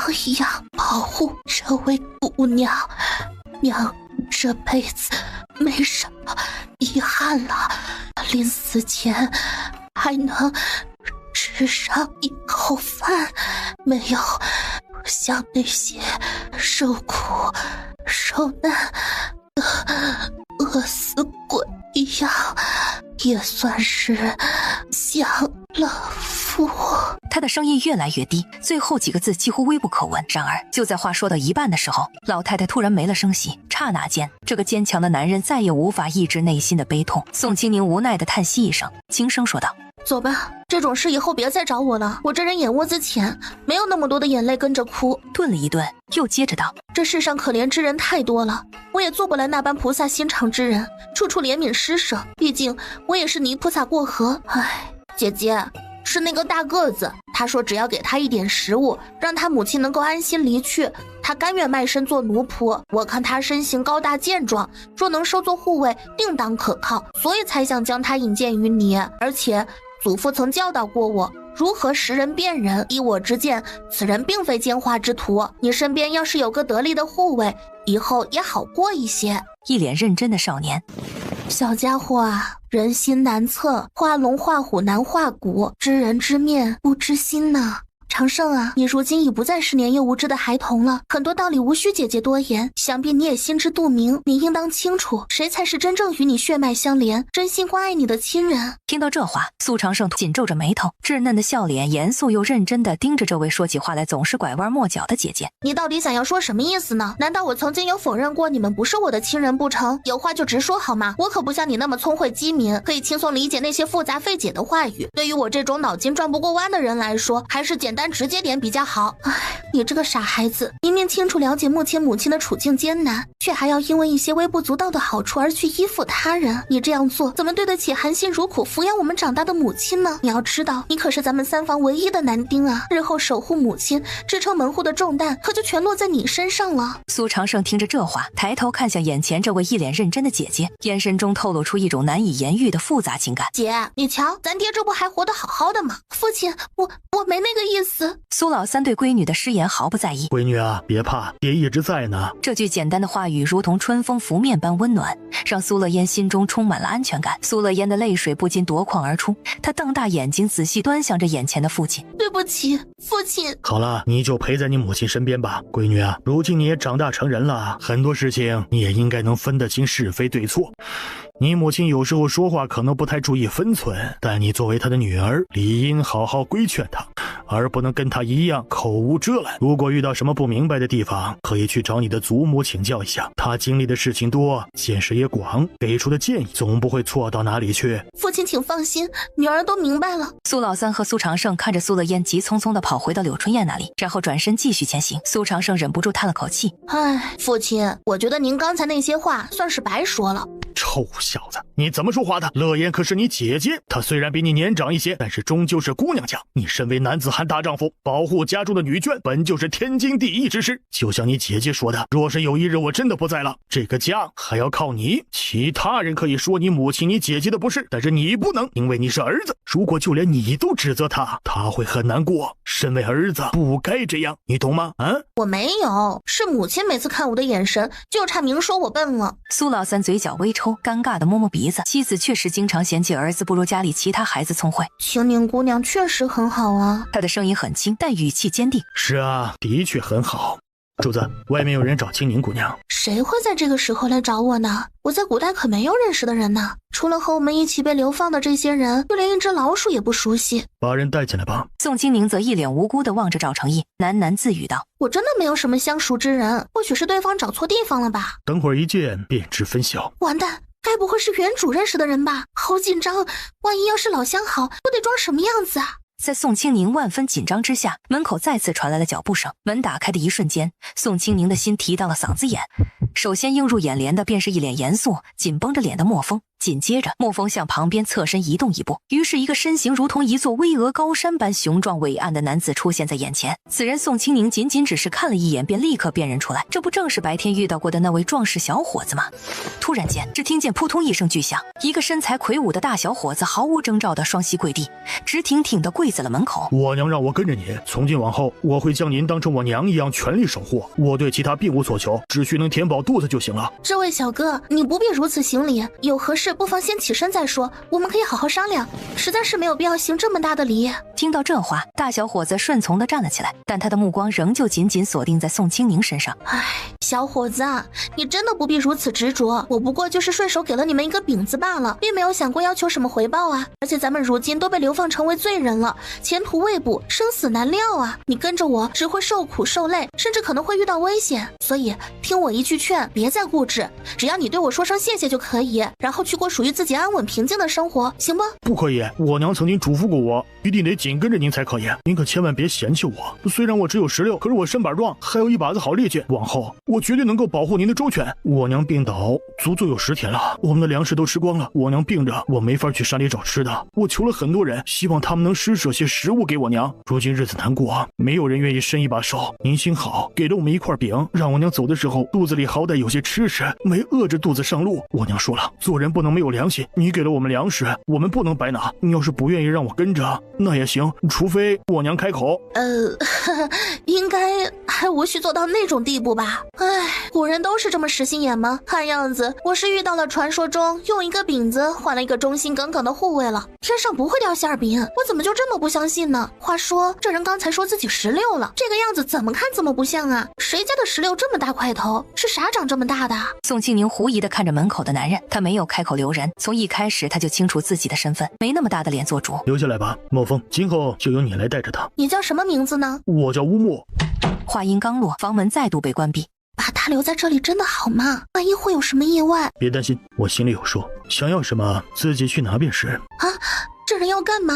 这么大的脑袋，突然靠这么近。你之前在想些什么？尽管去取就是。与我，你还这般客气作甚？没想。哦。低沉而富有磁性的嗓音微微上扬，流露出一丝难以掩饰的愉悦之情。我累了，什么都不想。赵成义默默地看着他的举动，嘴角微微上扬，流露出一抹淡淡的笑容。然后他轻轻掀起被子的一角，上床后静静地躺在宋清宁身旁。就在此时，从身后传来一阵低沉的咕咕声，熟练地从空间里拿出一大把5香牛肉干。吃点吧。赵成义没有拒绝，小口地嚼着牛肉干，一连吃了10来根，腹中火烧火燎的饥饿感终于压了下去。赶紧给我滚开！这里是什么地方？你们不清楚吗？别痴心妄想了，这里没有救苦救难的菩萨，只有戴罪之身的囚犯。如果你们再不知好歹，就休怪本官对你们不客气。话音未落，只见崔姐猛地扬起手中的鞭子，狠狠地抽打在空旷的地面上，随着啪的一声脆响。火祖宗，都泥菩萨过江了，你怎么就不知道消停消停？你能不能安分点儿？我还想多活几年呢。在崔简情绪失控、放声咆哮之际，驿站外突然传来阵阵清脆响亮的马蹄声响。眨眼间，大批全副武装的士兵便将整个驿站团团围住。赵云逸手持长鞭，神情冷漠地走进驿站。皇兄，我们又见面了，你究竟想干什么？考虑清楚了吗？只要你跟随本皇子，日后便不必再受这等苦楚。卑鄙无耻的二椅子，真当我会稀罕你不成？赵成义听到他的嫌弃，悄然握紧他的手，以一种默默的方式给予安慰。皇兄，小弟此番前来不过是捉拿叛贼逆党罢了，相信皇兄应该不会横加阻拦吧？这些都是百姓。皇兄啊，看来你还是没有认清现在自己的身份。此时此刻你说了不算，我说了才算。身为一个流放的犯人，就该做一个犯人该做的事情，更要有一个流放犯人的自知之明，而不是在这里多管闲事。老六，你最好适可而止。皇兄，我若是说不呢？来人，将这些逆贼就地正法。随着赵云逸这句充满威严与杀伐之气的命令下达，一群如狼似虎、全副武装的官兵手提寒光闪闪的大刀，气势汹汹地冲进了驿站。他们二话不说，手起刀落便向那些所谓的逆贼砍去。刹那间，驿站内响起了一阵刺耳的尖叫声、惊恐的嚎叫声和凄惨的哀嚎声，各种声音交织在一起，响彻整个驿站。流放的犯人全都瑟瑟发抖地缩在一个角落里，反正只要不波及到他们绝对不会出来。苏家人护着女眷，迅速地围在赵成义的跟前，戒备地看着凶神恶煞的官兵。就在这时，一个小小的身影如同炮弹一般飞射而来，赵成义来不及多想，本能地伸出手臂，一把接住了这个飞来的物体。定睛一看，原来是一个大约5、6岁的小男孩。爹，娘！赵成义眼中闪过一丝怒意，他迅速将孩子放在地上，身形一闪，如闪电般迅猛，在众人尚未回过神来的时候，便已经死死地扼住了赵云逸的脖颈。统统给我住手！那些官兵们看到赵云逸被掐得脸色发青，翻白眼，一时间都愣住了，下意识地停下了手中的动作。然而赵成义其实并无杀意，只是有些恼怒于赵云逸的所作所为，于是他毫不留情地将其粗暴地扔到地上。好了，现在告诉我，你为何要伤害他们？皇兄，我们还能回到从前吗？你该问你自己。赵云逸微愣，突然狠狠地甩了自己一巴掌，尖锐的疼痛让他的脑子瞬间清醒，同时也在自嘲刚才在想些什么东西。再次抬眸，眼里重新换上了狠厉之色。下一瞬，赵云逸猛地抱住赵成义，苍白的嘴唇凑到赵成义耳边，低低的嗓音只有赵成义能够听到。皇兄，你糊涂！既然皇兄认为这些人没有问题，那便是没有问题吧。话音刚落，他便毅然决然地转过身去，迈着坚定的步伐离去。紧接着，那些官兵们如同来时那般迅速而有序地撤离现场。赵成义的眼底闪过一丝疑惑，然而这丝困惑转瞬即逝，快得让人难以捕捉。崔简一脸烦躁地盯着满地的狼藉，赶紧把这里收拾干净，否则今天晚上谁也别想睡觉。就在这时，那个方才被赵成义救下的小孩哭叫着冲了出去，紧紧抱住一名衣衫褴褛的男子，放声痛哭。那名男子亦紧紧搂着孩子，泪水止不住地流淌。在他们身旁站着一个头发凌乱、面容憔悴的女子。在这场突如其来的灾难中，他们一家能够得以幸免，实属万幸。跟着回去吧，你们的户籍重新登记造册。殿下，我们能不能跟着您？您放心，我们不吃您的粮食了，我们只要跟着您就行。崔简冷笑：你们当这是什么地方？如今我自身难保，你们跟着我有害无益啊。崔简已经等不及，他让其他差役将人全都赶了出去。宋清宁，记住，日后切莫背叛于我，只要你忠心耿耿，不生二心，其他事情皆可随你心意。自然不会，我都怀了您的孩子，以父为天，您就是我的天。救命！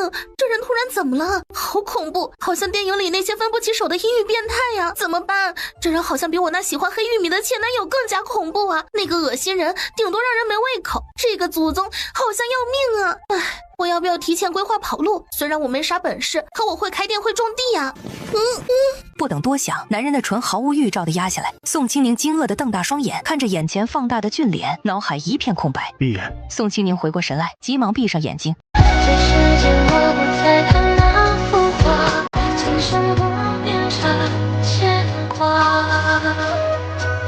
没带心泪的电影我朱砂，雨水冰结花花。此生为谁是天意，这次生自己相思。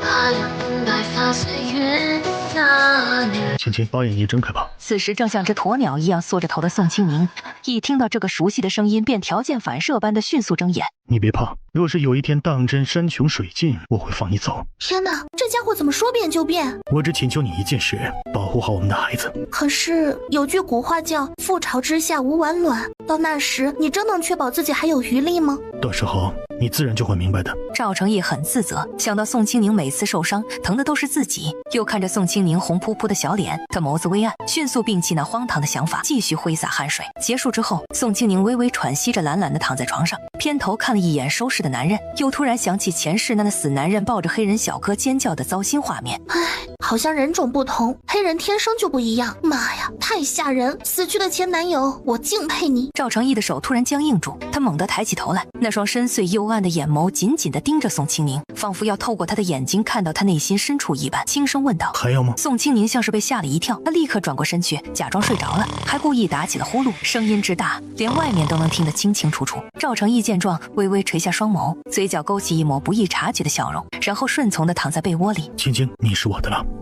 姑娘啊，快回车里去吧，外头这般寒冷，若是受了风寒，可如何是好？奶嬷嬷，快过来呀！姑娘，有什么事吗？话音未落，只见宋清宁以迅雷不及掩耳之势将糖果塞进了奶嬷嬷的口中，随后像只受惊的兔子般迅速钻回了马车内。让奶嬷嬷歇歇吧。嬷嬷，歇会儿吧。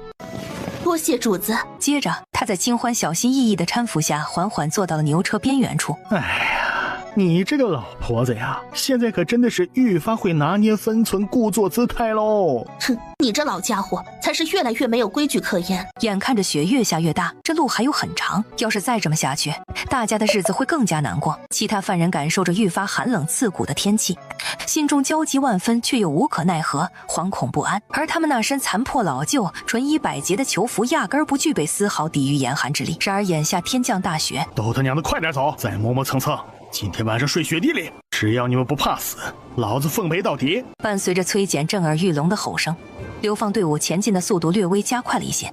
夜幕刚刚降临，这群疲惫不堪的人才终于抵达驿站。没有任何人的催促，大家都争先恐后地挤进休息室。宋清宁吃完饭之后便在屋子里闲逛，他的腹部已经逐渐隆起，可以看出怀有身孕。此刻宋清宁望着斜倚在床边的赵成义，真不知道还要过多久才能到达目的地呢。我这肚子里的宝宝可别在半路上就急着出来呀。放心吧，按照我们目前的行程推算，最多再过1个月就能抵达了。青青，过来。果不其然，男人终究是男人，一旦干了那事儿，什么时候都想来。第一次便会想要第二次，甚至无数次。可惜我没心情，这祖宗应该不会强迫吧？肯定不会。青青，过来，为父给你暖暖身子。宋清宁磨磨蹭蹭过去，侧躺在床上闭着眼睛。突然他想到之前发现的空间变化，后来耽搁了就忘了。此时重新去看，细致的看了一遍，发现除了变大一点之外，其他的倒是没什么变化。视线定格在灵泉，他皱眉，不知道是不是错觉，总感觉这灵泉好像不一样了。原本清澈的水有点绿。他猛地睁开眼，对上男人深邃的眸子。什么？没事。翌日黎明时分，天空刚刚泛起一丝鱼肚白，房间的门突然传来一阵轻微的响动。他起身缓缓走到门前。主子，昨晚冻死了10几个人。赵成义心头一紧，他凝视着院子里那厚厚的积雪，足有1尺之深。他默默闭上眼睛，深吸一口气，然后轻轻关上房门，迈着坚定的步伐朝着崔简的房间走去。作为这次押解行动的负责人，崔简享受着特殊待遇。此刻崔简正在温暖的被窝里做着美梦，他的被窝里有一个脸色苍白蜡黄，仔细看的话面容还算姣好的女人。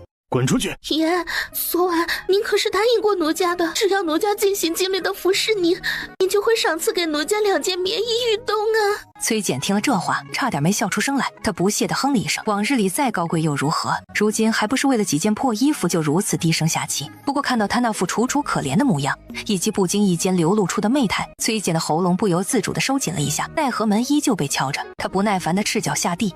打开门的一瞬间，他的脸有点绿。废太子，你这一大早的催命吗你？昨晚冻死了10几个人，你可知晓？死就死了，每天都在死人，这有什么大惊小怪的？不过是被冻死罢了。这场突如其来的大雪确实让人措手不及，但是冻死几个人也并非罕见之事。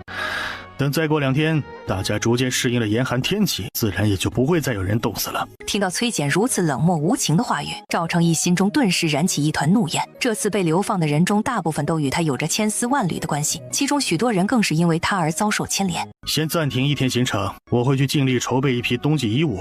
废太子，别忘了，你现在是犯人，轮不到你来做主。你是个什么东西？你有数，我也有数。拿着鸡毛当令箭这种事，稍微玩玩就行，别太认真。废太子，别以为本官不敢对你动手。赵成义根本懒得再理会他，头也不回的大步离去。难道你们没听见那个没用的废太子说要给你们找衣服穿吗？既然如此，那还来找我干嘛？告诉你们，我这里可没有多余的。你这个不知羞耻的贱女人，就是个不值钱的破玩意儿，不知道被多少男人糟蹋过了，居然还有脸过来找我要东西，想让我当冤大头，门都没有，赶紧滚蛋！崔简越说越激动，声音也越发尖锐刺耳。女人当然听清了赵成义所说的话，又听到崔简这般无情的辱骂自己，只觉得天旋地转，大脑一片空白。再陪也一次，给你2个肉饼如何？女人眼里闪过愤恨，一次欺骗她已经没有办法再相信眼前这个无耻之徒，眼神凶狠的一口咬住崔简的手，这一口用了所有的力气，崔简的手被咬破了一大块皮。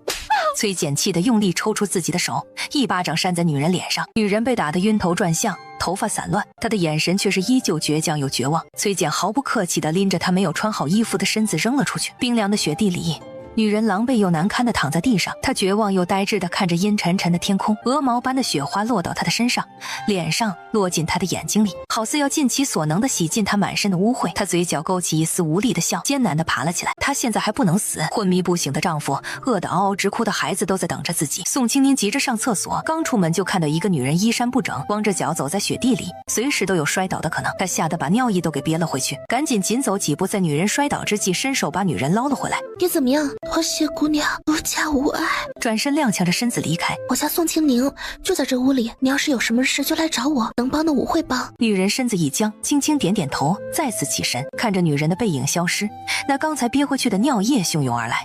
你这没用的东西，还回来做什么？我当初怎么就瞎了眼，就把你这放荡的烂货给老大娶回来？你男人还没咽气呢，你就迫不及待的找下家，那骚皮一天不沾男人，是不是难受？女人被骂得一阵难堪，明明昨天晚上是她这个婆婆推着自己出去的，现在嫌弃自己的又是她，这让她的心如同放在火上浇一样难受。悲戚的看着命不久矣的夫君，眼泪大颗大颗的滚落。那老婆子见状，你这个贱人，少在这里惺惺作态，故作可怜。老婆子我可不像男人那般容易心软，才不会吃你这一套呢。大嫂，昨晚你可真是快活了，可怜大哥一晚上叫你的名字，他恐怕做梦也没想到护在心坎里的媳妇儿在别的男人身下浪叫吧。我就说长得好不能当饭吃，现在好了还戴绿帽子。老婆子赞同的点点头，看着女人的眼神跟脏东西一样。把东西拿出来，你这遭天谴的破烂货，别想着吃独食，老娘是你婆婆，你就算是卖也要交给老娘。没有，什么都没有。什么？你这没用的东西，就那么白让人睡了？老婆子瞪大眼睛，不甘心的嚷嚷，给旁边的包雅女人使了个眼色。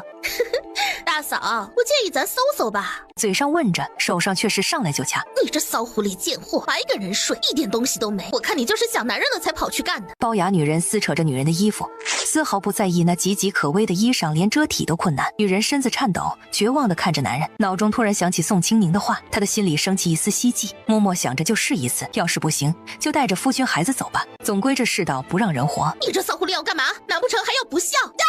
话未说完，女人一口咬在他的手臂，因为是下了死力，再加上她有意把这段时间受的屈辱全都还了，颇有种破罐子破摔的感觉。龅牙女人疼得尖叫，她把求救的目光放在了婆婆身上。那斜把子脸的老太太早就被这个大儿媳的样子给吓傻了，她也是个欺软怕硬的，立马后退一步，生怕这个突然发疯的大儿媳扑上来口自己一口。以后我们一家跟你们没关系，你要是再不依不饶，别怪我吃了你，我活不了，你也别想好活。说着，她强硬地扒了龅牙女人的衣服，在她的哀嚎声中穿好，勉强遮住身体，转身吃力地背起丈夫，抱着孩子艰难地离开。此时没人敢说什么，他们怕被咬，总要试试看。鼓起勇气到了宋清宁屋子外面，莫风冷着脸拦住。你是什么人？还没走到门口便被人拦下，女人心急如焚，连忙小心翼翼地将背上的丈夫放下来，然后毫不犹豫地扑通一声跪倒在地。这位爷，请您行行好，里面的姑娘之前说过，如果我遇到困难可以过来找她，奴家真的走投无路了，迫不得已才冒昧前来拜见姑娘，恳请您能让奴家见一见姑娘吧。你是苏家的旁系？是的，我们确实是苏家的旁支，但是我们和主家的关系比较疏远。姑娘，请你安安稳稳地待在屋里，别让主子为此担忧烦恼。求求姑娘救救我家夫君吧，他只是得了风寒，只要姑娘能救他一命，哪怕让奴家付出任何代价都行啊！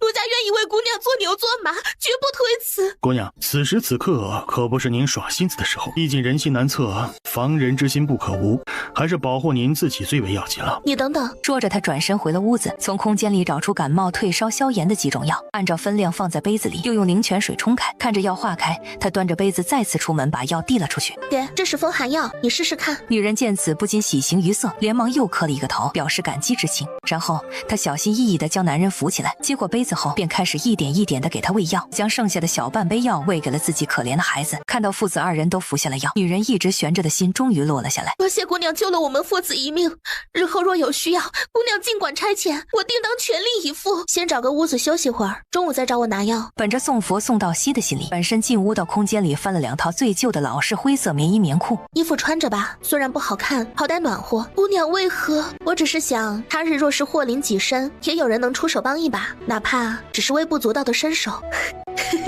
像姑娘这般心善的，定会万事长安。那就借你吉言了。最后，她自己也穿戴整齐后，女人并未再次向宋清宁寻求帮助，而是艰难地拖着男人来到院子里一个避风的角落躲藏起来。她始终铭记着丈夫曾教导过她的道理：做人要懂得知足，切不可贪得无厌。回来抱孩子的时候，女人看着宋清宁，咬了咬唇，还是鼓足勇气道：“姑娘，奴家名唤咬娘。”说罢，抱着孩子转身到了角落。她细心地把丈夫跟孩子放在靠里面，而她自己坐在最外面挡着风雪。赶紧回去吧。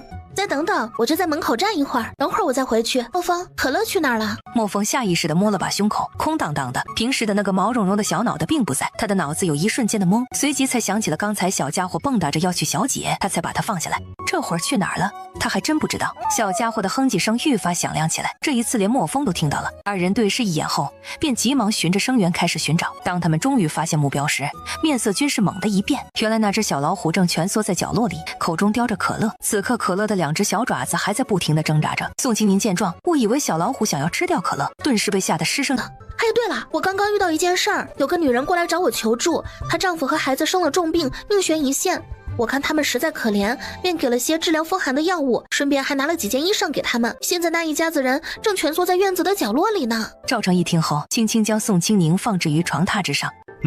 知道了。不过日后这种事情你无需亲自动手，莫风去处理就好。如今你只需要好好待在屋里歇息，切勿贪玩乱跑，以免受寒着凉。言毕，他转身欲往屋外走去。宋清宁望着眼前这个男人挺拔修长的身影渐行渐远，尖叫起来：“你在干什么？你怎么可以吃可乐呢？我平日里也没有亏待过你啊！你怎能做出这种事来？快松口！”由于太过焦急，宋清宁完全没控制好手上的力道，这一掌打得小老虎头晕目眩，眼冒金星，险些直接将可乐吞进肚子里去。小老虎看宋清宁这么着急，知道自己闯祸了，乖巧地张开嘴巴，吐出了湿漉漉的小可乐。小老虎的眼神更加毛，他无辜又委屈，好像在说我不馋，我只是尝尝味儿。面对这样无辜的小眼神，宋清宁都不好责备他，黏糊糊的样子又臭又恶心。他闻到这些倒没什么，只是正在跟人见面的赵成义却是惨了。我来吧。那你把他压着，我来。你快压着！这样的话实在是让人浮想联翩。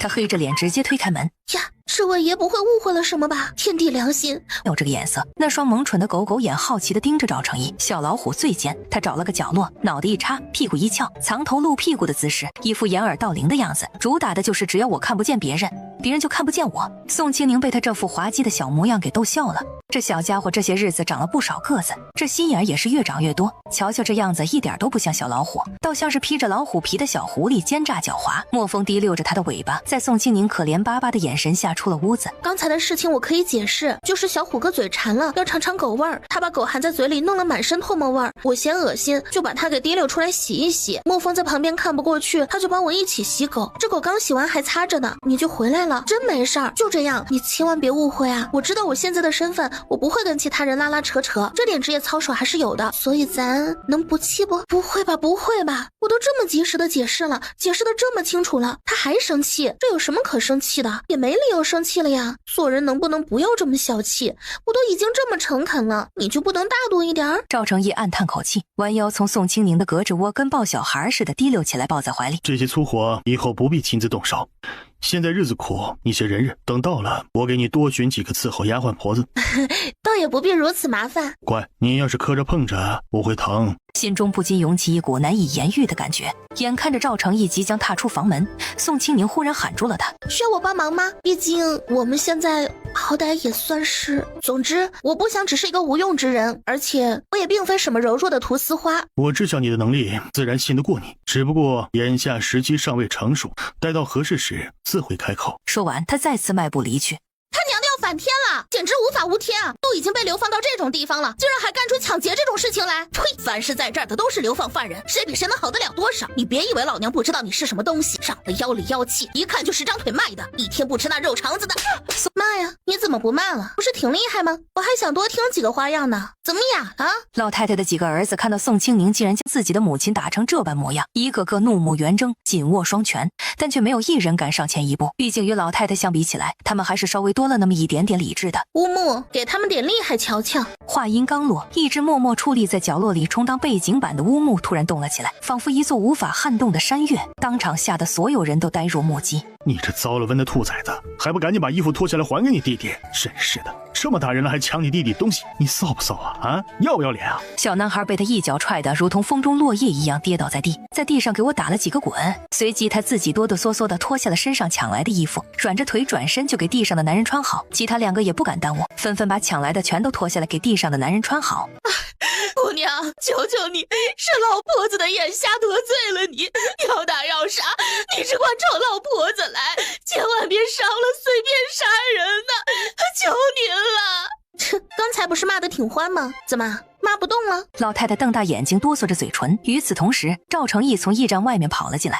你不是去忙了吗？怎么又回来啦？就在不久前，他看着一同搬运东西的时候突然手痛，心知宋清宁必定遭遇了某种意外状况，于是他急忙赶回。刚才你离开后，我听到外面传来哭泣声，便出来瞧了一眼，结果发现就是这家人在欺负咬娘他们。我还没来得及开口，那位老太婆就开始对我破口大骂。这老太太骂人骂得可脏了，我实在气不过，火气一下子就上来了，所以才忍不住给了她几个耳光。放心，我没事儿，就是手有点木木的疼。赵成义无奈，他能清晰地感觉到自己手心的部位有一种骨头碎裂的疼。这丫头还真是不行心，只给莫风递了个眼色之后，便拉着宋清宁回屋。没过多久，头发全白、身形佝偻、走路摇摇晃晃的老大夫便匆匆赶来。待到老大夫离去后，赵成义实在放心不下让宋清宁独自留在屋内，于是紧紧拉住他的手走向屋外。仅仅片刻之间，门外已然停好2辆装满衣物的牛车。此时奶娘领着清欢和草芽一同向囚犯们分发衣裳，而李公公则手持手帕，负责维护现场秩序。都是苏家的疏忽啊，还望姑娘不要怪罪我们才好。老太太言重了，这件事本就与您毫无关系，无需为此感到自责。况且我也已经替自己出了口气，心头的闷气也算出了大半呢。姑娘如此大度豁达，真是令老身心生敬佩呀。面对苏老太太的夸赞，宋清宁微微一笑，并没有再多说什么。就在此时，咬娘小心翼翼、略显胆怯地朝他走来。多谢姑娘多次救我丈夫孩子性命，咬娘无以为报。快快请起，不必行此大礼。地上这么多血，你怎么跪得下去？好好说话就是，我又不是听不见。再说了，对我来说，帮你不过是举手之劳罢了，不必放在心上。待咬娘站起身来，宋清宁又关切地问道：孩子如今怎样了？可还安好？还好，多谢姑娘的药，孩子他爹跟孩子都退热了。等会儿我再给你们弄点药吃，一次性好利索了，路上也好走，总归活着才好。不行不行，这怎么好意思啊？那么贵重的药，我们已经用了一次，怎么还能再用？我看孩子他爹已经好的差不多了，有姑娘送的衣服，扛一扛也就没事了，没有必要再用药。宋清宁没再坚持，他清楚灵泉的效果，应该不会有什么大碍。怎么了？难道还有其他事情吗？您帮了我这么多忙，我真的不知道该如何报答您才好，所以这段时间就让我来侍候您吧。不必如此，我刚才也说了，那些对我而言不过是举手之劳罢了，算不上什么大恩惠。更何况你还有自己的丈夫和孩子需要照料呢，他们此刻才是你的重中之重啊。当然，如果将来有什么地方需要用到你，我自然会去找你帮忙的。我家那口子念书很厉害的，等他醒来之后，也一定能够帮得上。您的举手之劳救了我们一大家子，我们不是那没良心的，肯定还。宋清宁轻轻地摆了摆手，目光始终停留在清欢等人分发衣物的身影上。赵成义不知从何处寻来一把破旧不堪的油纸伞，默默地撑在宋清宁的上方。瑞雪兆丰年啊，看来明年必定会是一个五谷丰登的好年头呢。但愿如此。唉，丰年不丰年的，现在哪里管得了？赵成义别过脸手，半握着干咳几声。宋清宁狐疑地看着他，喂，大概是有些着凉。灵泉当水喝还能着凉感冒？这人怕不是林黛玉吧？赵成义嘴角微抽，不知道林黛玉是谁，听着总是怪怪的。既然已经不冷了，那就启程，现在立刻启程。这冷冰冰的命令瞬间打散了众人的喜悦，气氛更是降到了冰点。哪怕再不情愿，依旧要启程。拉棉衣的2辆马车空了出来，赵成义吩咐奶嬷嬷安排一些实在无法行走的老弱病残上车歇息，宋清宁则善解人意地替咬娘一家3口争取到了座位。随着崔简的一声令下，流放队伍迅速再次启程，众人脸上都弥漫着愁苦之色。然而最为引人注目的当属咬娘的婆家人，因为老太太骂了宋清宁，奶嬷嬷就不给他们分发的棉衣，此刻让他们一家显得与其他人格格不入，仿佛被整个队伍边缘化一般，默默地走在最后方。曾经不可一世的老太太此时早已没了往日的威风，几个儿子儿媳纷纷埋怨她。我能把水浇到大锅里吗？这不是你自己就能决定的吗？赵成义淡淡道。这终归是你的东西。宋清宁了然，你随意。多谢。说着就出门朝厨房走去。此刻奶嬷嬷正拖着疲惫不堪的身躯与几位妇人一同烧水。由于粮食匮乏，他们只能煮一锅热水供大家取暖驱寒。主子，您是来灌水袋的吗？您怎么亲自过来了呢？把这个加到锅里吧。主子，您把所有的都加进去了吗？赵成义微微颔首，表示默认。接着他小心翼翼地将水囊中的液体倒入锅内，但当看到流出来的水呈现出与平常不同的颜色时，心中一惊，这到底是什么东西？随即他暗自摇头，既然主子让加，那必然不差。主子离开过好几次，估摸着是寻到了什么好东西。赵成义接过水囊回了前院，走到门口时，听到立马传来感激的道谢声。他眉头微挑，推门而入，一推开门，便看到地上正跪着一名身形瘦削的男子，而在那名男子身旁跪着的，则是咬娘。此时此刻，咬娘怀中正抱着孩子。学生苏远拜见殿下，无需多礼，起身说话便是。要知道，如今的我与你也并没有什么不同之处。学生这条性命，乃是承蒙这位姑娘出手相救才得以保全。今日特此前来道谢，日后但凡有所需要，学生必定义不容辞，万死不辞。我不过是随手帮个小忙罢了，你真正应该感谢的人是你的妻子才对呀。若不是因为有她在，说句难听点的话，恐怕此时此刻你的尸体都硬了。苏远缓缓低下头，目光温柔地凝视着身旁脸色苍白如纸的妻子。多谢姑娘提点，姚娘是在下的内人，无论何时何地，在下都会将她视若珍宝，疼爱有加。但愿你能一直这般待她，姑娘大恩大德，奴家无以为报，恳请姑娘允许奴家日后留在您身边侍候左右，否则奴家心中实在难以安宁啊。那就留下吧。时间也不早了，你们赶紧去歇息吧，明儿个还要继续赶路呢。带着一家三口渐行渐远之后，就让他暂且伺候着，你若不喜可以换。算了，先留着吧。突然，赵成义毫无征兆地将他一把拎起，放在自己大腿上坐下。说吧，你刚才在看什么？啊，我刚才有在看什么吗？我不是一直在看着你吗？少跟我油嘴滑舌，到底在看什么？救命啊！这个人的眼神怎么这么古怪呀？感觉好像他能把我彻底看穿似的。我刚才不就是偷偷瞄了一眼人家的手吗？又没做什么过分的事情，至于这样吓唬我吗？难道连一点小小的爱好都不许我有了？再说了，也没有什么歪心思啊，就是单纯的欣赏而已，真的只是欣赏啊！我连那人的脸都没看清楚，光顾着看手了，这应该不算是犯错吧？别以为我没看到，你刚刚可是一直紧盯着别的男人看。没看，真没看，我都没看清楚那人长啥样。疼！这人又是在啃猪头肉吗？我这嘴上的肉实在要被这人给啃没了，还不承认？停！等等，你说什么就是什么，你说我哪儿错了我就哪儿错了，以后我改还不行吗？这人也太霸道了吧！他自个儿以后估摸着得三妻四妾，那床上的女人一个月都不会重样，那一身皮肉得睡得秃噜皮。我不过就是看了一眼人家的手，至于这么上纲上线吗？算了，正在上头的男人惹不起，大不了我以后偷偷看就是。现在这男人稀罕我，那也只是因为这流放路上只有我一个，再加上这副皮囊还算能看，等以后安稳了，花样多了，估计多看一眼都觉得埋汰。希望这男人以后做个人，不稀罕我了就别折腾我。就算是不想看见我，也明明白白的说出来，我肯定不会一哭二闹三上吊，保证躲得远远的，连抚养费都不要，安稳的过自己的小日子，最好再找几个顺眼的小少年在身边伺候着，那样就更美了。赵成义听着宋清宁这些心里的想法，脸色越来越黑。青青，你这悔改一点也不诚恳啊！我去方便，你自便。想跑去哪儿啊？去茅房。众所周知，史顿是最好最适合的借口。不必出去。宋清宁嘴角微抽，说实话，他真不习惯在屋子里干这事儿。可男人的眼神不容置疑，他只能妥协。小姐后快速钻被窝。赵成义见宋清宁的呼吸逐渐平稳下来，便轻轻地站起身来，缓缓走出了房间。主子，一切都已经安排妥当。赵成义微微颔首，表示知晓，然后将深邃的目光投向那片灰蒙蒙的天空。就在这时，不远处传来一阵喧闹的争吵声。原来正在争吵的正是苏远夫妇和他的几位兄弟。他们一家三口离开屋子后，原本打算返回大通铺，毕竟此时外面实在无法再留宿。谁曾想，刚刚踏出家门，没走几步，就撞见了几个兄弟和弟媳们。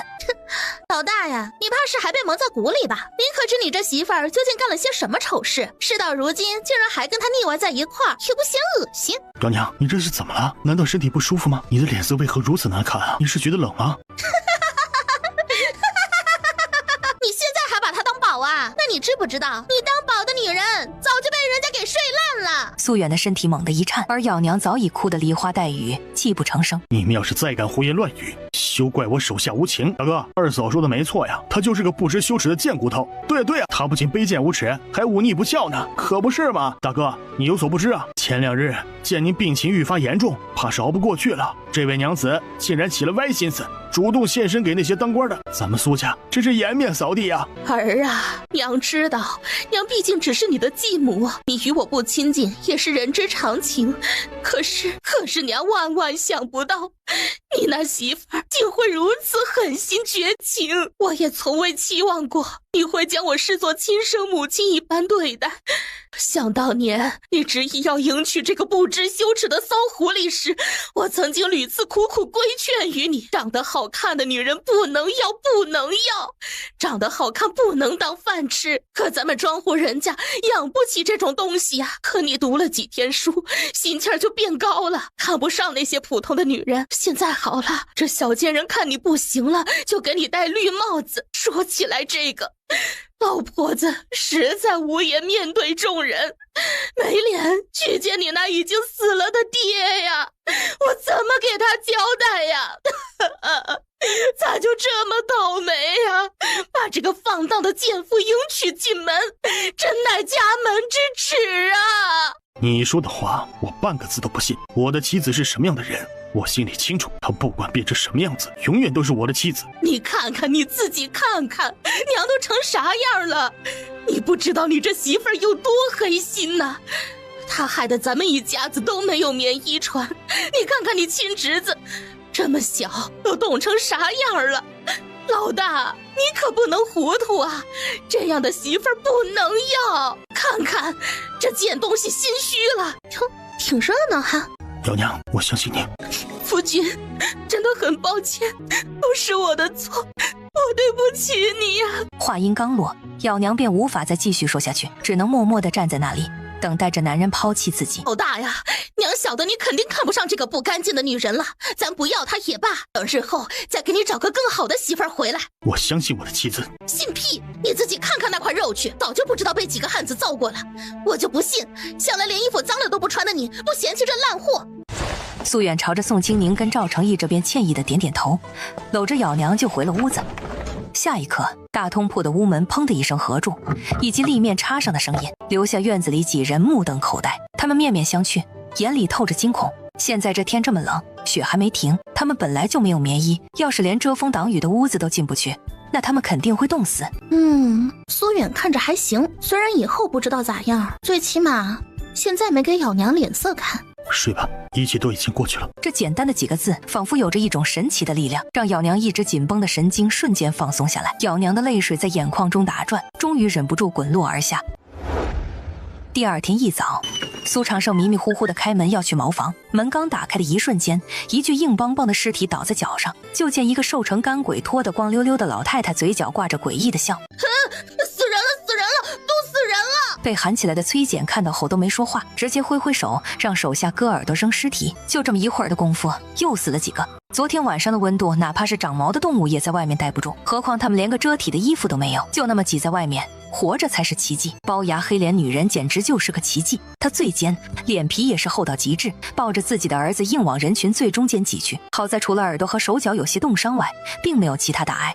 然而他的儿子却没能如此幸运，小家伙发烧的厉害，他茫然失措地望着婆婆、妯娌、小叔子以及其他几个孩子一个接一个的被割掉耳朵后扔出去，他内心的防线正逐渐崩溃瓦解。当看到苏远和咬娘走出来时，他仿佛抓到了最后一根救命稻草一般。大哥，请您救救孩子吧，求求您了，救救我吧！看在咱们还是一家人的情分上，请您高抬贵手。大嫂，求求您了，一切都是我不好，是我犯浑，求求您大人大量，别跟我计较，求求您救救我，救救这可怜的孩子吧，他可是我家男人唯一的血脉呀！就算没用药，哪怕是棉衣，求求你也给孩子用一样吧，孩子还小，真的撑不下去了。弟妹难道就不能自寻出路吗？当初的主意你也有份，你还觉得甚好不是吗？你以为我跟你一样贱？恰好此时苏老太太被苏芷言扶着缓缓地从屋内走了出来，正准备登上马车。老夫人呐，请您发发慈悲，救救我可怜的儿子吧，我们本是一家人，一直安安分分的，就帮帮我们呐。最重要要的是，咱们为什么流放，您比任何人都清楚啊！嫣儿啊，快去拿点药来。苏芷嫣默默地从小包里掏出一个小巧玲珑的药瓶，小心翼翼地倒出一粒药丸，然后递给眼前的女人。女人如饿虎扑食般一把夺过药丸，毫不迟疑地塞进自己口中。苏芷嫣那双秀气的眉毛微微皱起，显然完全没有料到这个女人会如此自私自利，得到药丸后竟然只顾着自己吞下，丝毫不顾及病情更为严重的孩子。正当女人再次伸手索药时，苏芷嫣本能地将药瓶收了起来。面对这样一个不知羞耻、贪得无厌的女人，她实在不愿再多费口舌。姑娘，老太太让给的，你看看我的孩子都成什么样了，你难道就一点都不心疼吗？我们可都是苏家的人呐，您怎能如此铁石心肠呢？刚才祖母命我将药拿给你，如今我已给你，药已经被你自己吃了，我不是没有给。身为人母，你不关心孩子的安危，只考虑自身，连你自己都不疼爱自己的孩子，真正狠心的人分明就是你。老夫人呐，请您开开恩吧！我一时病痛缠身，神志昏聩，只想着自己服下药物后能稍稍好转，也有余力照料孩子。求您大慈大悲，再赐给我一粒药丸吧！孩子实在难以支撑下去了。姑娘啊，真是不好意思呢，刚刚实在是没能控制住自己。既然你已经决定不要这些药了，那我就先替你收起来了。毕竟天气这么寒冷，我家里的孩子仅仅靠一颗药丸肯定是远远不够的呀，还是要多拿几颗更稳妥些。姑娘，您可真是个大善人呐！苏芷嫣气得满脸涨红，瞪大眼睛怒视着眼前这个厚颜无耻的女人，却只能无可奈何地看着她公然耍赖皮。同时，她又无比心疼了一小瓶珍贵的驱寒药，而这个可恶的女人竟然如此贪得无厌，妄图将所有药丸据为己有。就在这时，其他同伴们已经整理好行装准备出发了。苏芷嫣心急如焚，气得直跺脚，她死死盯着那个小瓶子，上面还沾着令人作呕的黄色鼻涕，让她恶心的甚至连伸手去夺回来的勇气都没有。然而就在这紧要关头，一只白皙如玉般娇嫩柔滑的手猛地伸了出来，以迅雷不及掩耳之势抢走了女人手中紧握着正准备塞进怀里的药瓶。宋清宁拉过苏芷嫣的衣服，擦了擦药瓶，塞回她手里。上车去。唉，都闹得流放了，这千金小姐还在这穷讲究。人生活着的诀窍，在遇到不要脸的人时，你要比他更不要脸；在遇到心狠的人时，你要比他更心狠；在遇到无赖的时候，你要比他更无赖。这样你才能够占得上风。不说占上风，最起码也别让自己吃亏，尤其是在这鬼地方，吃亏就等于是要命，你说呢？赵成义眼含笑意地看着宋清宁，那双深邃的眸子仿佛含着无限柔情。有道理，多谢姑娘出手相助，只是举手之劳罢了。不过下次若是还是这般傻乎乎的，我可就不会轻易帮忙喽。祖母，她很奇怪，这世间之人形形色色，各有不同。生长于乡野之间的姑娘，或许并不像我们想象中的那般粗俗无礼，她们有着自己独特的生活方式和处世之道。那些看似不拘小节之处，实则也是为了更好的适应环境，谋求生存。在这里能活下去，便是最大的道理。孩子啊，你要明白，如今的你已不再是昔日那个养尊处优的大小姐，我们须得接受现实，放下身段，只有这样才能真正融入如今的处境。前方的队伍早已踏上征程，然而那个坐在地上的包雅女人却仍然恍恍惚惚，魂不守舍。她简直不敢相信，宋清宁这样一个容貌姣好，一看就是讲究人的这么不讲究，竟然会和自己争夺手中之物。就在这时，一股凌厉的边风骤然袭来，只听得清脆的啪一声响，快给老子滚起来！磨蹭什么呢？一群臭虫，还真把自己当大爷了，还要老子亲自下来请你们不成？官爷饶命啊！小的想去趟茅厕，马上就跟上队伍，马上就走。懒驴上磨屎尿多，早干嘛去了？滚！老子可不会多等你，要是一会儿晚了，老子扒了你的皮！大嫂啊，从今往后将就一块走吧，毕竟大家都是一家人嘛。如今只剩下我们几个人相依为命了，日后定要相互扶持，共度难关呐，否则这路也是不好走。咱们可是至亲至爱之人呢。你也晓得，我这个人性子就这样，嘴又笨，不太会说话，其实并没有什么坏心思。从前有哪些言语冒犯到了您，令您心生不悦，还望您大人有大量，切莫往心里去呀。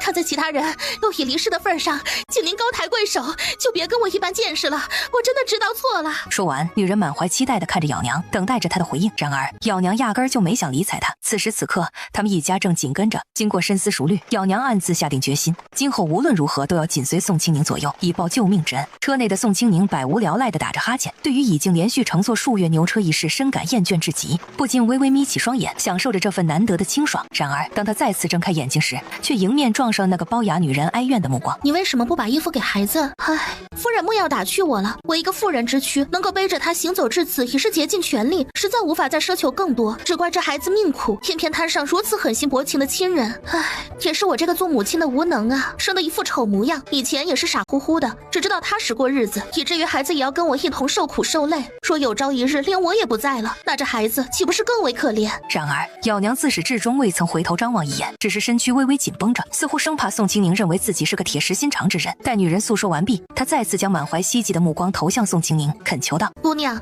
您心地善良，如果觉得这孩子着实可怜，可否赏赐一件棉衣给他御御寒？若是姑娘愿意再多行一份善举，就让这孩子躺在车内休息片刻吧。像姑娘这般心怀慈悲之人，想必一定是菩萨转世。这恐怕不行，我又不能做主，心疼孩子这种事情，还是你这做亲娘的来比较顺便。”女人轻哼一声，嘴角微微向下撇去，但最终还是选择保持沉默。这段路程异常艰难，每迈出一步都需要竭尽全力。经过大约10天左右时间，哪怕他娘一点都不伤心，小家伙仿佛脱胎换骨一般，变得精力充沛，活泼可爱至极。毫无疑问，这一切都要归功于宋清宁。他巧妙地安排咬娘悄悄地给小孩喂了口灵泉水。此刻，宋清宁像往常一样，自然而然地将小小的脑袋伸出牛车外，手中握着3块已经拆开包装的压缩饼干。长胜、石头、小林，无需言语交流，每个人都心领神会。宋清宁微笑着将手中的饼干递出去，一人1块，精准无误。这几日，宋清宁就喜欢看这3个孩子。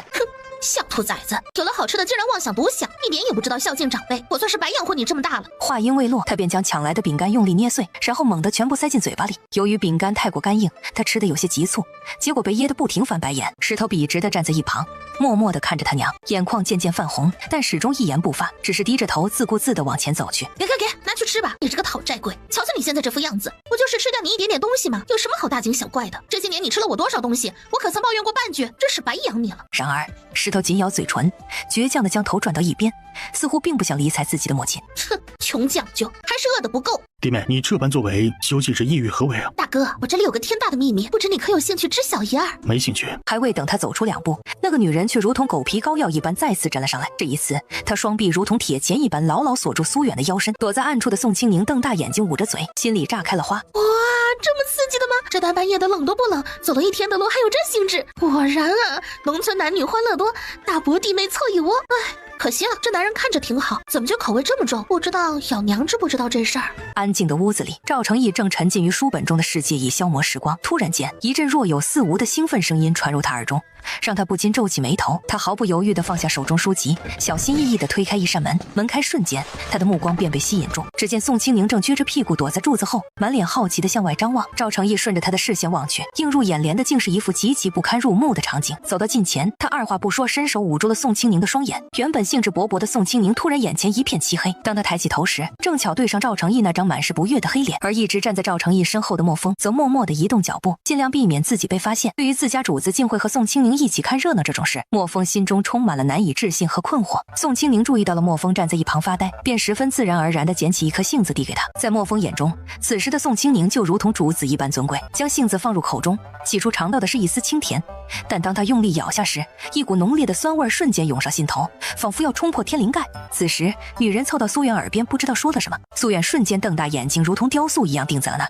苏远啊，我曾经听别人提起过，如果弟弟不在了，那么身为哥哥便能够兼任2房，你觉得如何呢？等咱们到了地儿，以后一起过日子。你简直就是一派胡言。苏远呐，我知道我长得没有咬娘那么漂亮迷人，不过我至少还是清清白白的身子呢。而你那位咬娘啊，早就被其他男人给玩弄得破烂不堪了。相比之下，我可比他好多了吧？然而就在这时，苏远毫无征兆的猛地扬起手，狠狠地扇了女人一个耳光。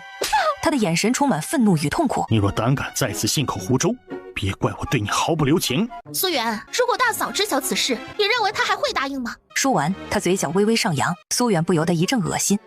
他一言不发，转身径直走向那间简陋的通铺，似乎想要逃离眼前的一切。女人撇撇嘴，转身离开。宋清宁一脸茫然，他刚刚说了什么呀？说说嘛，日子这般乏味，权且当做听个乐子也好啊，不然这样不上不下的，心里总觉得怪怪的，难受的紧呢。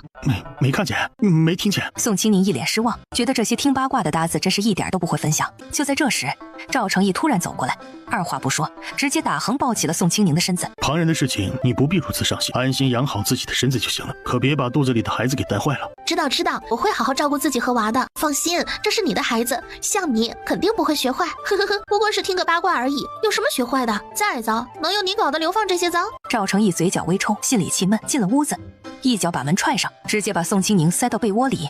门外，莫风瞟了一眼，不知道什么时候一起来听八卦凑热闹的小老虎，蹲下身子以极快的速度把杏子塞到了小老虎嘴里。被塞了满满一嘴杏子的小老虎眨巴着迷茫的大眼睛，一脸呆萌的看着眼前的人。亲姑娘啊，您心地善良，菩萨心肠，求求您行行好吧，您看这样成不成？我把我家这孩子送给您了，您赏小夫人几张大饼充充饥就好，可以吗？听到这话，一旁的石头简直难以相信自己的耳朵，瞠目结舌的死死盯着自己的亲娘。这眼神啊，跟当年我店里来买菜讨价还价的大妈大爷真像，可惜这是在卖儿子。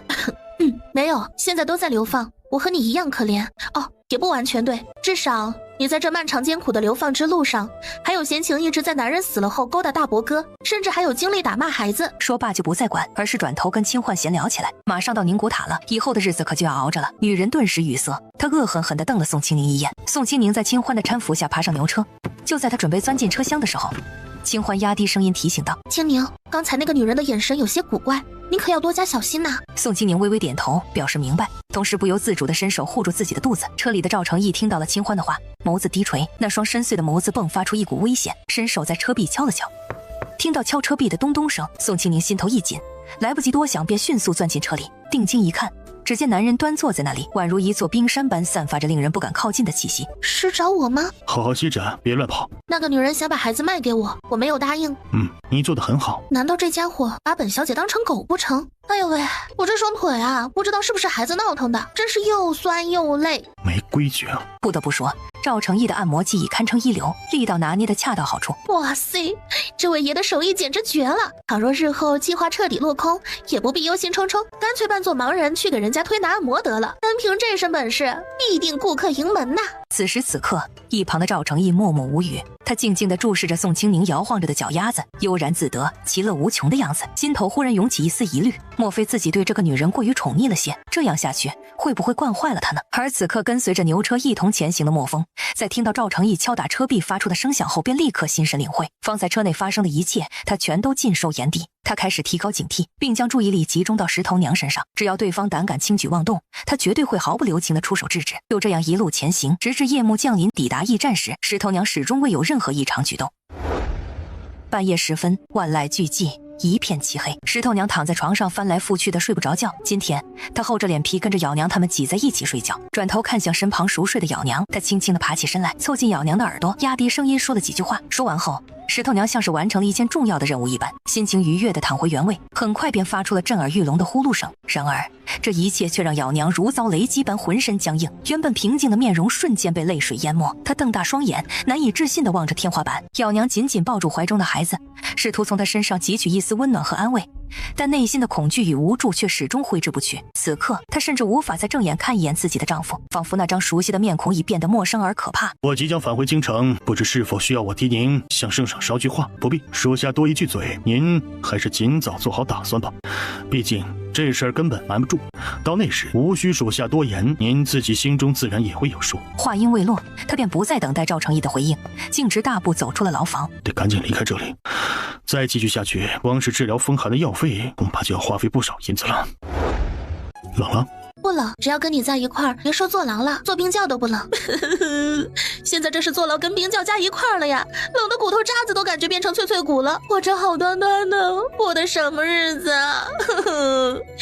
臣妾做不到啊！赵成义用力抱紧怀中的女人，轻声安慰道：“不要胡思乱想了，闭上眼睛休息会儿。相信我，只要我还活着，就一定会保护好你。”宋清宁自从怀孕之后饿得很快。以前在牛车上的时候，她可以随便吃，反正在赵成义跟前已经暴露摆烂了。为了肚子里的孩子，必须各种营养都跟得上。深夜摸着饿得咕咕直叫的肚子，你可以找些食物吃，放心，有我。宋清宁稍稍迟疑了片刻，但最终还是无法抵挡腹中传来的阵阵饥饿感。她悄悄地从空间之中取出一小把奶香四溢的奶豆子，并小心翼翼地从中挑出一粒放入口中，轻轻咀嚼着。顿时，浓郁的奶香味在口腔中弥漫开来，原本灼热难耐的饥饿感也在瞬间得到了舒缓。赵成义咬着嘴里的豆子，陌生的奶香味浓郁又甜腻，肚子不那么饿时就会犯困。很快，此起彼伏的呼噜声响彻整个牢房。望着干草堆里四处乱窜、丝毫不惧怕人类的老鼠，宋清宁情不自禁地蜷缩起身体。别怕，我也希望自己不要害怕，可是我患有严重的密集恐惧症啊！谁家好人面对如此之多的老鼠时还能保持镇定呢？而且这里可是牢房，人们都饿得快要无法生存了，这些老鼠又是从哪儿找来食物存活下来的呢？它们为什么没有饿死呢？胡思乱想之际，他用力地咽了咽口水。接下来他根本就没有心思睡觉，瞪着眼睛与这些老鼠大眼瞪小眼。好不容易熬到天亮，这些老鼠迅速退到各个角落，很快消失得无影无踪。要不你稍微眯会儿，我给你看着。你歇着。不行，睡不着。你说咱们会被分配到哪儿？听说流放的犯人会干很重的苦力，你也会去干吗？不知。唉，好吧，活着就行。不必担心。那他们今天会给送饭吗？昨天晚上都没送，今天要是再不送，咱们倒是无所谓，其他人怕是撑不住吧。不等赵成义说话，外面突然响起几道嘈杂声。吃饭吃饭吃饭，都磨磨唧唧干什么呢？我看还是没饿到位，要不然吃个饭怎么磨磨蹭蹭的？吵扰间，宋清宁他们的牢房门吱呀一声被推开，快吃！随着咚的一声巨响，牢房的门被狠狠地关上。薛将军，别来无恙啊！听说你要饿死自己？没有，只是没胃口。那你这怀崽的女人也不吃？妈呀，这人好凶啊！你们说话就说话，好好的干嘛把话题扯我头上？我只想安安静静做一个隐形的人。薛将军，薛定深深地凝视了一眼赵成义，然后转身离去。饭菜还算可口，可以果腹。牢房的大门再度被狠狠关闭，发出沉闷的声响。赵成义淡淡地说道：“若是饿了，便吃些吧。”我不饿。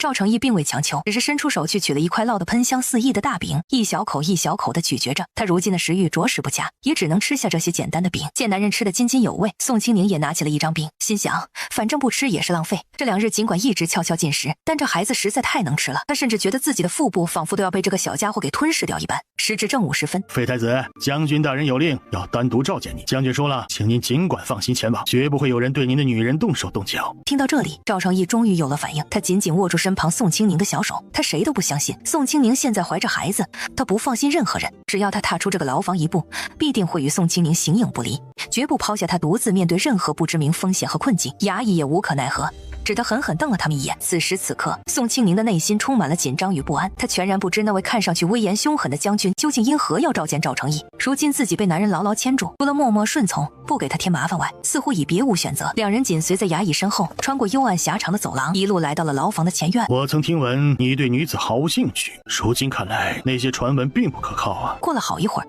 一阵轻微的敲门声突然响起，只见门外站着一位面容和善、气质高雅的中年妇人。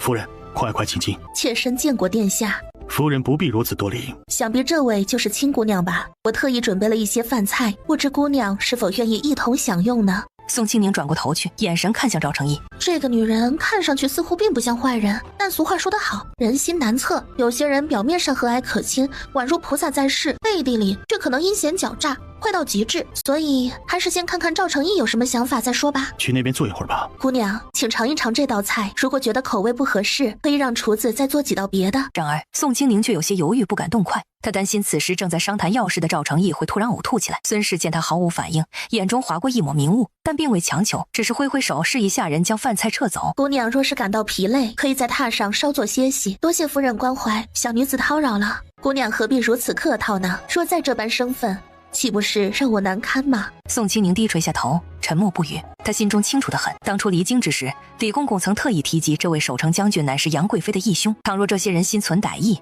那么自己必然防不胜防。孙氏眼中不禁掠过一丝好奇之意。不管怎么说，宋清宁肚子里有娃，在没生出来之前都是最重要的。亲自扶着宋清宁躺在软榻上，他带着丫鬟退了出去。宋清宁此时表现的性格温顺至极，对任何事情只要不涉及到自身安危，他都是以乖巧、听话和省心为主。在帮不上什么忙的情况之下，坚决不给赵成义添麻烦。这种特质让孙氏感到十分满意。原本孙氏还担忧宋清宁会因为怀孕而变得刁钻难缠，但此刻却稍稍放下心来。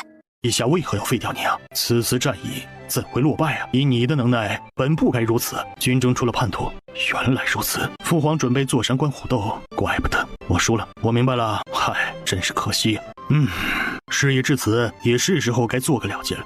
此番你虽败犹荣，就是可惜了老将军了。不过你活着就好。双方均损失惨重，短期内应该不会再生事端。要是这点用都没有，你也没有流放的必要了。所以这次把你送到我这儿，要干什么呀？我这人可没什么花花肠子，想不来那么多。你就直说吧。不知道。薛定继续追问。那还要等多久啊？你可千万别跟我说你打算一直待在这儿不走了。不知你那位夫人身孕怕是快要临盆了吧？怎么，莫非你打的主意就是借着这个孩子东山再起？你觉得会有人信你这套说辞吗？我自己信就够了。如今你不过是个被废掉的太子罢了，是被贬谪到此处受苦受累的，可不是让你来当祖宗享清福的。您看看我这副样子，哪里像是来享福的，分明就是来遭罪受刑的呀。既然如此，那好，修城墙、采石场，或者开垦荒地、拓展耕田，这些活你自己挑样去干吧。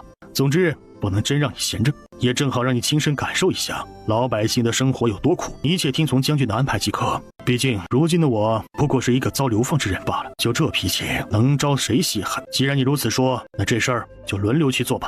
好了，可以走了。看着赵成义起身向门口走去，薛定心中不禁暗骂：娘的，再不走就要气炸了。我就是个大老粗，别的啥也不会管，只知道守在这里。青青，该起了。事情都处理好了吗？你这小妮子还真是心大呀。因为我相信你啊。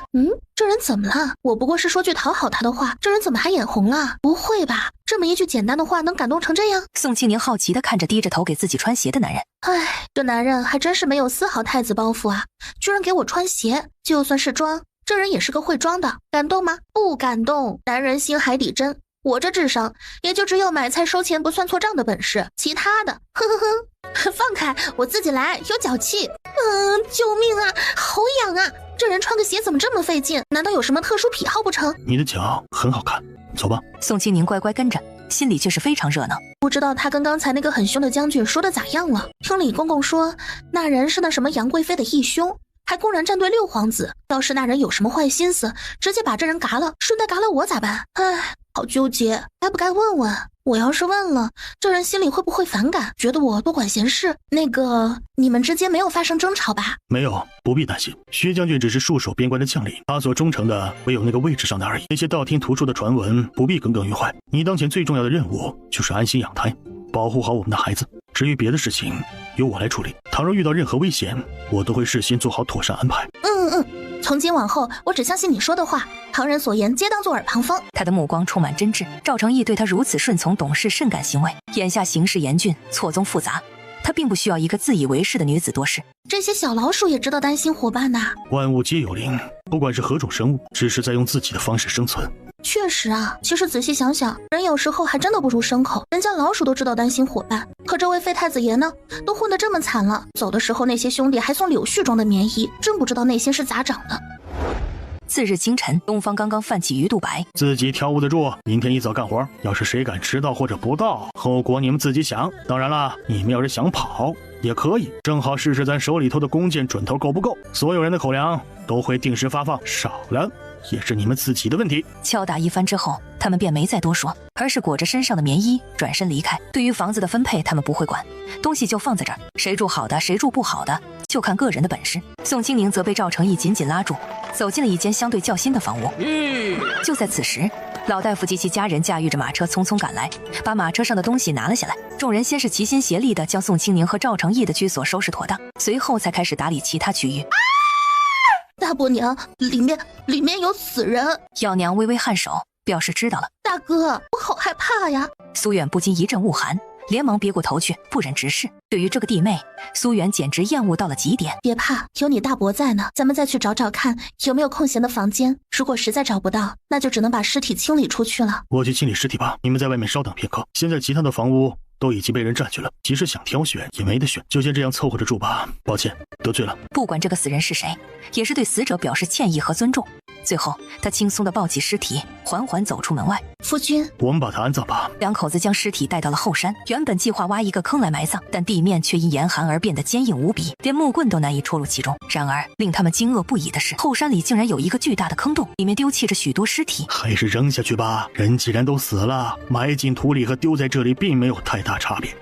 过些日子自然会有人前来处理，一把火烧个精光，到时候又会尘归尘，土归土了。只见一个弯腰驼背、满头白发的老头赤着脚，不知道何时出现在那里。老人家，这个孩子还活着，为什么要扔了？老人家，别喊了，别喊了！我老头子虽然年纪大，耳朵又没聋，今晚死跟半夜死，或者明天早上死没什么区别。这小崽子的家人都死光了，现在他只剩一口气了，就算活着也只是好日子，还不如早死早享福呢。行了行了，我老头子年纪大了，没你们这年轻人身子好，火气壮。这鬼天气越来越冷啊，活一天算一天，指不定什么时候我老头子也就被人扔这儿了。老头说着，脚步加快了些，他的身影越来越远，最终消失不见。苏远看着怀里的孩子，因为裹了棉衣，脸色稍微好了那么一点点，终究不忍心把他再扔回去。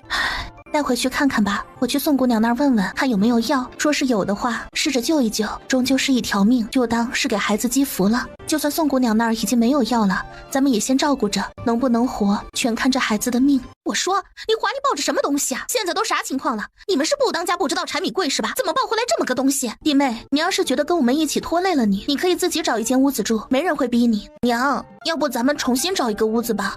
石头娘一巴掌扇在儿子的脑袋上，眼里带着嫌弃：“你这死孩子，说什么胡话呢？你爹都死了，咱们孤儿寡母的咋过日子？我告诉你，以后这些胡话不许再说，要不然别怪我这当娘的饿你几顿长记性。”石头娘扭着屁股转身去屋里看苏远，苏远见他进来了，黑着脸深吸一口气：“出去。”石头娘脸皮厚的比那城墙的拐角还要厚。这小东西是哪儿捡的？你怎么这么想不开？都这个时候了还假好心，你怎么不把那份好心往我身上使使？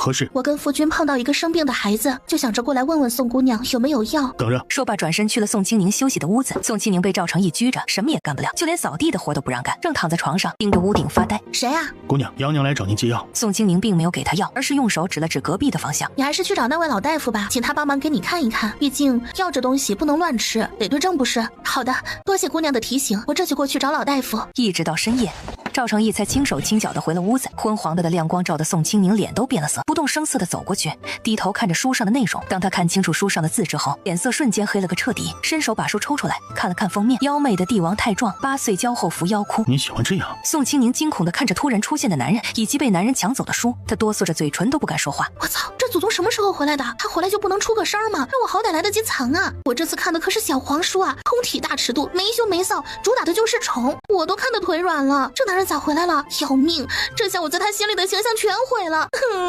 咋办？回来啦？那个，我刚刚就是无聊，想着打发点时间，这刚拿出来，我还没准备看呢，你就回来了。你回来了正好，我也不爱看这些乱七八糟的东西，咱睡觉。这大冷天的，正是睡觉的好时候。说话间，他悄咪咪地伸出手，准备把赵成义手里的书给抢回来，手还没按到书边，就被赵成义给挪开。在宋清宁尴尬的眼神下，他从善如流地翻开第1页，就见第1页画着穿着明显是帝后的2个怪异的彩色小人，只是这衣服过于暴露，尤其是女人的2条白花花的胖腿上，连个蟹裤都没有，那屁股蛋子都露出半个，甚至还光着脚，只有2根带子缠着。越看他的眉头皱得越紧，谁家的皇后是这样的穿着？哪怕是勾栏院的姑娘，也不可能穿得如此不成体统。而他们的姿势更是大胆，简直就是不堪入目。见多识广的赵成义脸色难看的要死，毕竟在这方面他只跟宋清宁有过经验，这些东西却是这女人喜欢看的。你想了，也还活着，无需你看这些乱七八糟的东西书籍，以后别看了，最起码这些事别看了，孩子已经不小了，他能知道你这个母亲在做什么。面对男人一本正经的胡说八道，宋清宁扯了扯嘴角，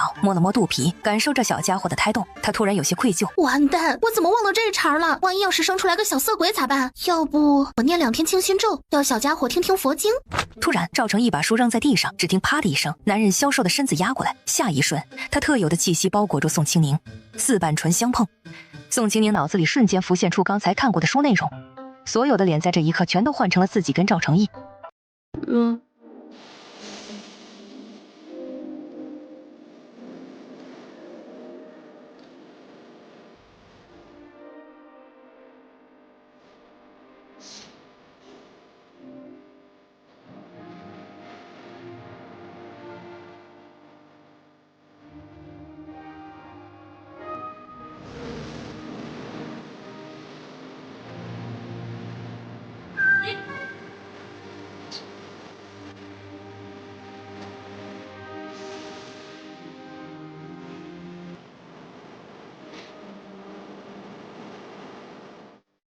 青青啊，以后要乖乖听话，先把我们的孩子平平安安的生下来。男人的声音充满了温柔和关切。宋清宁迷迷糊糊的点了点头，表示答应。然后他完全陷入了沉睡之中，仿佛进入了一个宁静的梦境。赵成义静静地抚摸着宋清宁隆起的肚子，心中充满了期待。随着时间的流逝，肚子里的宝宝一天天长大，即将降临人世。歇吧，父亲不吵你了。次日清晨，你们快过来，姐姐我有事情要问问你们，谁回答的问题最多，就能吃到更多的糖果。村里人都去哪儿了？我知道，男人去采石场干活，女人都在屋里外的作坊干活，每日鸡叫2遍就要起床，太阳落山才能回来。我娘说了，咱们都是犯人，得一辈子干这活，要不然连饭都没得吃。再过2年我就8岁了，到时候我也要跟我爹一起去采石、修城墙。那你们知道女人做的活计都有些什么吗？我知道，搓麻绳、做衣服、鞋子，很多活计，只要是女人能干的、会干的都要干。不过婶婶，你今日怎么没去？我娘说了，凡是到了这儿的女人就不是女人了，只是干活的牲口而已，活一天算一天。我这不是有了宝宝，等生了孩子之后就会去啊。二狗娘也有孩子啊，她为什么就去了？二狗，你说你娘是不是也有了娃？宋清宁轻笑着摇摇头，是吧？人人都有。孩子们得了糖之后，立马开心了起来。二狗跟小男孩也没了矛盾，继续溜冰玩去。宋清宁拉住小林，你家昨日谁生病了？怎么样？好点了没？没事，哥哥已经吃了药了。哪里来的哥哥？石头赶紧道，是大伯捡的。昨日大夫看过之后，说是风寒太过严重，喝了药也得听天由命。大夫也没有多少药了，吃不了几天。那你们等等，正好我这还有点药，给你们拿点，你们现在就给他喂了。说着他就回了屋子，再次出了院子。石头和小林都在院门口等着。我也就这些药了，拿去给那孩子喝了吧，能不能活就看他的命了。石头小心翼翼地接过药，赶紧往回赶。就在这时，宋清宁远远地望见清欢正挑着2大桶水，步履蹒跚，艰难地往回走着。这么冷的天气，你怎么跑出来了？要是感染了风寒，该如何是好呢？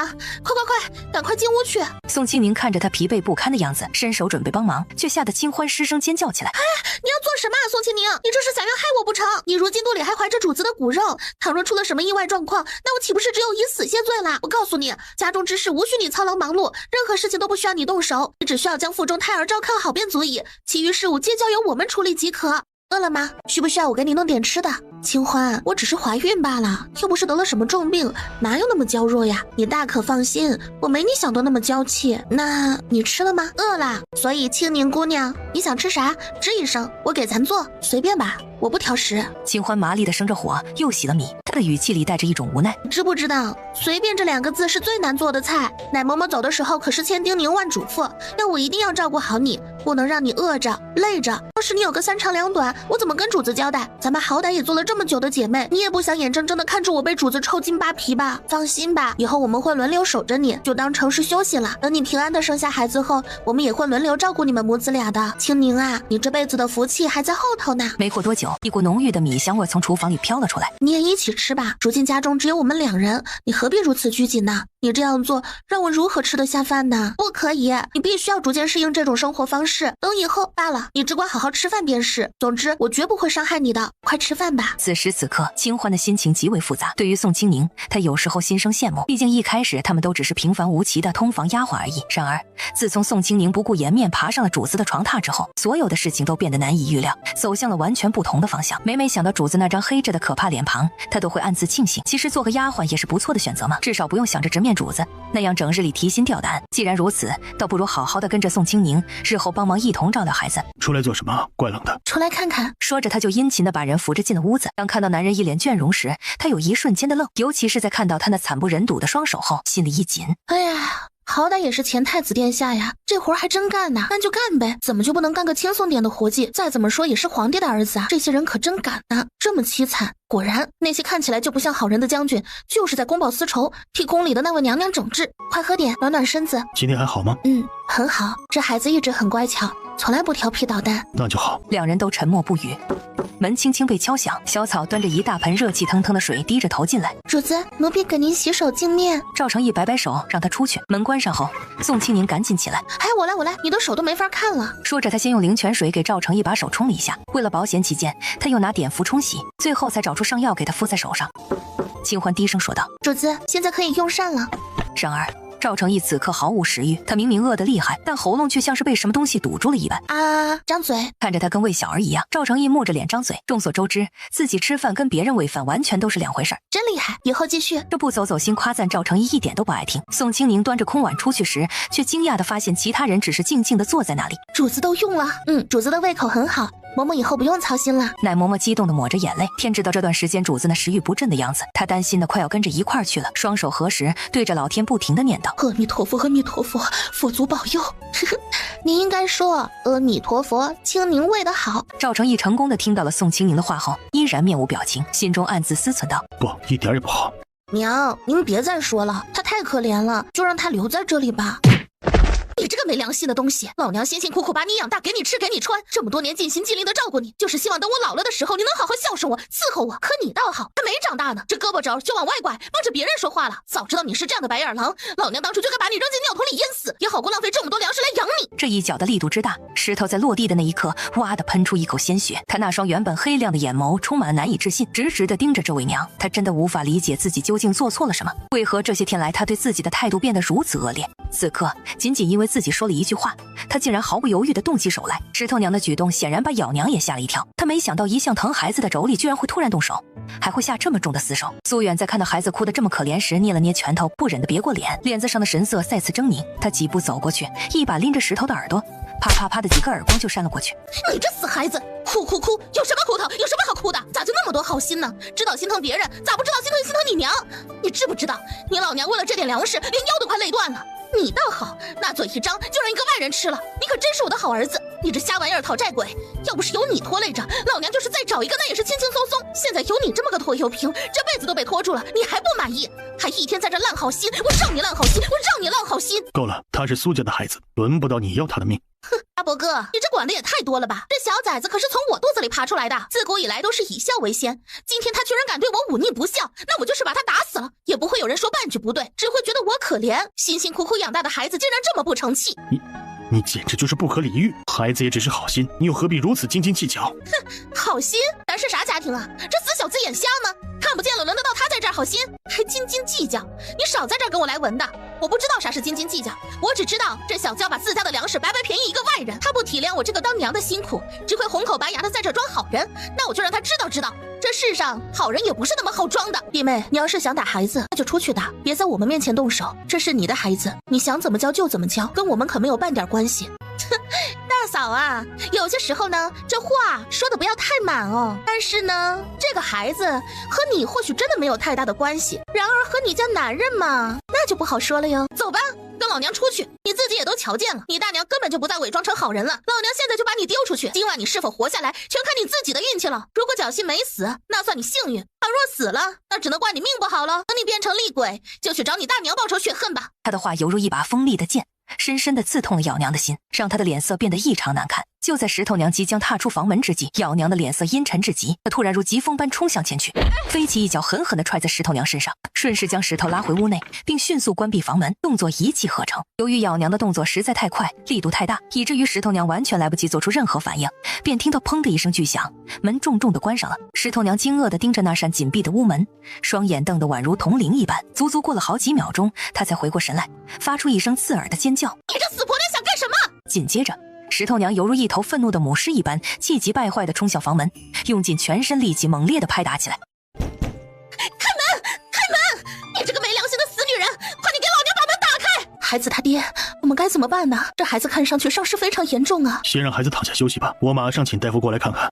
说完，他毫不犹豫地猛地拉开房门。你站住，不许走！我去找过大夫了，今晚你自个儿搬出去住，孩子留下，他不会耽误了你的锦绣前程。石头娘黑着脸，那突出的龅牙翻出的嘴唇子都快冻得定型了。我的前程在哪儿？你不是不知道我什么心思，你心里清楚。我告诉你，咱俩……他的话只说到这儿，就被苏远用力扯着拉出了院子，走出很远之后才被甩开。你如果再胡说八道，别怪我不客气。我清楚明白地告诉你，我跟你没有任何关系，以前没有，以后更不会有。像你这种恶心的女人，我多看一眼都觉得眼睛脏。说着，他转身大步朝着老大夫家去。石头娘扯着嗓子大喊：你也不想咱俩的事情被大嫂知道吧？苏远的脚步突然停滞不前，他的身体猛地一转，毫无表情地盯着那个女人，然后他脚步缓慢而坚定地朝石头娘走去，薄薄的嘴唇轻轻张开。你说什么？你打算告诉他什么？或许是因为天生的第六感较为敏锐，石头娘明显感觉到了苏远的不对劲。尽管在这漆黑一片的环境中，即使看不清男人的表情，他身上的鸡皮疙瘩还是拼命地往外冒。你别过来，有话你随便说，我能听得见。怎么不喜欢我靠得太近吗？你之前不是一直希望这样吗？被男色蛊惑的石头娘眼神逐渐迷离，她微微眯起眼睛，轻轻舔舐着外翻的嘴唇。那你亲我一下，对，就亲我一下，我就不折腾了。正当女人撅起嘴巴凑近时，苏远毫不犹豫地用力抓住她的头发，将其狠狠地向旁边磕去。他深知这条路旁有一块大石头，只要让这个女人的脑袋撞在上面，日后便能获得安宁。好在男女之间力气有着天然之别，只听得砰的一声巨响，那颗长得不太漂亮的脑袋瞬间像一朵盛开的花一样炸开了。由于刚才躲闪了一下，所以只是脑袋开花而已，并没有夺走她的性命。仅仅就这一下，却将石头娘吓得魂飞魄散。她万万没想到，平日里看着文质彬彬、弱不禁风的苏远，狠起心来竟然比那杀猪宰羊的屠夫还要可怕几分。对不起啊，我再也不敢了，求求你饶了我吧，以后我再也不乱说话了。之前说的那些全是胡言乱语，你千万不要往心里去啊！咱们可是一家人呐，我真的知道错了，再也不敢了。感受着男人的目光跟那阴冷的毒蛇似的在身上到处乱窜。你不能这样，你不能杀了我，我有石头，你要是杀了我，石头就没娘了，他以后会很可怜，你就饶了我这一次吧。毕竟石头也是你的孩子啊，难道你真的忍心杀了他的亲娘吗？如果他以后知道了这件事，肯定会恨你一辈子的。你也不希望自己的亲儿子对你心怀怨恨吧？苏远的脸色变得愈发阴沉，听到这句话，他只觉得一阵恶心，仿佛要将过去几十年吃过的饭菜全都吐出来一般。这种感觉实在是太过难受，他从未想过自己竟然会如此厌恶一个人。在不知情的情况下，这个女人居然得逞了，这让他感到无比的愤怒和恶心。他弯下腰，摸索到一块坚硬的石头，毫不犹豫地举起来，准备再次向那个女人砸去。女人惊恐万分，发出凄惨的哀嚎声，但这并没有阻止苏远的行动。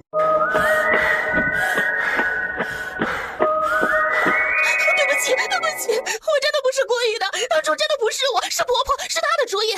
我男人那方面不行，她让我借个种，你又是苏家人，这肥水不流外人田，才把主意打在你身上的，真的不是我。你也知道我有贼心没贼胆，当初我要是能活得出去，养娘也不可能嫁给你，你就饶了我吧，我真的不想死，好不容易那流放路上的走过来了，我真的想好好活着，我不跟你们住一块儿了，我带着孩子难过，只要让我活着就行，求求你了。苏远的眼神深邃而幽暗，他毫不犹豫地举起石头，用力朝着女人的头部砸去，每一下都发出沉重的声响，仿佛要将女人的头颅砸碎一般。石头娘只觉得自己的脑袋像是被重锤敲击，剧痛袭来，连魂都几乎要飞出体外。就在这时，一双纤细而略显粗糙的小手紧紧握住了苏远的手臂，那熟悉的触感让苏远的脸色瞬间变得惨白如纸。幺娘的面容平静如水，毫无表情地看了苏远一眼。夫君，你累了，还是让我来吧。他从未想过，平日里沉默寡言的这对夫妻，竟然如此心狠手辣，杀人不眨眼，仿佛这种事情对他们来说习以为常。别杀我，我还有秘密，我还有重要的秘密要告诉你们，求求你不要杀我，只要你愿意留下我这条贱命，我就把所有的事情都告诉你们，保证不会丝毫一点，求求你们了，我真的不想死，我真的只是想要活着而已。夫君，你说呢？苏远淡淡道。不差这一会儿。弟妹，你只有一个机会，好好珍惜。其实事情是这样的，我刚才说了一点小谎，我跟大哥没关系，我俩其实真的一点关系都没有。当初我确实在婆婆的安排下准备来着，谁知道大哥不知道是不是喝酒喝多了，那东西根本站不起来。没办法，婆婆又想了其他的法子。说到这儿，她的声音戛然而止，仿佛被一只无形的手捂住了嘴巴一般，小心翼翼地抬起头，目光朝着咬娘的方向瞥去。你可以尽情地撒谎，我只是想看看，究竟是我手里的石头更硬，还是你那张嘴更硬。那个大嫂啊，咱们可是事先说好了的，只要我把真相说出来，你就不能动手了。咱们做人要讲信用，不能言而无信的。你看我如此信任你，你可千万不能欺骗我呀。咬娘并没有回应石头娘的话。当初大嫂生孩子时生了2个，我挑了一个健壮的抱走了，所以石头真的是大哥的孩子，也是你生的儿子。我当初也是鬼迷心窍，我真的没想抢走你的儿子。大嫂，求求你放了我，一切都是婆婆，是她做的主，我也没办法，我也不想养一个不是我自己生的孩子，可我男人没有，我只能这样。再说了，这些年我也并没有亏待这孩子，有啥好吃的好喝的我都紧着他，我对他已经够疼的了吧，我真的没有亏待他，你不也看在眼里，他的日子可比你家的小玲好过多了。这几天我就是心情不好，我才那样对他的，我以后保证改，我再也不打他不骂他了。话如同一道惊雷在咬娘跟苏远耳边炸开。当初怀孕时，咬娘肚子大的出奇，只是家里条件有限，后婆婆当家，把着银钱，一个铜板都不给，从来都没有看过大夫。夫君，他不能死，他要赎罪。咬娘跑走后，苏远的眼神如同冰霜一般寒冷地凝视着女人。我们现在可以回家吗？我头晕的厉害，只想躺下休息一会儿。等了这么久，磨蹭了大半天，到最后居然还是不杀他。就是啊，不过我倒觉得啊，让他活着也不错，只有漫长的痛苦才能让他真正领略到人世间的险恶。两人语气中肯地讨论着，苏远的嘴角微微抽搐了一下。这两个声音对他来说再熟悉不过，一个是苏长胜，另一个则是宋清宁。他万万没想到，在这深更半夜的时候，这两位居然还有闲情逸致跑出来看热闹。外面冷，两位还是先回屋吧。其实我不是出来看你们的，我就是来上茅房的。谁知道听到这么大动静，我就想着是不是狼进村了，可别把谁家的小孩给叼走了。我出来一看，嘿，熟人，这不我就站了这么一小会儿，我真的没看啊。那个，你们继续哈，我先回了。哎呦，这外面怪冷的。宋清宁摸摸鼻子，赶紧转身往回走，心里感叹的同时，蹑手蹑脚的回了屋子。你刚才说要上茅房，怎么这么久？是茅房有香好，还是觉得那里香？宋清宁赶紧钻进被窝，冰凉的脚丫子顺势放在男人剑腿，他才发现男人的被窝也是凉的，那腿跟自己的差不多。睡觉。这次宋清宁彻底老实了，几乎闭眼秒睡。而院子外面，月光如水洒落在地面上。苏长胜轻手轻脚地走到苏远身后，难为你了，反正你们嚎得这么大声，想来也不是什么秘密，别介意哈。那个，你们继续，我回去睡觉了。说着，他伸了个懒腰，然后以极快的速度像只兔子一样溜回了屋子里。进了屋，苏长胜心里暗自嘀咕：宋清宁真是太不仗义了，明明说好了一起看热闹，居然把我给撇下跑了，害得我一个人面对这么尴尬的场面。等人都走了之后，苏远默默地转身回了自己家。对于那个还跪在地上的女人，他并不打算去管。如果他能够迷途知返，那就让他回家吧；如果他执迷不悟，宁愿在外面挨冻受苦，那也是他自作自受。这些日子尽力养着吧。大夫，请您救救我们的孩子，他还那么年轻，他的人生才刚刚开始啊！你一定有办法的，求您了，无论需要付出什么代价，我都愿意，哪怕是牺牲我自己的命，只要能拯救孩子，我都心甘情愿。你求我也没用啊！正所谓巧妇难为无米之炊，这孩子本身就伤得极重，我这根本就没有对症之药啊！没了药，我这医术也不过尔尔啊，并非如你所愿的那般高明。对此，我是真的无能为力呀。再说了，即便有办法医治，所需的费用也绝非是你们承担得起的。像这种伤势，必须得用上等的珍贵药材精心调养，需要耗时3至5个月，逐渐滋养身体，才有望延长寿命数年。然而，以我们如今这般窘状，莫说是上等良药了，怕是普通的风寒药都难以拼凑出一整副来呀。刚走到门口时，他忽然停下脚步，回头说道：要不你们去求求那位爷吧，或许他那里会有些好药呢。大伯，我娘为什么讨厌我？是不是因为我不听话，惹她生气了？如果我以后改正错误，听她的话，她是不是就不会再打我了？不是这样的，孩子，你没有做错任何事，她不是你真正的娘，这一切都是个错误，是娘不好，是娘无能，没能保护好你。当我生下你们兄弟俩时，一时疏忽，让那个没良心黑心鬼的人趁机偷走了你。你和小林是双胞胎，你们是亲兄弟呀。我想跟你睡，好吗？好啊好啊，我来抱着你，我抱着你入睡，乖乖别怕，娘就在这里抱着你呢。说罢，他紧紧地抱住石头，躺在了小床的边缘处。夫君，先歇息一会儿吧，明天我去求一下宋姑娘。还是我去吧，毕竟我才是孩子的父亲，怎么能让你一个人操持所有事呢？宋姑娘心地善良，她今天竟然愿意给这个孩子送来药物。幺娘，咱不能因为人家心地善良就得寸进尺。宋姑娘对我们家已经帮助太多了，我们真的无以为报。难道要我眼睁睁地看着孩子到了这里，迟早都会死，最终的归宿也就是后山那死人坑而已。你们又何须在这哭哭啼啼？突然间，一个稚嫩而冰冷的声音在漆黑的夜晚中响起，仿佛来自幽冥地府一般。你这孩子怎么能这样说话？我们好歹也是救了你的人，你不说些感激的话也就算了，怎能如此诅咒别人呢？我们一家原本有23口人，被流放到此地后仅剩下18人，不到2年的时间，如今只剩下我一人。他们有的是冻死的，有的是饿死的，有的是被守城兵打死的，大多数则是病死的。我们刚来的时候也是冬天，寒风刺骨，冰冷彻骨。祖父、小弟、还有小妹，他们都无法承受这样恶劣的天气。前一天晚上入睡时还是好好的，但第二天清晨醒来，却发现他们的身体已经变得僵硬无比。死去的人甚至无需埋葬，只需将其直接丢弃至后山即可。毕竟山林中野兽繁多，那些尸体放置不了多久，便会被吞食的点滴不剩。不能说是点滴不剩，那些畜生似乎并不食用头颅。就在这间屋子里，我亲眼目睹着他们一个接一个的离开人世。如今终于轮到我了。到那时候，那鞭子肯定不会抽打在我身上，就你这弱身板儿，几鞭子能要了命的。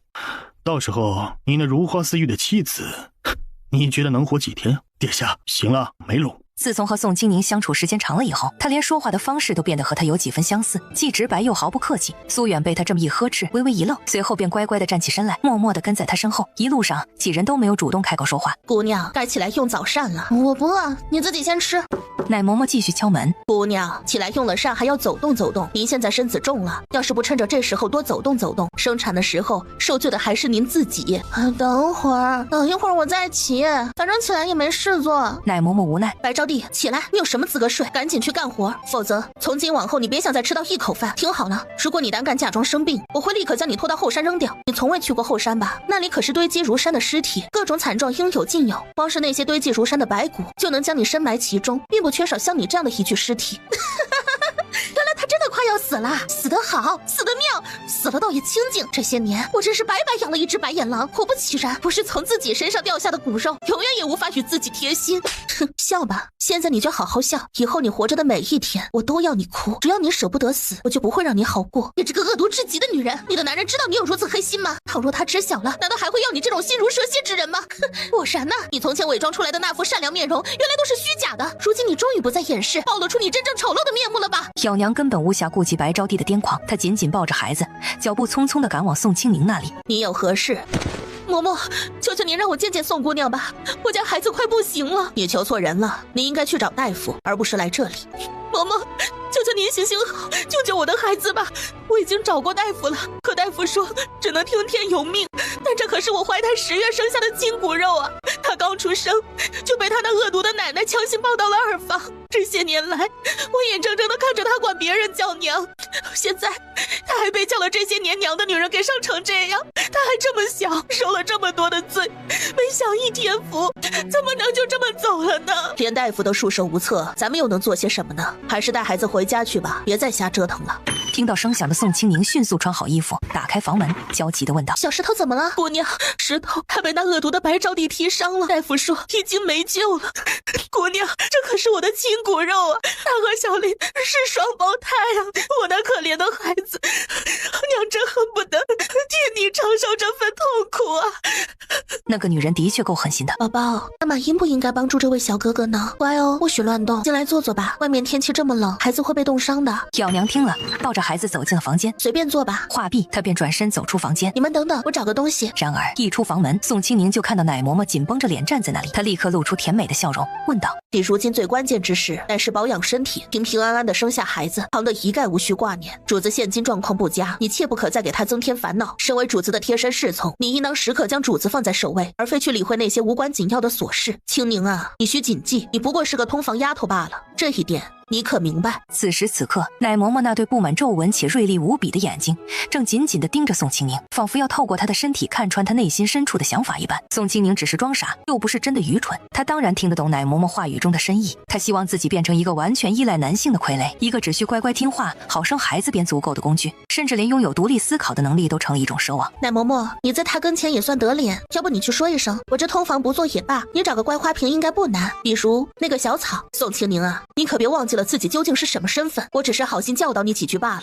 你却如此不识抬举，这般忤逆犯上的话语，你竟然随口而出，真是白白辜负了主子一路以来对你的关爱备至。你难道天真的认为仅凭怀着身孕就能肆意妄为吗？实话告诉你吧，这世上并非只有你一个女子可以生育，你无非是长了一副主子喜欢的皮相，运气稍佳，才得以怀上此嗣罢了。莫非你真打算凭借这个孩子一飞冲天，成为高高在上的凤凰不成？今日我便清清楚楚地告诉你，即便生下孩子又怎么样呢？你始终是通房丫头的地位，绝不会有任何改改变。待到将来主子迎娶正妻后，你甚至连抚养孩子的资格都没有。就算你是孩子的生母又如何？见到小主子的时候，还是要跪地行礼。你要认清自己的身份地位。主子看重宠溺你，那是你的福分，你应该心怀感激才对，而不是仗着这份宠爱就恃宠生骄。主子为你付出的已经够多，贪得无厌，只是一无所有。今天这种事情，我不希望再次发生，你也不要再给主子添麻烦了。记住，以色示人者，色衰而爱弛，爱弛而恩绝。像你这般靠着皮相没脸没皮往上爬的女人，我看了太多。这些年来，又有几个女人真的靠皮相过得好的？如果你把主子对你的宠爱都消耗殆尽了，就算生下这个孩子，你觉得你还能过上几天安稳日子呢？没有了主子的庇护，就凭你这张脸蛋，你觉得自己还能有什么好下场？我吃过的盐比你吃过的饭还要多。小姑娘，别在我面前耍什么小聪明，你的那些心思我可是看得一清二楚。说到底，你不就是想得到主子唯一的宠爱吗？以前你总是上蹿下跳的，现在倒是学聪明了些。只可惜啊，有时候太过聪明反而会害了自己。一个女人不需要太精明，你好自为之。宋清宁的脸色阴沉的吓人，她死死地盯着正在口若悬河的奶嬷嬷，眼神中充满了愤怒和厌恶。她一边轻轻抚摸着自己的肚子，一边感到胸口一阵阵的恶心翻涌。我仍然坚持我之前说过的话，如果你能够成功劝说赵成义舍弃我这个通房，那么届时我绝对不会有任何怨言，我会以最快的速度离开这里。从此以后，无论生活过得如何，都与你们毫无关系。即使沦落到乞讨为生，我也绝不会来到你们的门前祈求施舍。你们所拥有的荣华富贵和高贵身份，对我来说毫无吸引力。即便是将来生下这个孩子，你们也可以自行抚养。当然，这一切的前提条件是你能够说服赵成义抛弃我。我在这里不会带走任何东西，哪怕只是一根线头。现在，请你立刻出去，我不想再看到你。宋清宁，你真是被主子惯得骄纵放肆，竟然敢直接称呼主子的名字，你还有没有一点做奴婢的规矩？难道当初教导你的那些规矩都被你抛到九霄云外了吗？还是说你准备再学一次规矩？看来你还是没有认清楚自己的身份地位。说得好听一点，你是主子的通房丫头，其实就是个签了死契奴婢而已，被主子捧了几日而已，真把自己当个人了。奉劝你一句，照顾好孩子。主子，老奴该死，奴婢参见主子。我何时让你跪过？你还怀着身子，这么冷的天，你不在屋子里歇息做甚？快起来，别生着，万一要是落下病根儿，遭罪的是你自己。奴婢只是下贱的通房，之前仗着您的恩宠肆意妄为，如今奴婢醒悟，像奴婢这卑贱的奴，不配与您同住，哪怕是靠近都是玷污了您高贵身体。奴婢自不量力，得了天大的福气，怀了您的子嗣，奴婢就该满足，而不是得寸进尺。现在奴婢深感罪无可恕，以后就住这个草棚子。您要是觉得奴婢连草棚子都不配，那请您宽容，等奴婢把这尊贵的小主子生下，再自行了断，绝不污了您的眼。在宋清宁一字一句的话语下，那一声声冷冰冰的奴婢下，赵成义心揪在了一起，弯腰想要抱着宋清宁，被他轻松躲过。哼，还好醒得早，差点沉溺啊。宋清宁啊，宋清宁，你就是个棒槌！以前男女平等，不合适了大不了一拍两散，现在你是奴啊，在这些人眼里就是个会喘气的物件而已。你怎么就得意忘形了？差点就鬼迷心窍的喜欢上这个男人了。还好奶嬷嬷对主子忠心，看不惯你这怂样子，给你浇了一瓢水，要不然你真的喜欢上了怎么办？人家可是太子，之前折腾人家那么多次，没给你白刀子进红刀子出，那已经是仁慈了。这样的男人你都睡过了，就能尝了男人味儿，以后打消念头，千万不要再犯傻了。爱情不重要，有吃有喝，活着就行，其他不重要。宋清宁低着头拼命给自己洗脑，之前对赵成义敞开的那点心思已经封上了水泥。赵成义听着这些话，脑子嗡嗡作响。明明早上女人睡眼迷糊都要爬起来关心自己，那双黑亮的眸子里只有自己，给自己准备的那么充足，就怕自己受罪。那份心意直白又让他温暖。现在不过半天，他就这心里不要自己了。看着宋清宁那圆滚滚的肚子以及那冻得通红的小脸，他再次弯腰。芊芊，听话，有什么话回屋里说。奴婢遵命。门被用力摔上，吓得院子里几人抖了抖。你说啥了？咋把那丫头欺负成这样啊？我只是让她守点规矩，做好通房的本分罢了。哼，不曾想那丫头气性这么大，连句管教都听不得。你这老婆子糊涂啊！芊芊，过来。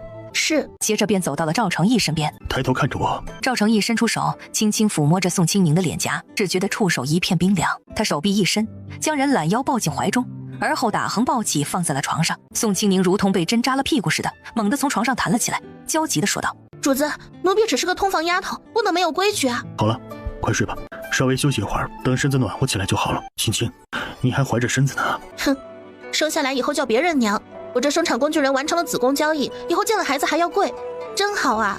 人家生的娃，我生的祖宗，哼哼，我不难过，有什么好难过？不就是生个祖宗，大不了不要了，反正祖宗没了我这寄生工具人照样尊贵，我以后自己过日子去，男人孩子都是浮云。你不要胡思乱想，你在我这里是与众不同的存在，你永远都是独一无二的。今日究竟发生了何事？老奴甘愿受罚。我曾经说过，只要他不背叛我，其他的事情都无需过多追究。主子，若无规矩，则不成方圆。老奴知道您在意亲姑娘怀的小主子，可她毕竟是通房，若是恃宠而骄，没了节制，惹了祸事，您现在的处境本就难，不能再雪上加霜。那您觉得她现在如何呀？姑娘知礼了。嬷嬷，今时不同往日。主子，不管何时，礼不可废。我与她是夫妻，她是何种模样我都喜欢，不需要嬷嬷越俎代庖去敲打，在这跪一个时辰再去找她道歉，这样的事情我不希望再发生第二次。你只需要记住，她是我儿子的母亲，一日是，终身都是。这次看在母后的情面上，没有下次。老奴知晓。赵成义没有再去理会他，而是转身回到了屋子里。奶嬷嬷呀，奶嬷嬷，别人都说人活得久了就会变得精明，您在东宫侍奉了这么多年，主子的脾气秉性，您难道还不清楚吗？啊，您怎么会在这件事情上犯糊涂呢？这段时间以来，主子对那丫头是个什么态度，您瞧不见吗？一路上那些丫头们又是如何对待您的，您自己心里没点数吗？要不是那个丫头时不时的给你扒了一口让您歇会儿，您还真以为光凭您这把老骨头能撑到这儿来呀？人家都说过河拆桥，过河拆桥，你这倒好啊，河还没过半呢，你就迫不及待的开始拆桥了。你说你怎么这么能耐呀？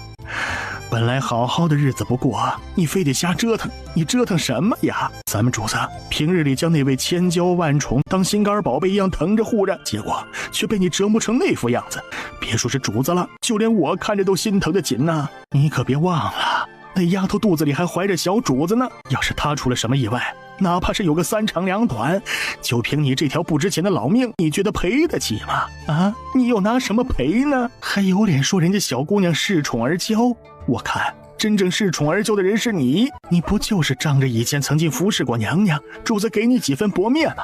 你还真把自己当回事了啊？甚至还蹬鼻子上脸了。我可警告你，今天主子没要你的命，并不是因为看中你那所谓的脸面，你好好在这儿反省反省，要心里清楚，主子给你脸，你要感恩戴德的接着，而不是现在这副德行。哎呀，真是气死咱家了！李公公气得捶胸顿足，一边骂骂咧咧着，一边气冲冲地回到了自己那间破旧不堪的小屋。莫风同样对奶嬷嬷的做法表示不认同。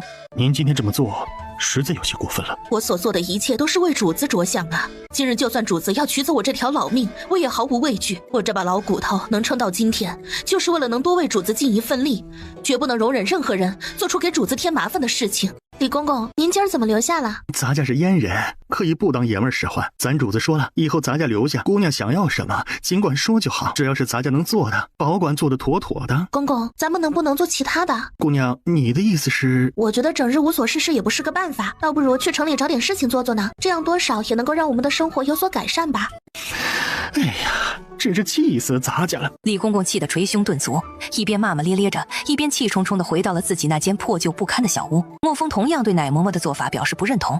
您今天这么做实在有些过分了。我所做的一切都是为主子着想啊！今日就算主子要取走我这条老命，我也毫无畏惧。我这把老骨头能撑到今天，就是为了能多为主子尽一份力，绝不能容忍任何人做出给主子添麻烦的事情。您受委屈了，我罚了他跪一个时辰，再来跟你道歉。青青，他是母后留下的人，就这一次，若是再有下次，我会送他走。你别生气了，行吗？呵呵，我需要道歉吗？谁规定对不起一定就要跟没关系相配？宋清宁在心中暗暗想着，人家是老人，还是皇后留下的老人，没错，错的是我不自量力，没搞清楚情况。现在清楚了，以后多一个心眼就是，不吃饭会死，不谈情一点影响都没有。既然情路坎坷，那就走前路，活人还能被尿憋死不成？青青，我保证下不为例。喂，嬷嬷年纪大了，还是别罚的好。她说的本来就没有错，是奴婢自不量力，往后奴婢知错就改，绝不会给主子添麻烦。之前添的麻烦，还请主子大人大量，饶了奴婢恃宠生骄犯的错。青青，别往心里去，他说的不算，你是我的女人，也是孩子的母亲，我会护着你的。我自然相信您。如果你喜欢苏家旁支的那个小子，留下倒也无妨。等他长大一些，可以让莫风教导他，日后让他做这孩子的护卫。一切全凭主子做主便是。不过人家有爹娘，要是因为你的一句话而骨肉分离，总归不太好。最重要的是，那孩子如今病情严重，是否康复还是个未知数。我今日也是看那孩子可怜，才给了一碗薄粥，没想到总归我记住自己的身份了，往后不会再犯。你若是觉得太清闲，就把那妇人找来，以后可以安排他白天陪在你身边。放心，不白用他，每日给他1斤粮食。奴婢知晓了。青姑娘，老奴特来向你赔罪。青青，可是饿了？哼，气饱了，真是够了。等等，我亲自给你做。说着，他起身出了门。奶嬷嬷脸色苍白地站在门口，见主子出来，她的背又弯了几分，就这么一会儿，仿佛苍老了不少。赵成义没看他，自己去了厨房。他没想到自己伺候着长大的主子，居然会为了一个女人做到这个份上。能让主子亲自动手的宋清宁是何等荣幸。赵成义端着粥进了房间，坐在床边轻声地哄着宋清宁：“起来多少用几口吧，我亲自做的，尝尝我的手艺。”汤水呢？你这粥都成捞饭了。赵成义眨眨眼，莫风烧了火：“他渴了，我就把稀的汤水赏他了。”这个理由宋清宁不太信，毕竟莫风看起来不像贪嘴的人。好吃吗？我第一次做，不怎么熟练。熟的，第一次做，没糊锅底很好啦。你要是喜欢吃的话，我天天给你做。不用了，你已经够忙了。我不过是怀孕了，又不是手断了，我自己可以。呵呵，还天天，我怕奶嬷嬷叨了我，到时候我就是死得最冤的通房丫头。活着不香吗？你做的饭吃了也不能长生不老不是？时间不早了，今晚咋睡？青青，别再怄气，以后他不会留下照顾你。一切由主子定夺即可。赵成义见状，也没有再继续多言。他深知宋清宁遭受了冤屈，如果他想要发泄心中的不满和愤怒，那么就让他去做吧。只要他能够将内心的不快释放出来，而不是憋在心里默默承受，那就足够了。整个晚上，两人之间的氛围显得有些尴尬和别扭。然而，当第二天清晨宋清宁起身时，身边睡的男人早就不见踪影。突然，外面传来了李公公独特的嗓音。起身推开门，他看到李公公正在喂狗，小老虎守候在一旁，虎视眈眈地盯着食物，随时准备抢夺。李公公，您今儿怎么留下了？咱家是阉人，可以不当爷们使唤。咱主子说了，以后咱家留下，姑娘想要什么尽管说就好，只要是咱家能做的，保管做得妥妥的。公公，咱们能不能做其他的？姑娘，你的意思是？我觉得整日无所事事也不是个办法，倒不如去城里找点事情做做呢，这样多少也能够让我们的生活有所改善吧。可以是可以，只是咱们这儿条件太艰苦了，实在是太难了，大家就想着填饱肚子，其他的都不敢想。那如果选择开垦荒地行不行呢？假如真的开垦成功了，那么种出来的粮食又该如何分配呢？那些可都是军田，流放犯人劳作，从里面收获的粮食9成会被上交给朝廷，只留下1成作为口粮。犯人每天都是日出就开始劳作，日落便休息。如果你还有多余的精力，当然也可以自己去开垦荒地，不过需要注意的是，你开垦出来的土地所产的粮食，其中有6成必须要上交朝廷，剩下的4成才归自己所有。至于种子嘛，就得靠你自己想办法解决。等到了规定时间，无论你是否种出东西来，都要按照正常田地的收成标准来收取粮食，而不会是因为荒地就降低要求。姑娘不管想做什么，等生了孩子再说，现在您最主要的就是孩子。李公公这时已经把温在厨房里的1小碗鸡蛋羹端了出来。姑娘，看咱家做了什么好吃的，快尝尝看。哪来的鸡蛋？这点小事就不用您操心了，您赶紧用些，莫要饿着了。听说那孩子病得严重，咱家熬了1碗粥，姑娘带着给那孩子补补。走吧，待会儿粥凉了。宋清宁点头，跟李公公一起去了咬娘家。此时咬娘正在照顾孩子，大概是昨天宋清宁给的粥起了作用，小石头的脸色好了不少，只是依旧躺在破旧的床板上，神情念念的。好些了吗？咬娘见宋清宁来了，赶紧起身。这么冷的天，姑娘怎么过来了？快坐，今儿个精神看着好了不少，也不知道能熬几天。面对宋清宁送来的粥，他没有推辞，总想着儿子在最后几日吃点好的，欠下的等以后自己这个做母亲的来还。宋清宁没有多待，看着孩子乖巧的吃着饭，告辞回家。宋姐姐，真巧。苏小姐，找我有何事？是这样的，我不小心感染了风寒，身体有些不适，便留在家中歇息。其他人都不在，我并不擅长厨艺，无法自行料理吃食，所以我想能否前来宋姐姐这里借住1日，与您一同用餐，不知宋姐姐是否方便？还是算了吧，不会的东西可以慢慢去学习，我们都已经走到这里了，如果连生火都不会，还能做什么？别再继续当什么娇小姐，而且我看你的情况也没有那么严重啊，如果真的不会生火，可以去找李公公帮忙。做饭其实挺简单的，只需要1瓢水1把米，只要保证水不熬干，饭煮熟了就可以吃，就是这么回事儿。我先回去了。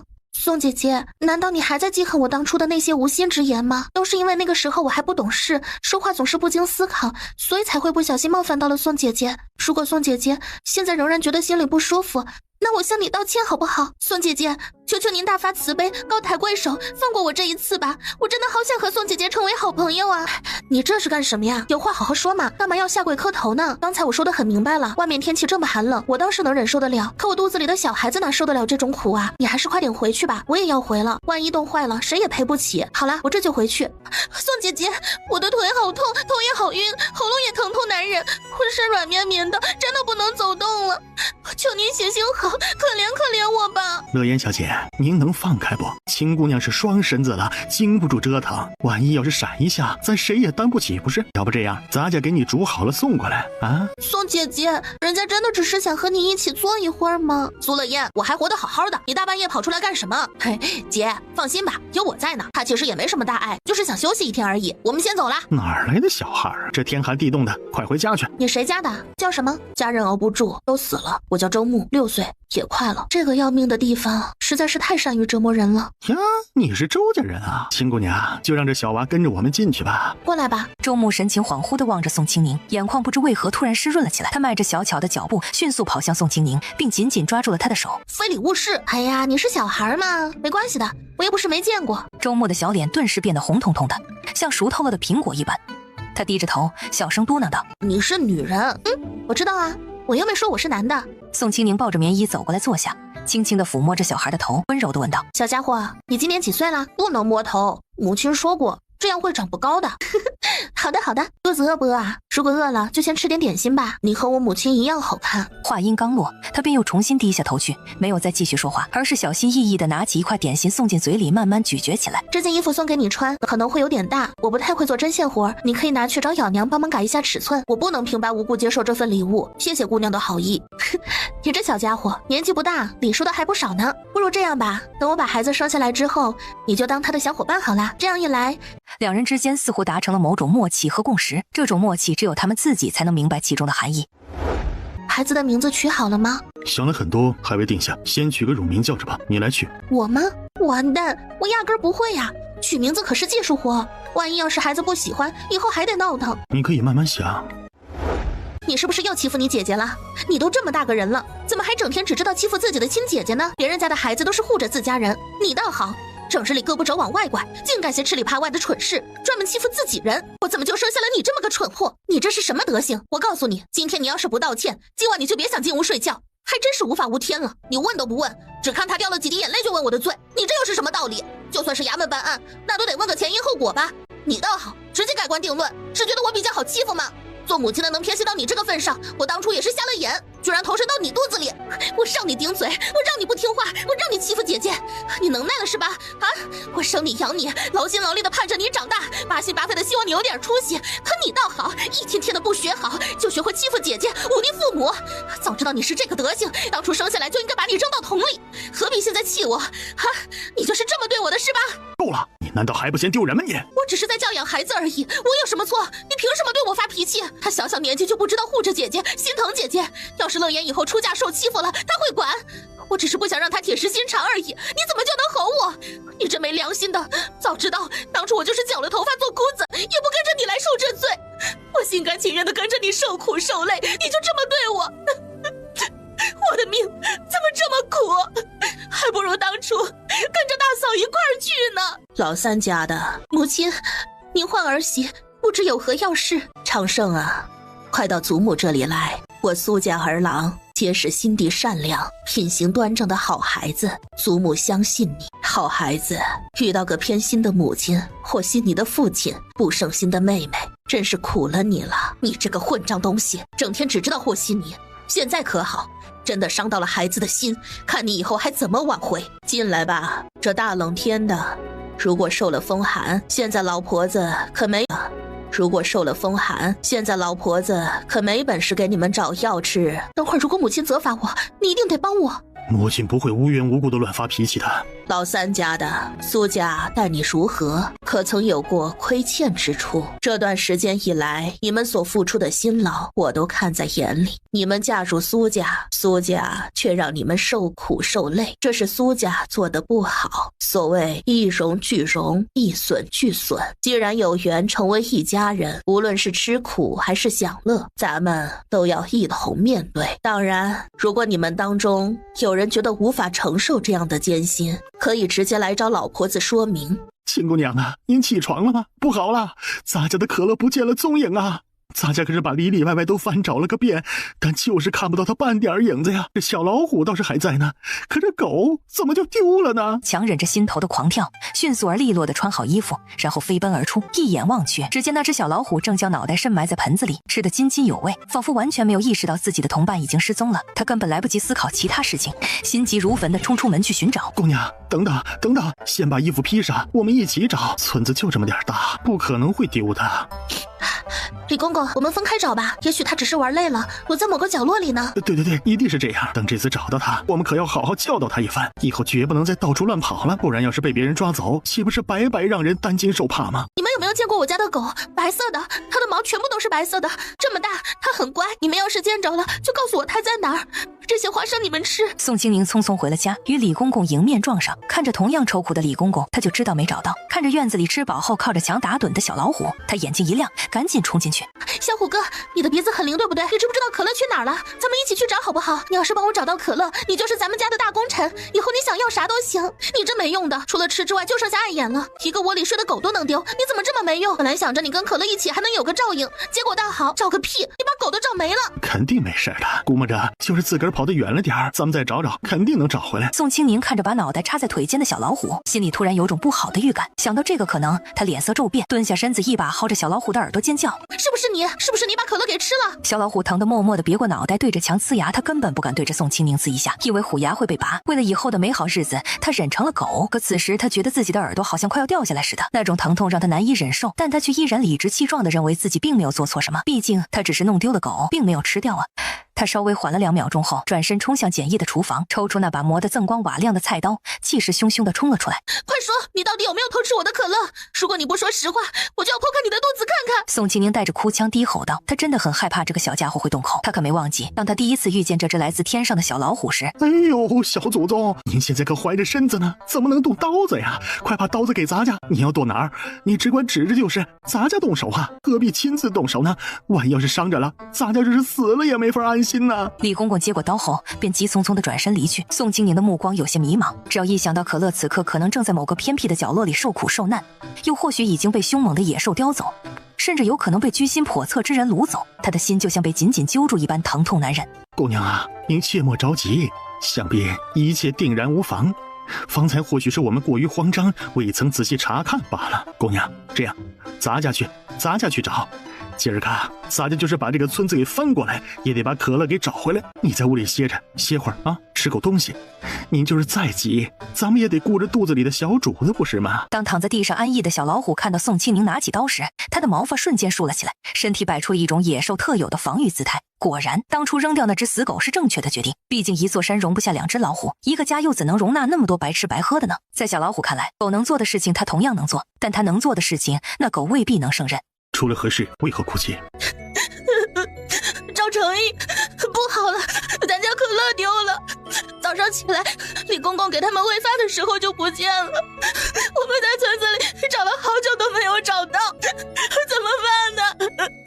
他丢了，他是不是被哪个畜生给吃掉了？怎么偏偏丢的是可乐呢？他还那么小，外面那么冷，万一要是都坏了，可如何是好啊？别哭了，你回屋等着，我去找找看。原本以为赵成义并不待见可乐，没想到他居然这么担心，甚至都哭了出来。果然，我就是眼神不好，不会看人。一个会因为狗狗丢失而落泪的男人，又能坏到哪里去呢？奶嬷嬷那嘴脸有时确实很难看。本来想着要连同赵成义一起舍弃，毕竟以后抬头不见低头见的，谁乐意天天受着嫌弃？现在看来不用了，这是个好人呐。此刻，他终于彻底地接受了赵成义，决定与他共同面对未来的生活。赵成义听着宋清宁心里这些话，已经不知道该露出什么样的表情才好了。之前做了那么多的努力，这个女人始终飘忽不定，如今不过是一件小事，没想到她居然这么轻易地接受了自己。别哭了，你这样哭我难受也心疼。我好担心可乐啊，我害怕他会出事。别哭了，我马上就去找他，一定会把他找回来的。宋清宁微微点头，眼神中充满了对赵成义的依赖和信任。他眼巴巴地望着赵成义离去的背影。赵成义踏出房门，一眼就看到了被莫风找回的李公公。李公公详细讲述了事情的来龙去脉，瞧了眼脑袋插在腿里睡觉的小老虎，嘴角勾起一丝冷笑，几步走过去，毫不客气地一脚踹在老虎屁股上。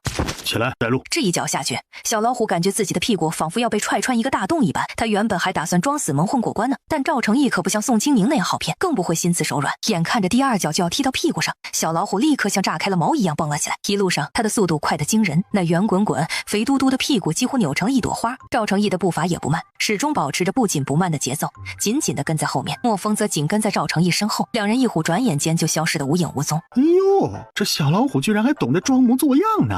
飞奔到山上的小老虎很快就闻到了淡淡的血腥味，要是在平时，它肯定不敢上来。现在不一样，身后跟着靠山，它不怕，顺着血腥味跑过去。很快，它就找到了血腥味最浓烈的地方。赵成义跟着过来，看到不远处的场景后，脸色微变。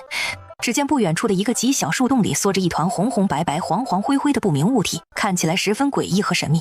既然找到了，那就回去吧，以免他担心。莫风毫不客气地一把薅下小猴子，随手将它扔在地上后转身离去。然而就在小猴子被扔下的瞬间，仿佛触发了某个开关，它开始拼命尖叫，并扑腾着身子追赶上去，试图抱住莫风的双腿。莫风一脸厌恶地闪身躲开。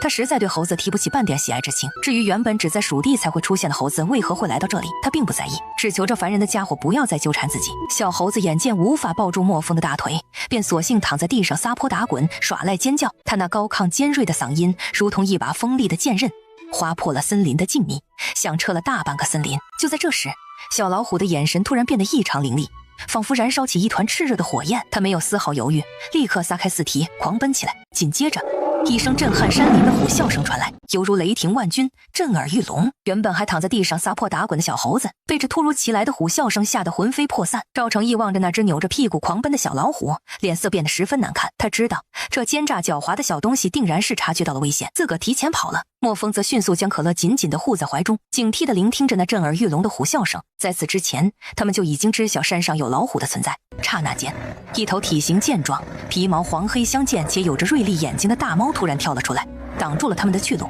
如今正值严寒之际，这虎皮褥子送给那女子也算是一份心意。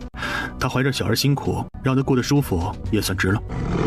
这时，老虎显然失去了耐心，他张开血盆大口，露出尖锐的獠牙，怒吼一声，然后猛地朝赵成义和莫风扑去。赵成义与莫风之间配合的天衣无缝，他们的身体灵活无比，以惊人的速度躲避着攻击。尽管两人并没有携带任何武器，但这丝毫没有对他们造成影响。他们顺手抽出了一根看上去坚固耐用的木棍，准备迎接接下来的战斗。连续数次攻击都未能奏效，老虎变得愈发狂暴，吼声震耳欲聋。然而赵成义毫无畏惧之色，他纵身跃起，手中的木棍如同闪电一般刺向老虎。就在这惊心动魄的一刻，莫风果断出手了，他精确无误地将手中的木棍投掷出去，尖锐的一端径直朝着老虎的眼睛射去。老虎被击中后痛苦不堪，暂时停下了攻击。赵成义趁机再次发起攻击，他与莫风相互配合，一进一退，让老虎疲于应对。随着时间的推移，老虎身上的小伤变得越来越多。由于赵成义一心想要得到一张完整的皮毛，所以他刻意控制攻击力度，并没有给老虎造成太大的伤口。而赵成义和莫风两人身上也增添了许多新的伤口。在又经历了几十个回合的激烈缠斗之后，双方终于停下来，彼此对立而战，全都气喘吁吁，疲惫不堪。只听得一声清脆的咔嚓声响彻山林，紧接着便是爪子与皮肉撞击所发出的闷响声。高高跃起的老虎身躯停滞在半空中，所有的动作都在一瞬间戛然而止。下一刻，伴随着轰然一声巨响，老虎重重地摔倒在地。与此同时，另一人也猛地喷出一口鲜血，同样狼狈不堪地倒在地上。你们都是死人吗？眼睁睁看着主子受伤。这时，从不远处的树上跳下来一个身穿黑衣的人。这是主子的意思。莫风无奈，刚才角度问题，他根本就没看到主子做什么，容不得多想。他立马背着赵成义朝着山下狂奔。快进来，快把他们俩都放在床上。就在这时，李公公拉着老大夫一路飞奔而来。哎呦，老哥哥呀，你就别再喘气儿了。咱俩年纪相仿，我当然清楚您累不累啊，但是现在不是休息的时候啊，您赶紧给咱主子瞧瞧吧啊！咱俩不一样，你瞧，这不处理的挺好吗？有劳了。老大夫颤颤巍巍地走上前来，眯起眼睛仔细观察着赵成义的状况。他先是看了看伤口，接着伸出手轻轻地把一下脉，然后又仔细地检查了一番。别看这位老大夫年事已高，他包扎伤口的手法却是又快又好。待到老大夫离开之后，宋清宁静静地坐在床边，凝视着昏迷不醒的赵成义。莫风，刚才我好像听到了虎叫声，你们是不是遇到老虎了？是的，主子他想给你做一块虎皮被子。你们怎么这么傻呀？那老虎岂是随随便便就能打的吗？就算你们没能找回可乐，我最多也就是难过几天罢了。无论何时何地，人的生命才是最为宝贵的呀。主子对你的心意，你应该明白，所以请不要辜负他的一片心意。怎么才算不失望？掏心掏肺，我没经验，不过我尽力吧。这是你的事，你看着来，我再去上山一趟。小心。莫风走了后，宋清宁凑近一点，偷偷地打量着男人。昏迷的男人脸色微白，嘴唇没有什么血色。唉，这男人咋就这么实诚？我虽然在意可乐，可我也没让他拼命啊。这下欠了这么大的人情，以后咋还？拿东西还的话，显得很没诚意呀。唉，看起来伤得这么重，还是给他多吃点好的吧，把身子养好最重要。擦着擦着，感觉手指热热的，随即对上男人含笑的眸子。伤得那么重，疼不疼啊？你不是很厉害吗？碰到老虎要是干不过，你好歹跑啊，爬树也行，你怎么还傻乎乎的上了？你看小老虎都知道跑。你在担心我？看你说的，你为了给我找狗伤成这个样子，我担心你那不是应该的吗？我给你打了虎皮，那皮毛尚可，等我身子好点，就去山里给你找喜欢的狐狸。我失忆了吗？我什么时候说过要狐狸的？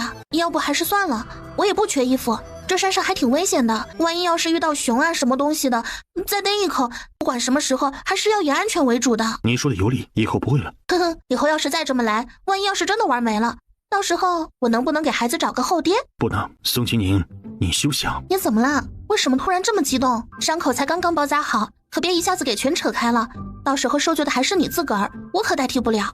若是有一日我当真出了意外，你可会随我？这人好端端的咋了？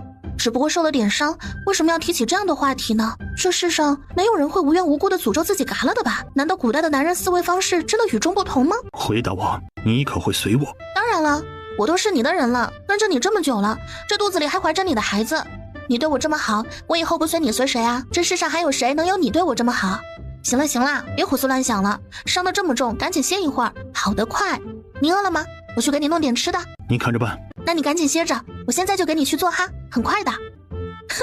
果然，男人至死是少年，不管什么时候都得哄着，就跟小孩一样，你只要给够他足够的糖，他就能对你眉开眼笑。还好这祖宗也不是那难伺候的，要不然我还真不知道该怎么做。希望他以后能跟今天一样好哄。你在外面做什么？这么冷的天，伤着孩子怎么办？给主子做饭，你快回去吧。有我在这儿就足够了。你做的这是什么？鸡蛋羹啊！好了，赶紧给主子送进去吧。等等，清宁，嬷嬷，蛋要凉了。对于宋清宁如此冷漠的态度，奶嬷嬷感到十分伤心。仅仅因为之前的提点，她竟然表现出这般不领情的模样，实在令人心寒。奶嬷嬷向宋清宁道过歉，可她并未接受，两人之间陷入了僵局。现在趁着这个机会，奶嬷嬷还是苦口婆心道：清宁啊，作为一个女人，要认清自己的身份，要不然不会长久。多谢嬷嬷提点，不过主子受了伤，等着吃饭。您要是有什么话，还是等得空再说吧。说罢，他端着托盘直接进了屋子，无视奶嬷嬷瞬间惨白的脸。咣当一声关门声惊醒了奶嬷嬷，她焦急地走到门口，想要敲门进去看看主子到底伤到了哪儿，又不敢，因为之前跟宋清宁的那点小芥蒂，主子对她也是疏离了不少，她也不敢在这个时候再多话。可她真的担心主子出事。嬷嬷，您不必过于忧心。主子身边还有清宁呢，他或许表面看起来有些不太可靠，但实际在照顾主子方面绝对没有问题的。奶嬷嬷，闭嘴，没用的东西，同样都是同房，你怎会如此没有出息？主子，听说您受伤了。无妨。而在房间里，宋清宁将一勺已经吹凉的鸡蛋羹送至男人嘴边。青青，你的厨艺相当出色，要是喜欢，以后天天给你做。倒是不必，你只需养身子即可，无需受累做这等粗活。所以吧，只要你能保持，我也能保持，加油。饱了吗？还差点儿。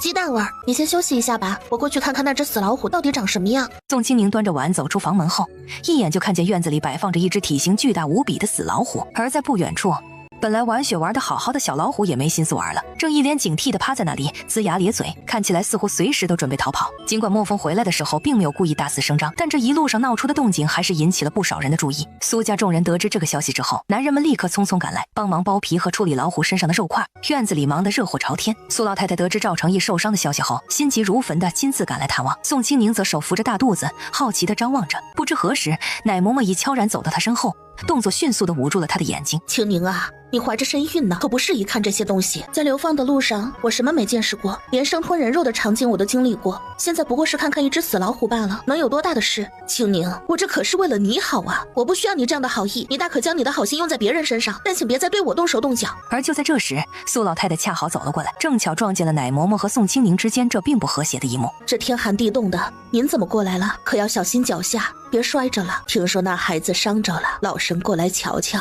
听说你受伤了，情况如何？怎么会突然受伤呢？只是一点轻微的皮外伤，不必担心。没事就好。既然受伤了，就要好好休养。你要记住，无论何时何地，你的安全都是至关重要的。你的那位小通房怎么样了？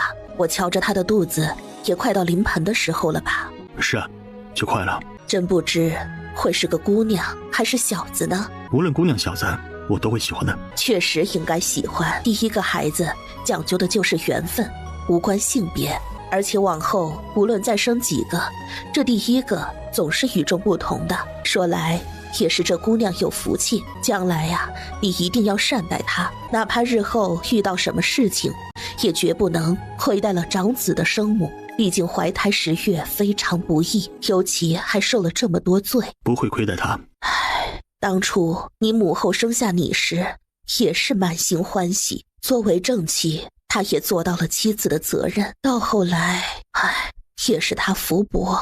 您放心，我心里有数。老婆子我年事已高，活到现在，无非就是盼着你们这群孩子能够平平安安的生活下去。说完这句话，苏老太太转身离去。莫风走到门口，轻轻叩响房门，恭敬地问道：主子，这虎肉该如何处置？留下10斤最上等的肉，其余部分明日用来炖煮一锅肉汤，让大家一起享用。如今大雪天气，目前无法上工，主子特意吩咐，明日会煮一大锅热气腾腾的肉汤给大家尝尝，暖暖身子。如果哪位有空闲，希望明日能够早点过来帮忙。众人听到这话，纷纷开心起来。他们已经很久没有尝过肉味了。你这小家伙，小小年纪怎么总爱操大人的心呢？我不是早就告诉过你吗？男女授受不亲，不要总是对我动手动脚的。你我之间已经如此熟悉了，只是捏一下耳朵罢了，又有何不妥？宋庆龄，你到底还算不算个女人呢？你怎能直勾勾的盯着男人看那种地方呢？哪是我非要看啊，明明是你自己没把裤兜子整理妥当。得了得了，你们这些小家伙不都是一个模样吗？就像那小巧玲珑的茶壶一样，看了也就看了呗。我保证下次不再看了，你何必如此小气呢？我真不该来安慰你，就你这副样子，哪里还需要我的安慰？看你这傻乎乎的德行，总有一天那人会把你扫地出门。那到时候我讨饭逃到你家门口的时候，你可得给我多吃几顿热乎的，毕竟你可是个好孩子。哼，你的夸赞听起来可一点都不真诚呢。快去睡吧，总不能你还真去那柴棚里睡吧？或许有一天真的会去呢。你如果再不快点，有人该着急了。老李头，今天到底发生了什么事情啊？为什么好端端的主子会突然去山上猎虎呢？干啥呢？干啥呢？瞧你那副紧张兮兮的样子，就好像天要塌下来似的。告诉你，没啥事儿。这不，主子好端端的在屋子里躺着呢，你又何必操心呢？你别打关子，我只是想知道真相而已，怎么能说没事呢？主子都伤成那样了，这难道还不算有事吗？咱家说不知道，怎么的？你还想给咱家上刑不成啊你？说完，他还大大的翻了一个白眼，然后扭着屁股转身离去。你怎么躺着啊？你的伤都在后背，这么躺着压着不疼吗？好歹侧着睡呀，你要是累了趴着睡也行，那么深的伤口得慢慢养着才行，真是傻了。青青，青青，有事？饿了？渴了？还是要尿啦？没有，就只是想你了。人家说1日3秋，这倒好，1时3秋，这才刚一会儿就想啦，有啥可想的？青青，我只是想要你了。刚受了这么重的伤就来开花枪，这是想浴血奋战呀？也不怕来个马上风？青青，行吗？不行，我怕你的血崩我脸上，到时候我就罪该万死了。快睡吧，要是伤口裂开了，我可就得去住草棚子了。哼，我不过是个没有话语权的通房罢了，是个人都能踩一脚。祖宗啊，求您高抬贵手，可千万别连累我呀，我还想多活些日子呢。你生气了？没有，我哪敢啊？到底是不敢还是没有啊？您不觉得困吗？好歹也是做过太子的，话怎么这么多？唉，不知道什么时候才能有一间自己的房间。这马上就快生了，总不能坐月子跟这个男人待一个屋子吧？古人不是最讲究这些吗？什么产房晦气，到时候应该不用我自己开口吧？你怎么啦？背疼啊？这难道不是显而易见的吗？不疼才奇怪呢。喜欢吗？什么？虎皮喜不喜欢？喜欢吧，不如我想办法给你做双靴子吧。天气这么冷，双脚需要好好保护，如果冻伤了那就糟了。送给你，就是让你留下的。唉，这男人真是比6月的天还多变呢。第二天清晨，下了一夜的雪，现在只飘着细碎的雪花。有话就说，别动手动脚。瞧你这样子，咋的？你还嫌弃我不成？我只是不喜欢跟人靠得太近，有话你就说，我能听见。哎，你就没跟殿下说说，这都啥光景了？有啥好东西不紧着咱自家人，还在这傻大方？这么多肉，随便拿点出来煮点肉汤就行了，还真一次性全给造了。这事不归我管，你可以自己说去。我看那虎皮挺大，你们准备咋处理？要不这样，你给我剪一块，我就做个暖手的。那么大块皮子，你给我让一点，也用不了多少。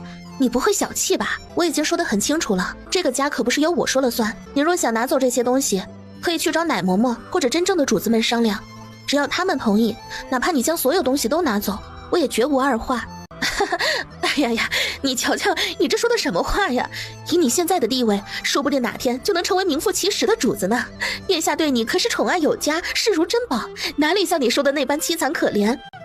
咱呀可都长着眼睛呢，看得清清楚楚，就算是不乐意，也没必要说这种话哄骗人。此时奶嬷嬷正好系着围裙从厨房走出来，宋庆龄见状立刻高声喊道：奶嬷嬷，三夫人她说想要拿一块虎皮来做护手呢，家里的东西都是您负责整理和保管的，您看着处理吧。奶嬷嬷听到这话，眼神复杂的看了一眼宋庆龄，还没等她开口，柳春燕便早已吓得落荒而逃。以后再碰到这种事情，直接换我便是。等你生完孩子，如果还想学些管家之事，我自然会教于你。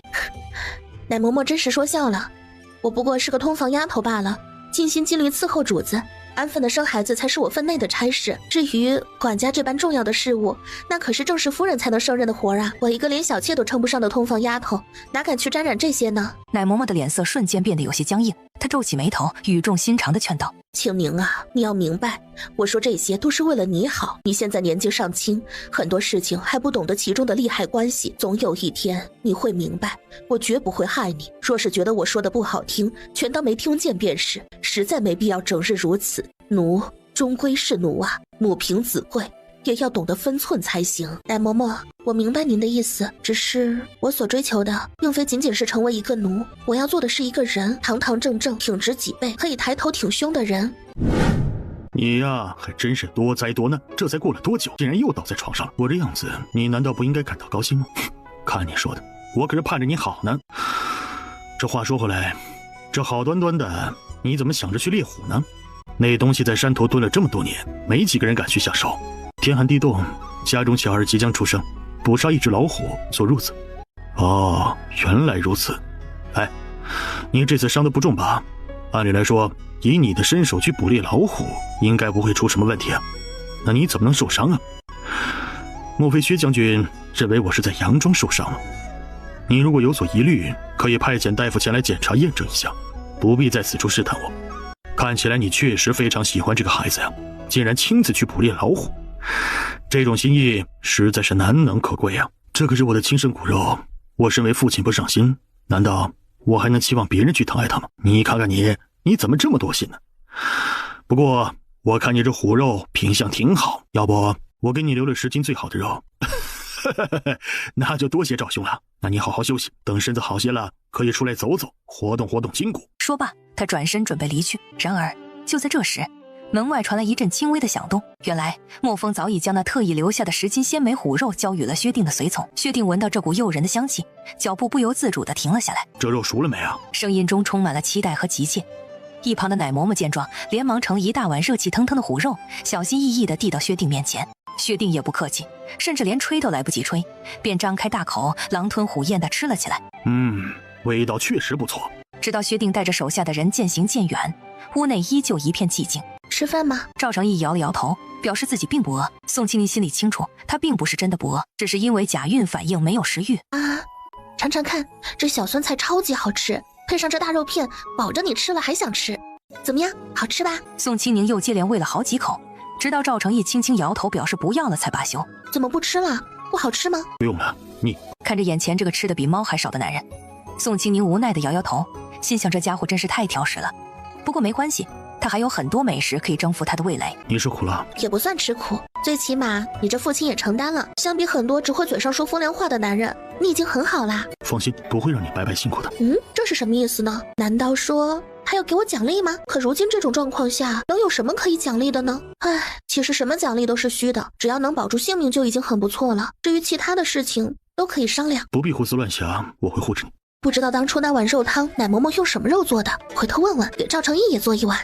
正在专心翻书的赵成义听到这句话，手一抖，他神色复杂地看向宋清宁，眼中似乎闪烁着一丝哀怨。我脸上有什么东西吗？怎么啦？是不是发生什么事了？赵成义摇了摇头，没有说话，只是默默地继续翻动手中的书页。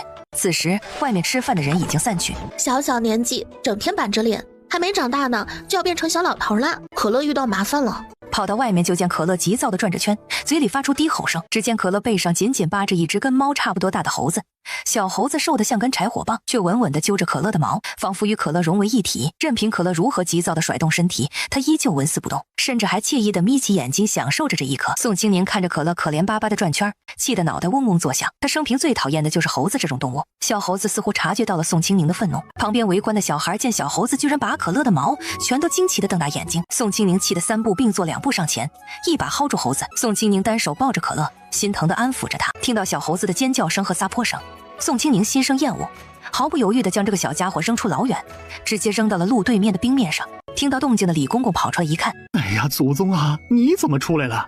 您这么大肚子抱着狗，要是抻着了可怎么办呢？宋清宁把可乐送到李公公手上，弯腰再次提着猴子，不顾他扑腾的四肢，疾步走到小老虎身边，直接放在小老虎背上，冷不丁的背上多了一个包袱。小老虎当即不适地炸了起来，完全没有了刚才看热闹的状态，那双冰冷的虎眸里全是愤怒与不耐。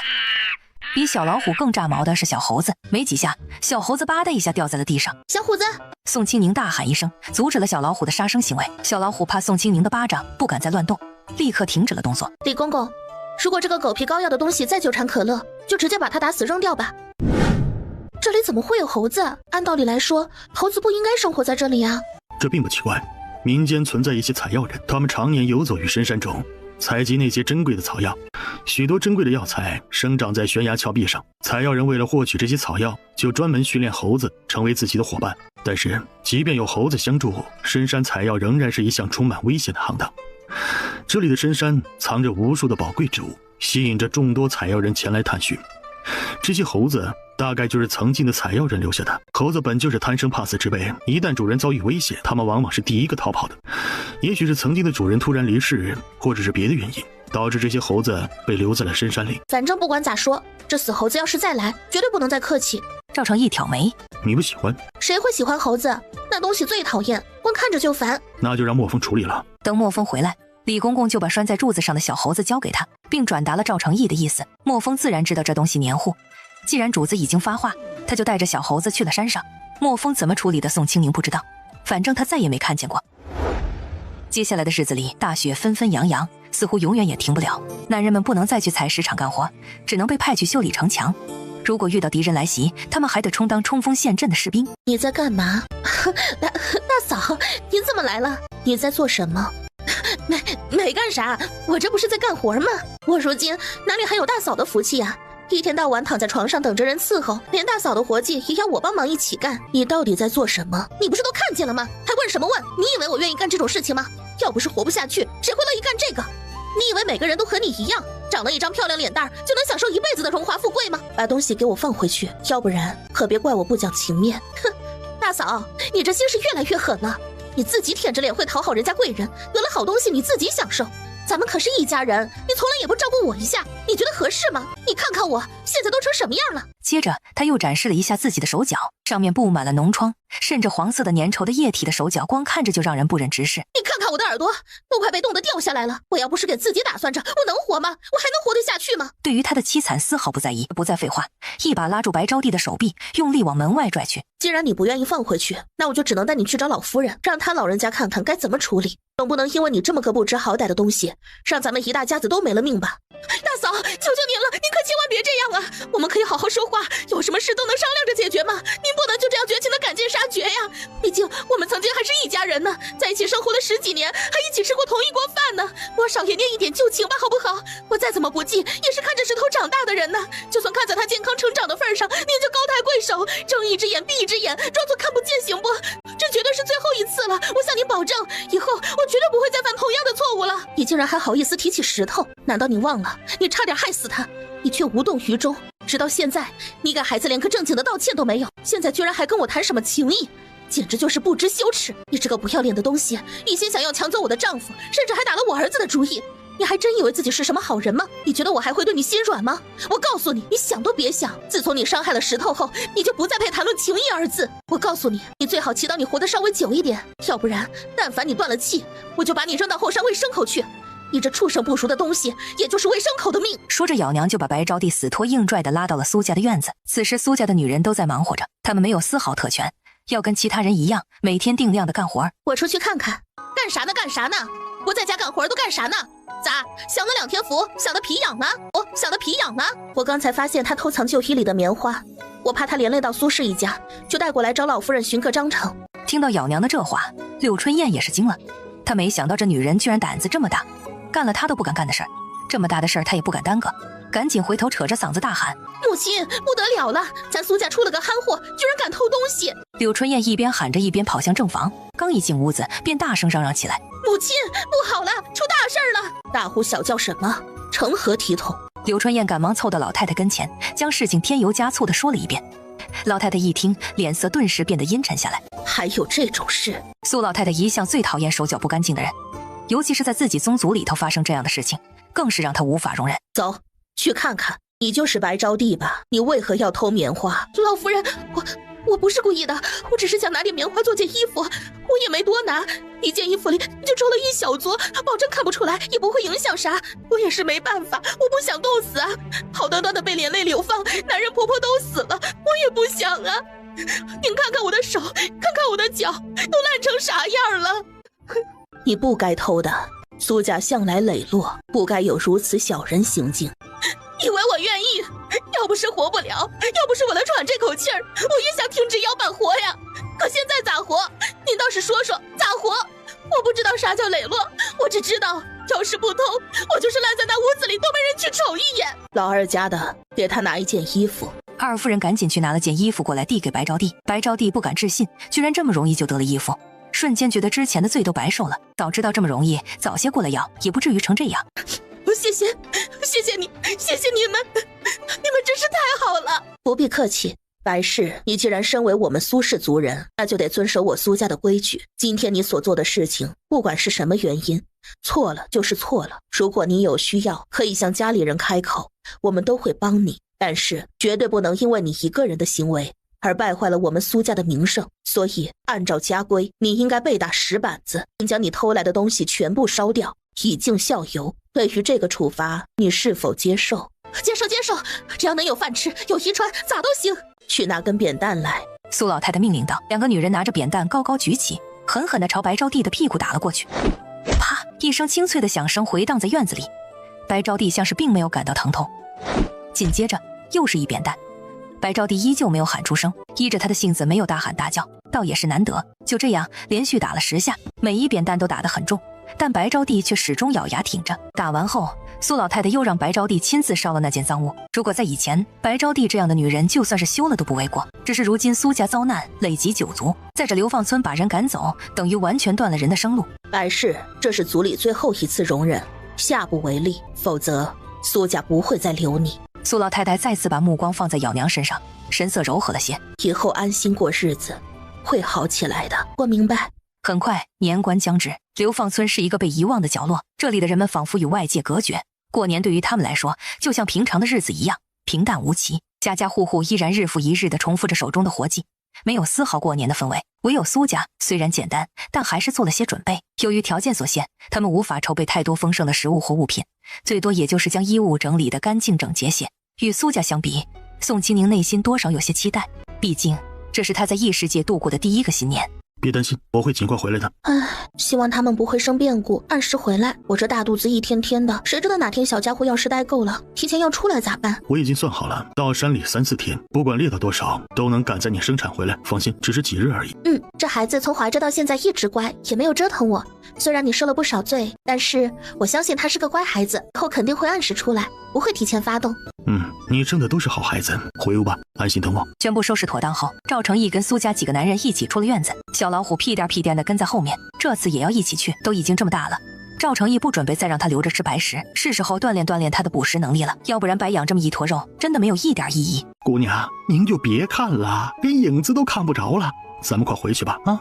这外边怪冷的，咱家脚都冻麻了。青宁啊，主子对你的恩宠可是头一份，你得知道感恩，也要珍惜这份福气。以后可别再胡闹了。你看看这天气冷成什么样了，你想要什么东西，等天气暖和些的时候再要不行吗？非要现在要，也就是主子宠着你，才会答应你这些无理的要求。奶嬷嬷，我去把她叫回来吧。您说的对，这份恩情太重，我一个身份低下的小丫头实在承受不起。如果因为我的任性导致发生什么意外，我还怕被雷劈呢。说完，宋清宁扶着肚子笨重的转身准备追出去。哎呀，你这孩子小心点儿，小心点儿，可别摔了。哎呀，我说你这老太婆怎么回事啊？啊，就不行人高兴一会儿是吗？你一天到晚咋那么多话呢？你要是觉得主子对丫头太好了，那你可以自个儿去说呀，别一天到晚阴阳怪气的。你以为这丫头怀孩子容易啊？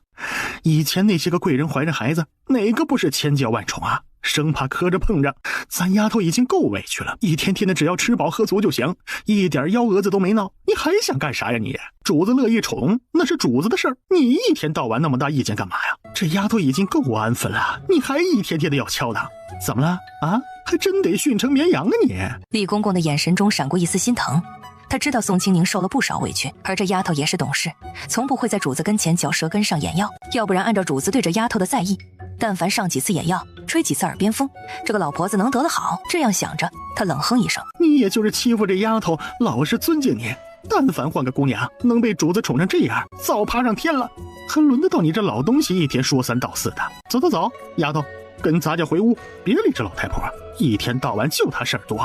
丫头啊，别把她的话放心上啊，咱不跟她一般见识，这老婆子就是摆谱摆多了，一时放不下那架子，咱迟早收拾她去。你放心了啊，你可是主子心尖上的人，谁都不能比。谢谢您，李公公。谢啥呀？都是自家人。李公公哄着把宋清宁送回屋子之后，怒气冲冲地跑了出来。你到底要做什么啊？是不是主子给你脸给太多了你，让你觉得你也能在主子跟前说几句有用的话了？主子给你脸，你还真把自己当个人了你？不管你今日如何说，我只有一句，问心无愧。从头到尾我都是为了他好，而你觉得你又是什么好东西？你不给他讲清楚利害关系，只一味的宠着让着，你以为你能让到什么时候？你觉得咱们会在这里待一辈子吗？你觉得主子能够一辈子只有他一个吗？他一个不经世事的小姑娘在那儿做梦，你这老糊涂虫也跟着起哄。我告诉你，到头来害了他的是你而不是我。你也别在这儿跟我瞪眼睛，你有你的职责，我也有我的，早就定死的规矩不会因为一个微不足道的人而去发生任何改变。主子也不是个糊涂的，他心里有自己的成算。如今之所以多宠溺那丫头几分，无非就是肚子里的孩子，等生下来之后，若是个姑娘，你觉得这份宠爱还能维持多久？主子不会沉溺儿女情长，而你也应该守着自己的规矩，而不是在这儿跟我说长道短。说你老眼昏花你还不服？主子确实不是个只知道沉溺儿女情长的男人。你觉得那丫头就是个不知好歹的？老了就是老，眼神不行了，你这心歪的还厉害呢。以后如何，咱们拭目以待，到时候你自会服老。不过就你如今这德行，往后能不能看到还是两说呢。他微微眯起眼睛，眼神中透露出一种嫌弃的神情。听到这句话，奶嬷嬷顿时气得脸色铁青，但又不敢轻易发作。我虽然老了，但身子骨还硬朗着呢。也没关系，好歹一块伺候主子这么多年了，要是你真的看不到了，也有咱家不是，到时候咱家给你转达。说完后，潇洒地转身离去。青宁在做什么？我能进来吗？进来吧。青宁，你这是在做什么呢？这是什么？还有这个，看起来像一个小包袱，不会是给小主子准备的衣服吧？怎么样，好看吗？这可是我刚刚做好的哟，你瞧，这上面绿色的部分就是一朵小花。虽然这是我第一次刺绣，但我相信以后多练习几次，一定可以做得更漂亮。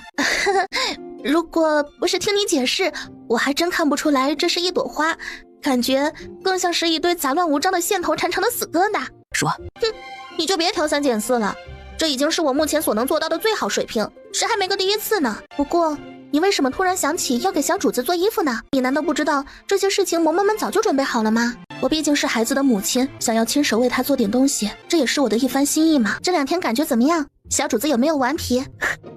很乖呢，真是个乖宝宝。清欢几次想要说话，但最终还是忍住了。犹豫了一会儿后，他便离开了房间。宋清宁看着清欢离去的背影，心里明白他有话想说，但他选择了沉默。殿下准备如何？等无论如何，苏家都会全力保护殿下。这次我们要多练习，已经很久没有开过荤了。其他几人纷纷点头表示赞同，他们心中都充满了期待。虽然许多动物会选择冬眠，但也有一些动物不会冬眠。经过长时间的追踪，终于在一片灌木丛中发现了一只躲藏着的狐狸。那只狐狸似乎并没有察觉到赵成义的到来，他还天真的认为自己藏得很好。然而实际上他只是将头藏在了灌木丛里，却露出了一条长长的灰色的尾巴，不停地摆动着，显得格外显眼。看到这一幕，赵成义心中不禁升起一丝不满。他原本期待能够抓到一只毛色漂亮的狐狸，比如白色或者红色的，但眼前这只却是灰色的，这样的颜色实在不太符合他的期望。他觉得灰色的皮毛并不太好看。不过虽然有些失望，赵成义还是决定不放过这只狐狸。主子，您这是？主子，你哪里不舒服？我肚子疼啊，是不是吃坏东西了？先歇着，天亮再说。主子，发生什么事了吗？清欢，李公公，我好像要生了，快把青宁扶着，咱们一起去隔壁柴棚。还好我这2天已经拾掇出来了，咱们直接过去就行。干啥呢？这是干啥呢？姑娘生孩子，你把人送到柴房干嘛呀？你别管这么多，女人家生产的事情你又不懂，你只管在外面候着烧水就行，哪那么多话？今儿个绝不能出去，你这老婆子就别瞎折腾了。现在最重要的是接生。清欢，快过来跟我一起扶着青宁，咱先到柴棚里再说。奶嬷嬷，现在是寒冬腊月，外面滴水成冰，我这马上就要生孩子了，根本就不能受凉。你就算是对我再有意见，也得先等我把孩子生出来再说吧。你这丫头怎么净说些胡话呀？赶紧听话，跟我一起到柴棚那边去吧。放心吧，前2天我就已经把那里收拾好了，那些犄角旮旯我全都堵严实了，就是为了生孩子的时候不会受风。现在可不是浪费时间的时候啊，等孩子生完了，我自然会跟你好好解释清楚的。我不去，我绝对不会到外面去生孩子，别说是现在这样寒冷的大冬天，就算是炎热的3伏天，我也绝不会去那个草棚子里。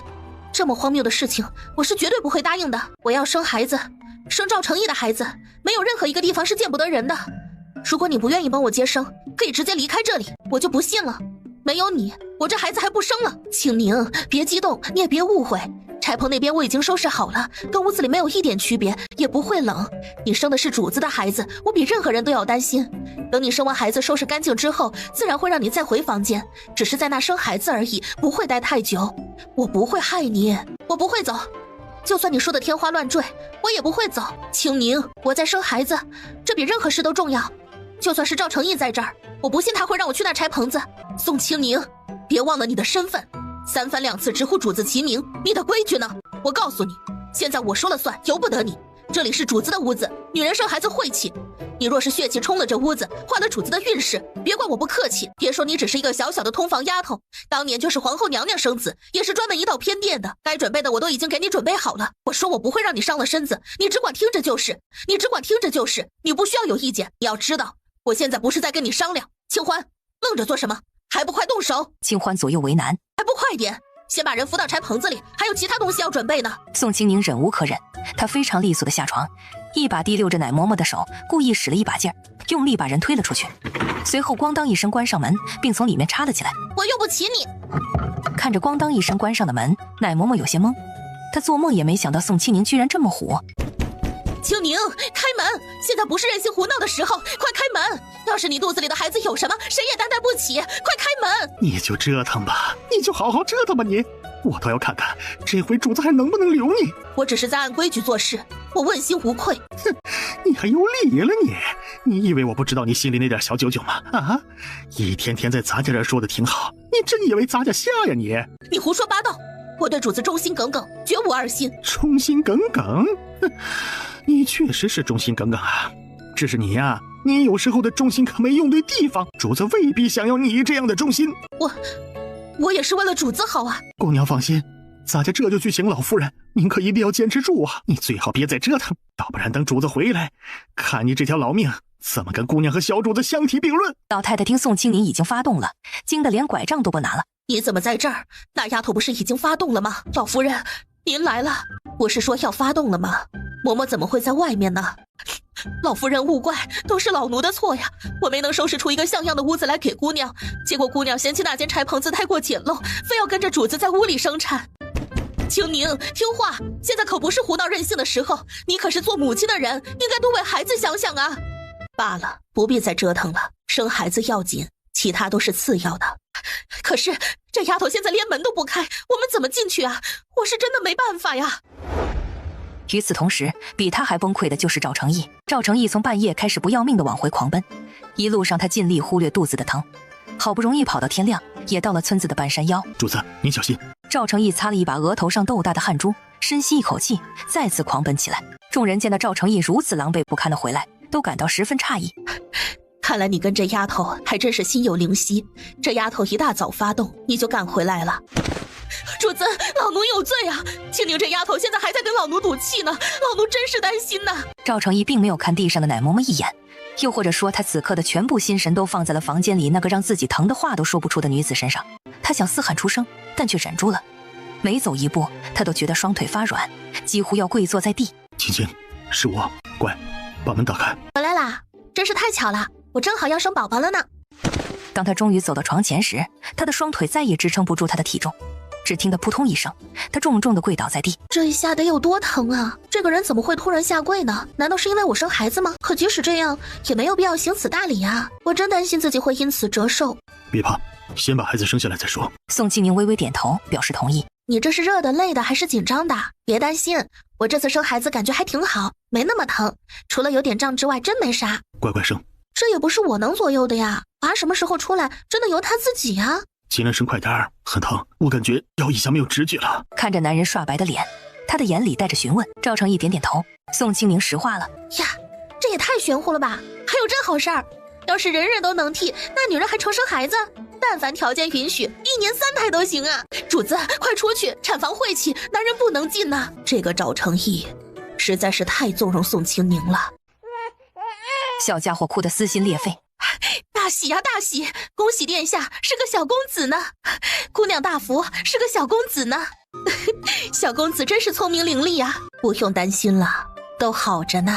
要看看你的儿子吗？他现在怎么样了？放心吧，他很好，只是刚才费了些力气，有些疲惫罢了。这姑娘啊，终究是有福的人呐。不是姑娘，是夫人。说罢，他伸手接过孩子，将他小心翼翼地抱进怀中。是啊，也是时候该考虑这件事情了。行了，既然已经平安落地，那我也就放心了。苏老太太见赵成义高兴，呵呵笑着离开了产房。还是自家孩子乖，知道省力呢。主子，小主子怕是要饿了。世人喜欢多子多孙，来吧，我能生18个。姑娘啊，别紧张，生孩子都是这样的，一会儿就好了。对呀，姑娘，你要是疼的话就叫出来吧，憋着可不好受。没错，姑娘，你听我们的，该使劲的时候就使劲，别怕。一旁的赵成义身体抖得更厉害，他不想让大家知道他此时难看的样子，于是咬着手臂，憋得额头青筋直冒，满头大汗，眼珠子都充满了血丝。就这一次，熬过去就没事了，只要熬过去，以后当和尚都行。苏家几个女人都紧张地盯着宋清宁的下身，仿佛那里能给出答案一般。而那个被宋清宁嫌弃的奶嬷嬷也一直紧绷着脸待在房间里没出去。还没生。与此同时，一声嘹亮的婴儿啼哭声响起，甚至压过了赵成义的声音。让老奴来抱抱他吧。然而赵成义并未挪动身体。清宁这孩子真是有福气啊。奶嬷嬷，你坏了规矩。老奴知罪，请主子责罚。下去吧。屋子里安静下来，赵成义小心翼翼地把孩子抱到了宋清宁的床边，轻轻地放好。你还挺舍得处置啊。莫要胡说，坏了规矩就该受罚，别再胡思乱想了。宋清宁从空间里拿出一个小包裹，里面装着一小包白糖，他递给赵成义说：你先准备一碗热水吧，刚出生的宝宝需要喝一点白糖水，等他拉过一次屎之后，我就可以开始给他喂奶了。你真的决定要亲自喂养吗？当然，我已经想好了。俗话说得好，有奶就是娘。我这个人比较小气，不想让我的儿子因为一口奶而对别人感恩戴德。你先休息吧，好好睡，我去倒些热水过来。丫头啊，你说我是不是做错了？奶嬷嬷，你也知道我年轻，好多事情都不懂。您要不去问问李公公，他跟你一边大，指不定能知道呢。刚刚小主子尿了2块尿布，我要先去洗洗，要不然待会儿就没得用了。你先忙啊。奶嬷嬷看着清欢远去的背影，嘴角勾起一抹苦涩的笑容。她心里明白，主子这是在秋后算账。想起这段时间发生的种种，她不禁感叹自己真是糊涂了。明知主子对那个丫头宠爱有加，却还一心想要教导她规矩，让她懂得分寸，为未来做好打算。如今看来，自己的一片苦心终究是白费了。想到宋清宁刚生了小公子，身子肯定很虚弱，需要补充营养和体力，他不禁叹了口气。主子，让老奴来照顾小公子吧。你不想再见，我把他送走如何？你要是能确保他不再恶心我，那我无所谓。行，我知道了。你先坐月子，好好养身体，以后家里的事归你管。这人啥意思？让我管？是我理解的那个意思吗？我出去一下，待会儿回来一起休息。主子，我做了些吃食。夫人刚刚生下小公子，肯定是饿坏了。赵成义没看笑容满面的奶嬷嬷，只是让一旁候着的清欢把饭食端到屋里。赵成义径直去了隔壁的屋子，奶嬷嬷蔫蔫的跟在身后。老奴知罪，还请殿下看在往日的情面上，让老奴先留下来照顾些时日小公子吧。小公子现在还小。我原以为这段时间以来我已经给了你足够的尊重和面子，但是你却把这份尊重当作回报我的工具，从未问过我该如何处理事情。你的自以为是和擅自做主已然超越了界限，是奴大欺主。主子，难道您忘记了皇后娘娘吗？您是否还记得她对您寄予的厚望呢？宋清宁不过是一个微不足道、上不了台面的人物罢了。即使她生下了小公子，您也不应该如此糊涂啊！莫风，宋客，奶嬷嬷，你知道主子的脾气，咱们谁也别为难谁。主子，老奴这些年尽心尽力、忠心耿耿地伺候您，没有功劳也有苦劳。如今您要赶老奴走，老奴没有半句怨言，只是往后没有老奴的侍奉，你一定要保重自己，万事都要三思而后行，不要只沉溺于儿女情长啊！喜欢父亲波吗？看来这小家伙喜欢你多一些。他是我儿子，喜欢我多一些，理所应当不是吗？更何况我也是出了力的，他也该喜欢我。说到出力，宋清宁还真不能有意见。相比其他男人直爽一次就可以欢喜当爹，赵成义就差亲自生了，刚生下来就如此亲切，确实理所应当。累了吧？上来休息。真有孙子了！恭喜陛下，贺喜陛下！好，甚好，赏。谢陛下。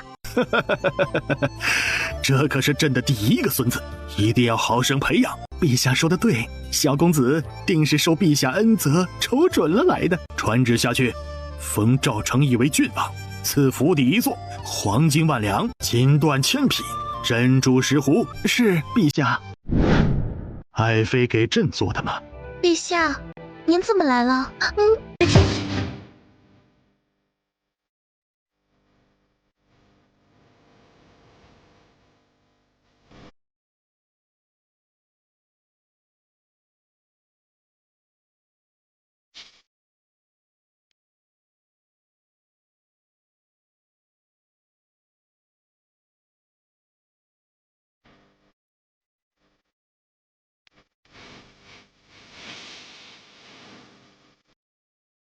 爱妃甚得朕心，陛下很开心，这却是一件大喜事啊！废太子竟然得了一个小儿，没想到他还有点本事呢。恭喜陛下，您终于当上祖父了。那陛下打算赏赐他们什么呢？娘娘饶命，奴婢不敢。您金尊玉贵，是这世上最尊贵的女人，奴婢怎么敢伤了您的风体？娘娘饶命啊！陛下那么在意您，要是知道您生病了，肯定会心疼。娘娘，您三思啊！本宫心意已决，无需多言。可是，这可怎么办才好？如果按照贵妃娘娘的吩咐去做，那我肯定活不成。但如果不去做，后果同样不堪设想。娘娘，奴婢找来了。很好，现在就泼吧。废物！小宫女一咬牙，提着桶猛的一下全都泼了过来。继续，娘娘，够了吗？去为本宫准备一身干净的衣服。陛下，妾身终于见到您了。爱妃，你这是怎么了？为何突然病成这样？臣妾只是受了些风寒，并无大碍，陛下不必。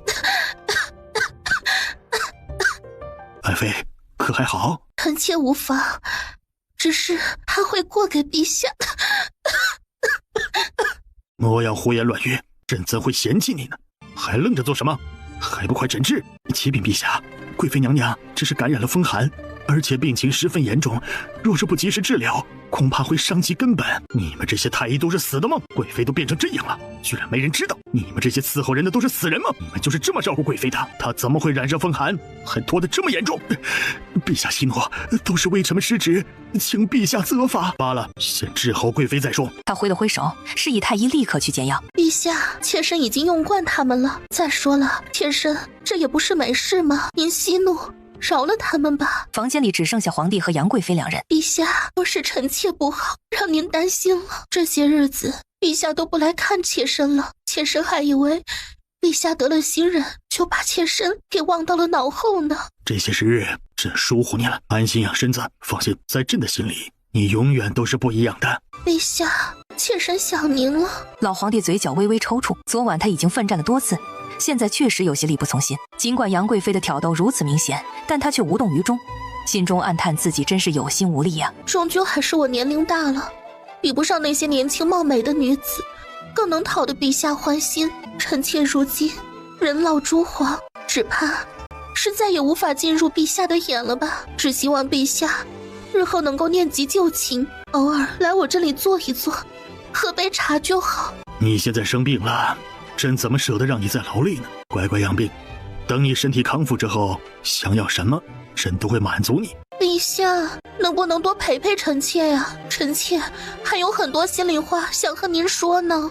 老皇帝一向对他百依百顺，生病后的杨贵妃变得格外难缠，不再像以往那样懂得分寸，反而像是一个10几岁的少女一般，死死抓住老皇帝的腰不肯放手。而老皇帝看在他生病的份上也没有生气，而是任由他留着自己，一直哄着杨贵妃喝了药睡着之后才离开去忙。在他离开后，睡得正沉的杨贵妃猛地睁开眼睛，眼里是势在必得的野心。这时接到消息的六皇子匆匆跑来探望。母妃，您怎么病了？还不是你没用，我会挑几个好生养的送在你府上，你自己应该清楚这个时候最应该做的是什么。母妃，儿臣如今尚未迎娶正妻，后院里已经有不少女人了，如果再纳新人进来，恐怕不太合适吧。哼，那些没用的东西，连个带把的都生不出，还有什么用？整天只知道白吃白喝，简直就是一群废物。你自己看着清理一批，总之要尽快生出一个儿子来。母妃，如今已经有2名女子怀有身孕了，但由于月份尚浅，还无法确定胎儿性别。那就告诉他们，如果谁能生下儿子，就可以升为侧妃。至于其他的，等孩子出生再说。另外，我会帮你挑选几位来自乡下、身体健壮的姑娘，只要能生下儿子，其他方面无需太过在意。毕竟那废太子不也是因为宠幸了乡野粗妇才有了子嗣吗？如今只是得了儿子，那些罪就一笔勾销了。要是再多生几个，你觉得就凭你后院的那些个丫头片子，拿什么跟他争？行了，回吧。本宫希望你下次来的时候带点好消息。殿下莫要觉得娘娘麻烦，娘娘这些年熬干了心血，都是为了您呐。只要您好好的，娘娘就高兴啊。他是为了本皇子，还是为了那个位置，大家心里都有数。你别急着替他遮掩，他做的那些事无需遮掩。不知道咱们突然去了之后，姐姐会不会难做？咱们去了之后，把车上带的东西先给姐姐留下，至于咱们能不能留，到时候看情况，实在不行的话就去其他地方。只要咱们一家子在一块儿，肯定能活。我觉得大家应该不会记恨咱们，要不然他也不会给小妹留东西。要是他真的记恨咱们，可是最疼我了。小时候我可是在他背上长大的，他肯定不舍得打我。就算他真的打我，我也不躲，我就是想他了。流放那么苦，他不知吃了多少苦头。他还是人家的丫鬟，肯定日子过得更差，说不定连吃的都没有。我真怕。宋大郎没好气地拍了弟弟一巴掌。你胡说八道什么呢你？大姐好着呢，你大老爷们儿你哭什么哭啊？晦气！快把眼泪收起来。要是让大姐知道你都这么大了还哭成这样，肯定嫌弃你。我没哭，我就是眼睛进沙子了我。还好现在天凉，要不然咱们腌的那些肉都该坏了，到时候就闺女那穷讲究的死样子，肯定又不乐意吃。那是因为我大姐吃坏肚子，差点没了。王莲花笑着摇头，其他人没事，就那丫头娇贵。一家人正说笑间，宋雪梅突然笑嘻嘻道：“那次送大姐的时候，我都差点没认出来。大姐现在长得真好看，比那城里地主家的姑娘都好看。那是，你大姐啊，从小就长得好看，比那年画上的童子都好看嘞。就是，大姐现在越来越漂亮了，真是女大18变啊！哼，你们2个小鬼头就知道拍马屁。这孩子怎么就这么喜欢让你抱呢？我是他的父亲，他喜欢让我抱着，不是应该的吗？喜欢就喜欢吧，抱着就抱着吧。在坐月子的时候有人能分担，那可是天大的好事儿，又不是喜欢外人。当爹的抱着可没抱多余了，正好我也乐得清闲。你看他多可爱啊！是啊，确实很可爱。对了，不能总小孩的叫吧，得给他取个名字。你有没有什么好的建议？之前想了很多，总觉得不太合适。你有没有想好啊？啊？我记得古代的孩子都是家中长辈取名字，再不济也是当爹的取吧。说的好像我能做主似的，还问我，主要是我也不知道咋取呀。这名字最难取了，好听的话倒是没什么，要是不好听的话，孩子大了之后肯定会不满意。要不还是你取吧，你也知道我没什么文化，取出来的名字肯定不好听。叫赵贺如何？贺有名，你对这孩子的期望倒是挺高，那就叫赵贺吧。既然你已经给他取好了大名儿，我就给他取一个顺口的小名吧。就叫元宝，福气满满的小元宝，如何？随你。夫人，饭食做好了。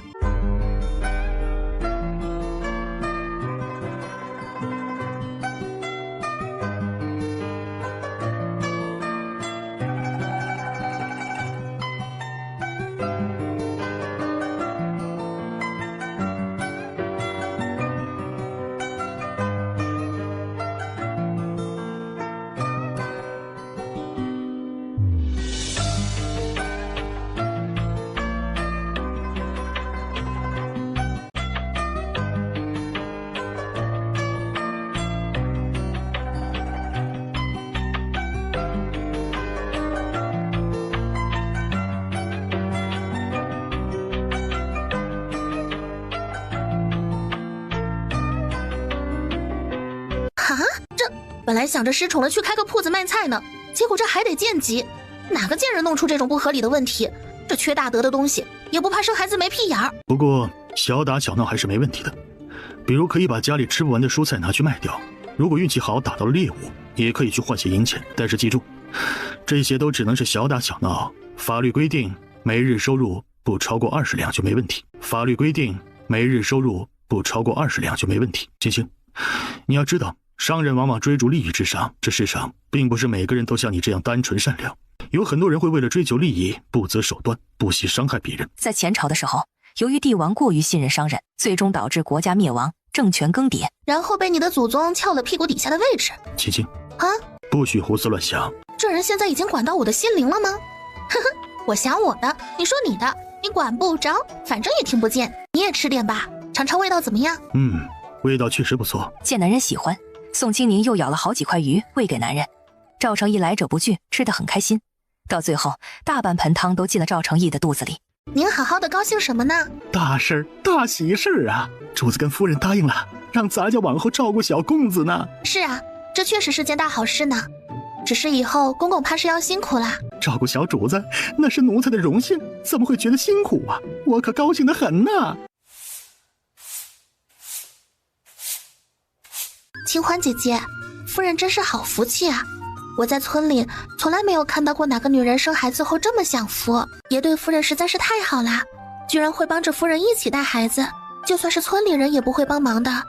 要是哪个汉子帮忙，一辈子都别想抬起头来。你也别羡慕，等你将来嫁人了，也会遇到一个疼惜你的男人。我才不想嫁人呢，我就想跟着姐姐一起生活。草芽，忘了之前救主子的事，也别生了什么不该生的心思。没有，清欢姐姐，我真的没有，我不敢。草芽，在这个院子里，你要记住的是自己的身份，管住自己的行为，要不然不管是谁，只要犯错都没有例外。我当初也是有私心，想着以后有口饭吃，多了的真的不敢。怕什么？只要你问心无愧，安心过日子，就不必担心被人算计。放心吧，只要你不心虚，没有人会轻易动你。多谢姐姐教导，妹妹一定铭记在心。总管，将军和夫人派我们送来这些东西，请您看看如何接受啊？哟，还真不少啊！你们还真舍得下本钱呢。嘿嘿，哪里，这都是将军和夫人的心意，也是给小公子的一份薄礼。本来我家将军打算亲自前来的，但夫人考虑到小公子年幼，怕见到太多陌生人，所以就没有过来。我家夫人说了，等小公子满月，肯定会和将军一起来喝杯喜酒。我家夫人说了，她一直记挂着娘娘呢。将军还说，您这儿不管缺什么尽管说就好，就是再难也一准给您送来。等着吧，咱家去给主子通禀。说完便转身朝着屋里走去。主子，薛将军送东西来了，送了不少，足有20多车，留一车就好了，剩下的拉回去。是，我家主子说了，薛将军是个忠义廉洁的将军，拿出这些东西之后定然不好过年，所以只留下1辆车，其余的都让你带回去，总归意思意思就行了。要是真有心，有些事上就睁只眼闭只眼，毕竟大过年的总要开心开心嘛。胖子点头哈腰的笑着，心里佩服夫人的料事如神。没想到这位真的只留下1车，他也没多做停留，而是笑着说，正所谓好事成双，留下1车也不是那么回事。这样留下2车，其余的咱们就厚着脸皮拉回去，到时候就是挨了板子咱也没话说，行吗？行吧，那咱家也就不问主子了，留着吧。赵成义只让其中1车给了苏家，剩下的让李公公收拾。那将军夫人看着不一般呐。是啊，将军夫人的确不一般，她看似普通，但实际上却是个非常聪明和有智慧的女子。为什么呢？她可是个了不得的女人，作为杨贵妃的义兄，这些年她镇守边关，尽职尽责，从未有半分懈怠，更没有生出什么不该生的心思来，最起码表面上是没有。而她的夫人就是她的贤内助。原来如此，看来将军夫人确实是个了不起的人物。不过，她跟那个贵妃为什么会是义兄？这样的关系很容易把她归到贵妃一派吧？不能胡说。哎呀呀，恭喜恭喜，小公子终于满月了。今儿个的天气好，是个好兆头呢。哎呀，老夫人这是折煞我了呀。论理我是小辈，就算是见礼，也是我还您呐。老身如今是戴罪之身，您是将军夫人，按理何该如此？这样，今日啊，咱们不说身份，就说辈分。我呀是小辈，您可不能再争了，要不然我这脸皮臊的，以后都不敢来了。几位姐姐，你们说是也不是？苏家女人笑着附和，心里却是五味杂陈。当初牢房连吃的都没有，可没见孙氏这么热情，如今还不是因为赵成义得了儿子有翻身机会，看人下菜碟儿，审时度势。